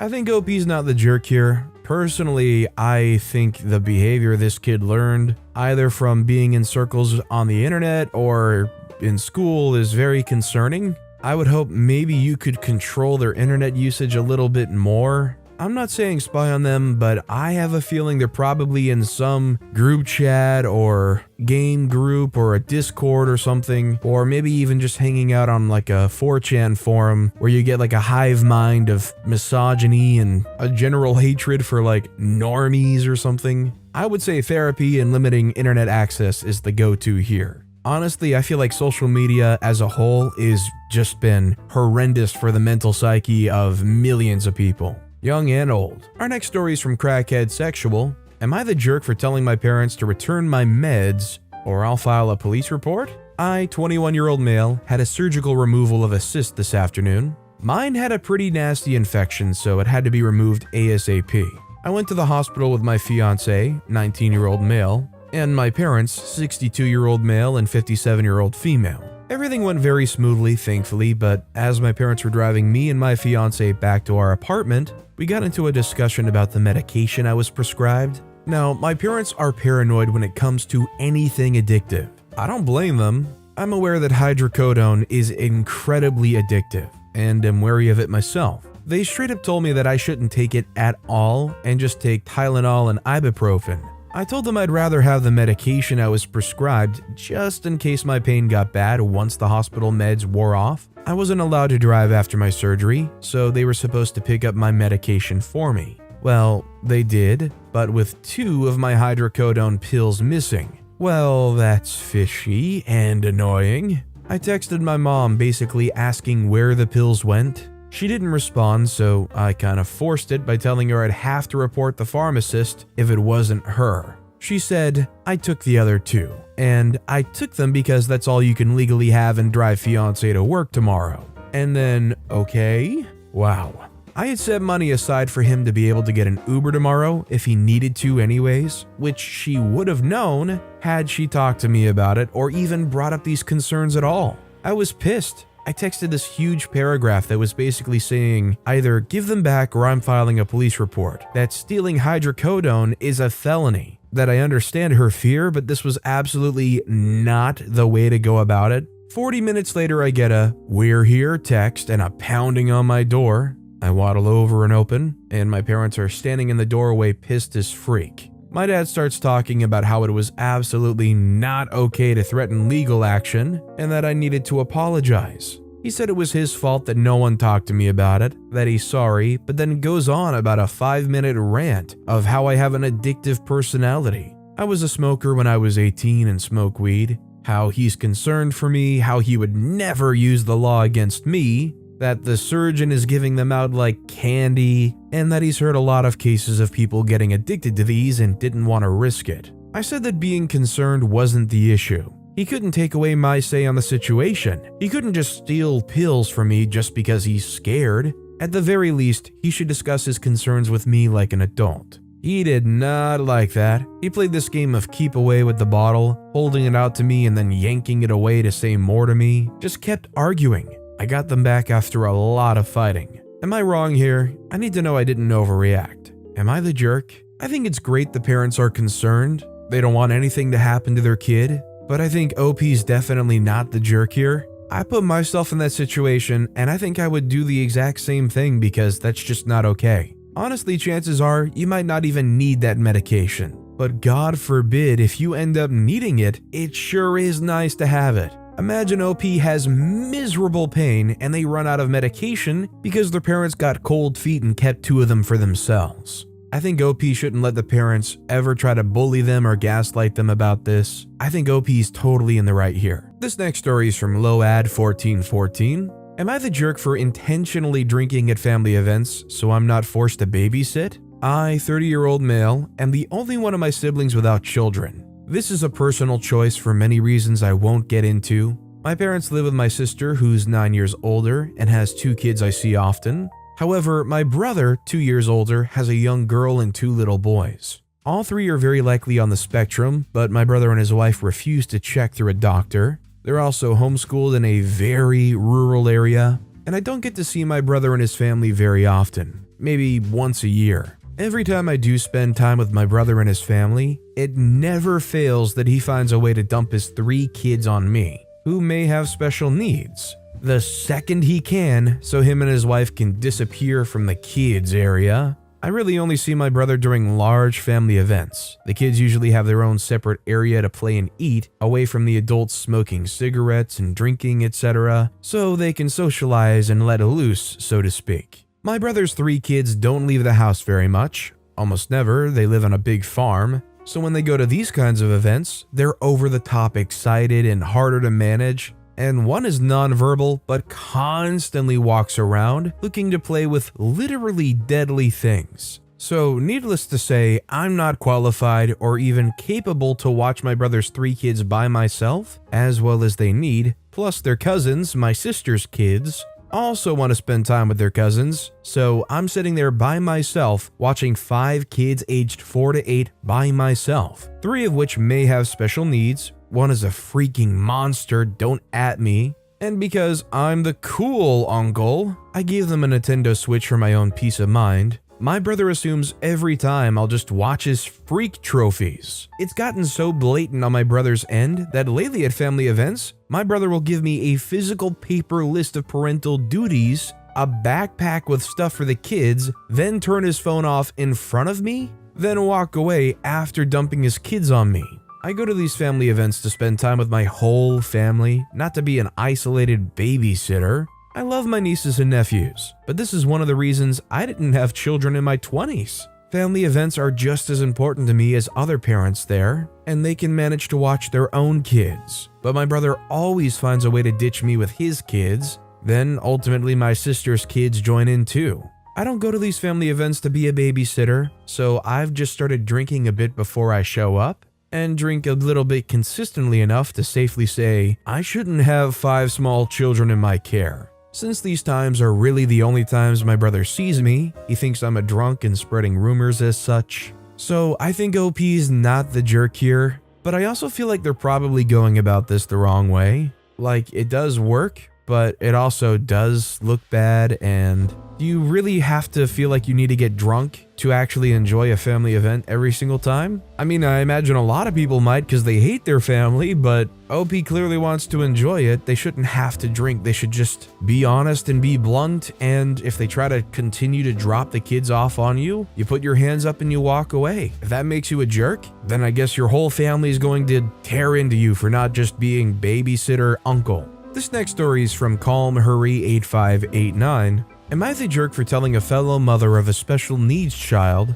that my daughter is not responsible for her child? I have 2 children who we'll call Maria, 14-year-old female, and David, 7-year-old male. David's on the autism spectrum. He's non-vocal and requires a fair bit of specialized care. Since his birth, Maria's had to take on a partial caring role for David for a variety of reasons. I make sure that this is not to an extent where she's taking care of him, however, just enough so that she can help out while not losing on her own life and experiences as a child. Unfortunately, this doesn't always work out as intended, and sometimes Maria does have to step up when I and my husband fail. But I always make sure to make it up to her and reward her for the time she helps us out, like I normally would a paid caretaker. This summer, I enrolled Maria in a summer art program. She'd been looking forward to it for months and was ecstatic on the first day. This enthusiasm quickly turned sour, and she stopped wanting to go after only the first 2 weeks. This was because Maria was essentially assigned to watch over a girl we'll call Helen. Helen is a girl who is also on the autism spectrum. I know Helen's mother personally, and when she learned that her daughter and mine were going to be in the same art classes over the summer, she asked the organizers personally to essentially assign Maria to be Helen's mandatory friend over the summer. Over the first 2 weeks, Maria was essentially burdened with Helen. She spent a good chunk of the class time helping Helen out with her own projects instead of being able to work on her own. She also at one point had to help one of the teachers out when Helen began to have an anxiety attack and did not get to do any art the entire day. When I learned of this, I was livid. I contacted the organizers of the art program and went off, demanding my money back and threatening to report them for having a student, and a minor at that, responsible for the care of a special needs child. They let it slip to me that Helen's mother told them that I and her were close friends, which is not the case. I called Helen's mother up as well and went off, demanding to know where she got the nerve to ruin my child's own experience and treat her like a caretaker for her own child. She claimed that Helen wanted to do the art program, but she was afraid that she wouldn't be able to do it alone. That Maria had experience with special needs children and that she felt safe with her being next to Helen's side. She then yelled at me, called me a heartless jerk, and said that I should know where she was coming from. I got my money back Monday, and I'm looking into private art tutoring options for Maria. When my husband learned what happened, he lost it. Said I should be understanding of Helen's mother considering our own situation, so now I'm second guessing myself. I think OP's definitely not the jerk here. While in both situations you could say, yeah, they're helping out somebody that's on the spectrum, it's not even remotely the same thing. This is something that OP's daughter is going to for their fun for summer. I'm sorry, but they have no personal tie to Helen. They have no responsibility for Helen, and it is just not fair to Maria to try to saddle them with taking care of Helen because they have experience. I think it's just a ridiculous notion. I mean, I feel bad for Helen, but it's not Maria's responsibility, and definitely not at the cost of their experience.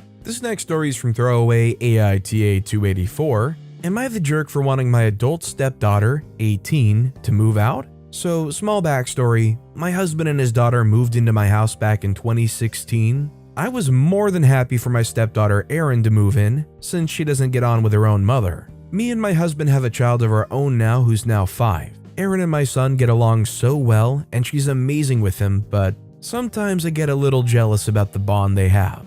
My son will only want to be hugged by her or spend his time with her. He even stopped wanting me to read him a story at night and says he likes the way Erin does it better. I admit this makes me jealous, but it's not the reason I want her out, like my husband keeps thinking is the reason. We recently found out we're having another child, and since our home only has 3 bedrooms, there just won't be enough room. I want to turn Erin's room into a nursery room. Since it's my house, I thought my husband would understand that I want my room back, as I was nice enough to let her stay here for 6 years. She's 18 now and legally an adult, so I don't feel any guilt about asking her to leave. Her college doesn't have any accommodation, so she lives here while at college, so I understand it would be difficult for her to find a place to stay. She could even move back in with her own mother while she looks for a place. My husband is mad at my decision and is calling me a jerk and saying if she goes, then he goes too. I don't want to lose him too, but I feel like this is my decision, not his. I've not told Erin about this yet, but I'm planning to soon so I can get on with decorating before I physically can't. I'm worried she'll think I'm a jerk too since I still want a relationship with her. So please help me. Am I the jerk? It's so nice that OP, out of the kindness of their heart, let a 12-year-old stay in their house for the next 6 years. OP wasn't like those cruel-hearted people that kick their kids out at 12, and I don't really understand why OP felt the need to include a paragraph about how they're jealous of her, other than like trying to justify kicking them out because you're jealous of her. I don't know. It sounds to me like despite living there from 12 years old and over the course of 6 years, that you never really developed any kind of relationship, and honestly you don't really care that much about her, because most parents, if they cared, wouldn't kick their kid out even at 18, especially while they're attending college and they literally probably cannot afford anywhere else. Our next story is from TA Wife Work 35. Am I the jerk for telling my wife she needs to find another job? Me, 26-year-old male, and my wife, 24-year-old female, have been married for 4 years. During those 4 years, she had the same job, which requires her to be away Friday to Sunday, so she leaves early on Friday and returns about 4 or 5 p.m. on Sunday. Occasionally, it would be leaving on Saturday and returning Sunday. She also has to work some of the school and public holidays. I work full-time and get just a bit above minimum wage in tips, so our bills are split 60 her and 40 me. While I find myself struggling with money and having to borrow from the joint bank account, my wife has never had this problem. I know she's getting paid more than I do, as she works for a high-profile client, but I'm not sure by how much more. She also wouldn't tell me exactly what she's doing. All I know is that it's connected to her degree, and it's 100% not a sex work or nothing in that industry. The reason why she won't tell me is because she signed the contract, and it's highly confidential, so she's not allowed to go into details. She does chores around the house but doesn't cook. She admits herself she's a bad cook and hates it. Instead, she would order either those pre-made healthy meals you then heat up for herself or takeaway. When I'm home and she hasn't ordered, she'll order for me too. So most of the day while I'm working, she's either in our house chilling, watching TV, playing video games, reading or exercising, or shopping or in the gym. Over the years, I got annoyed with this and I've asked her to find another job so she has something to do while I'm working instead of wasting her day. She told me she is not wasting her day but relaxing, and her job pays her enough so she can afford the lifestyle she wants. I said it's not fair on me as I come home tired while she's done nothing all day, to which she said I can find another job or a different job, but I'm a jerk for wanting her to find another job, because I feel tired when coming back from my work when she already has a job she loves. After, she won't talk to me. I've spoken to my family, and while my parents agree with me that she needs to work, my sisters took my wife's side and called me a massive jerk. I would agree with the sisters. I think it's just unreasonable to ever expect anybody to just give up a job that they love and a job that pays them well. If their schedule they have because of the work they do is something that is just not functional for OP, then I think this is an OP problem and maybe a relationship issue stemming from OP's side. Because clearly the wife loves their work and they have no issues. It might just be an incompatibility thing, but to sit there and insist that she needs to get a different job or quit because it makes you upset, I don't think it's reasonable, and I think it makes OP the jerk. Honestly, it sounds to me like OP's just upset that they're not working a job that leaves them as miserable as OP does, so they're expecting their wife to quit and find one that does. No, sorry. And our final story of the day is from Green Toad. Am I the jerk for asking my girlfriend to not embarrass herself by bringing up shameful stuff at a dinner party with my company's CEO? My girlfriend had a kind of rough upbringing, and now she turned out really successful. She's also probably the most self-confident and self-assured person I know, which I really admire, but just once in a while she says stuff that's socially uncomfortable. For example, we were going to a dinner and my friend kept apologizing for her messy car. My girlfriend said, "Girl, I grew up in a hoarder house and I'm in the middle of shoveling crap out of that house. There's nothing on earth that could disgust me anymore." And while that's true, it was kind of an uncomfortable overshare. Another time, her coworker was talking about how their kid was really shy and she didn't know how to help. My girlfriend was like, "Give her time, I'm sure she'll grow into herself." I didn't talk to anyone in school. Literally, I had no friends, if you'll believe it. One last time, my girlfriend and I were at a networking event, and one of my coworkers joked about how my girlfriend should enjoy grabbing thirds of food when she's young because she can't eat like that forever. Without missing a beat, she said, Oh, I don't think about food restriction like that anymore. It's an eating disorder trigger. Anyway, I'm trying to bulk up. Anyway, we had a big argument about it. We were invited to a dinner at my company's CEO's house this coming weekend, along with a few peers. I asked her not to share anything uncomfortable there. She asked what I meant, and I gave her the same examples. I told her that kind of shamelessness about stuff most people find shameful is awkward. She was like, but it's not really shameful, like I got over that self-hating crap. And renovating and flipping a house? So many of your coworkers talk about that. I said it wasn't the house flipping. It was the fact that it was her family home and it was a hoarder house. And it was weird to shamelessly talk about having no friends and an eating disorder. She was like, that stuff's in the past. Why would I be insecure now? I got exasperated and asked her to just not share stuff that most people would be embarrassed to say at the dinner. And she got angry and said that it sounded like I thought her whole life is embarrassing, so she should shut up.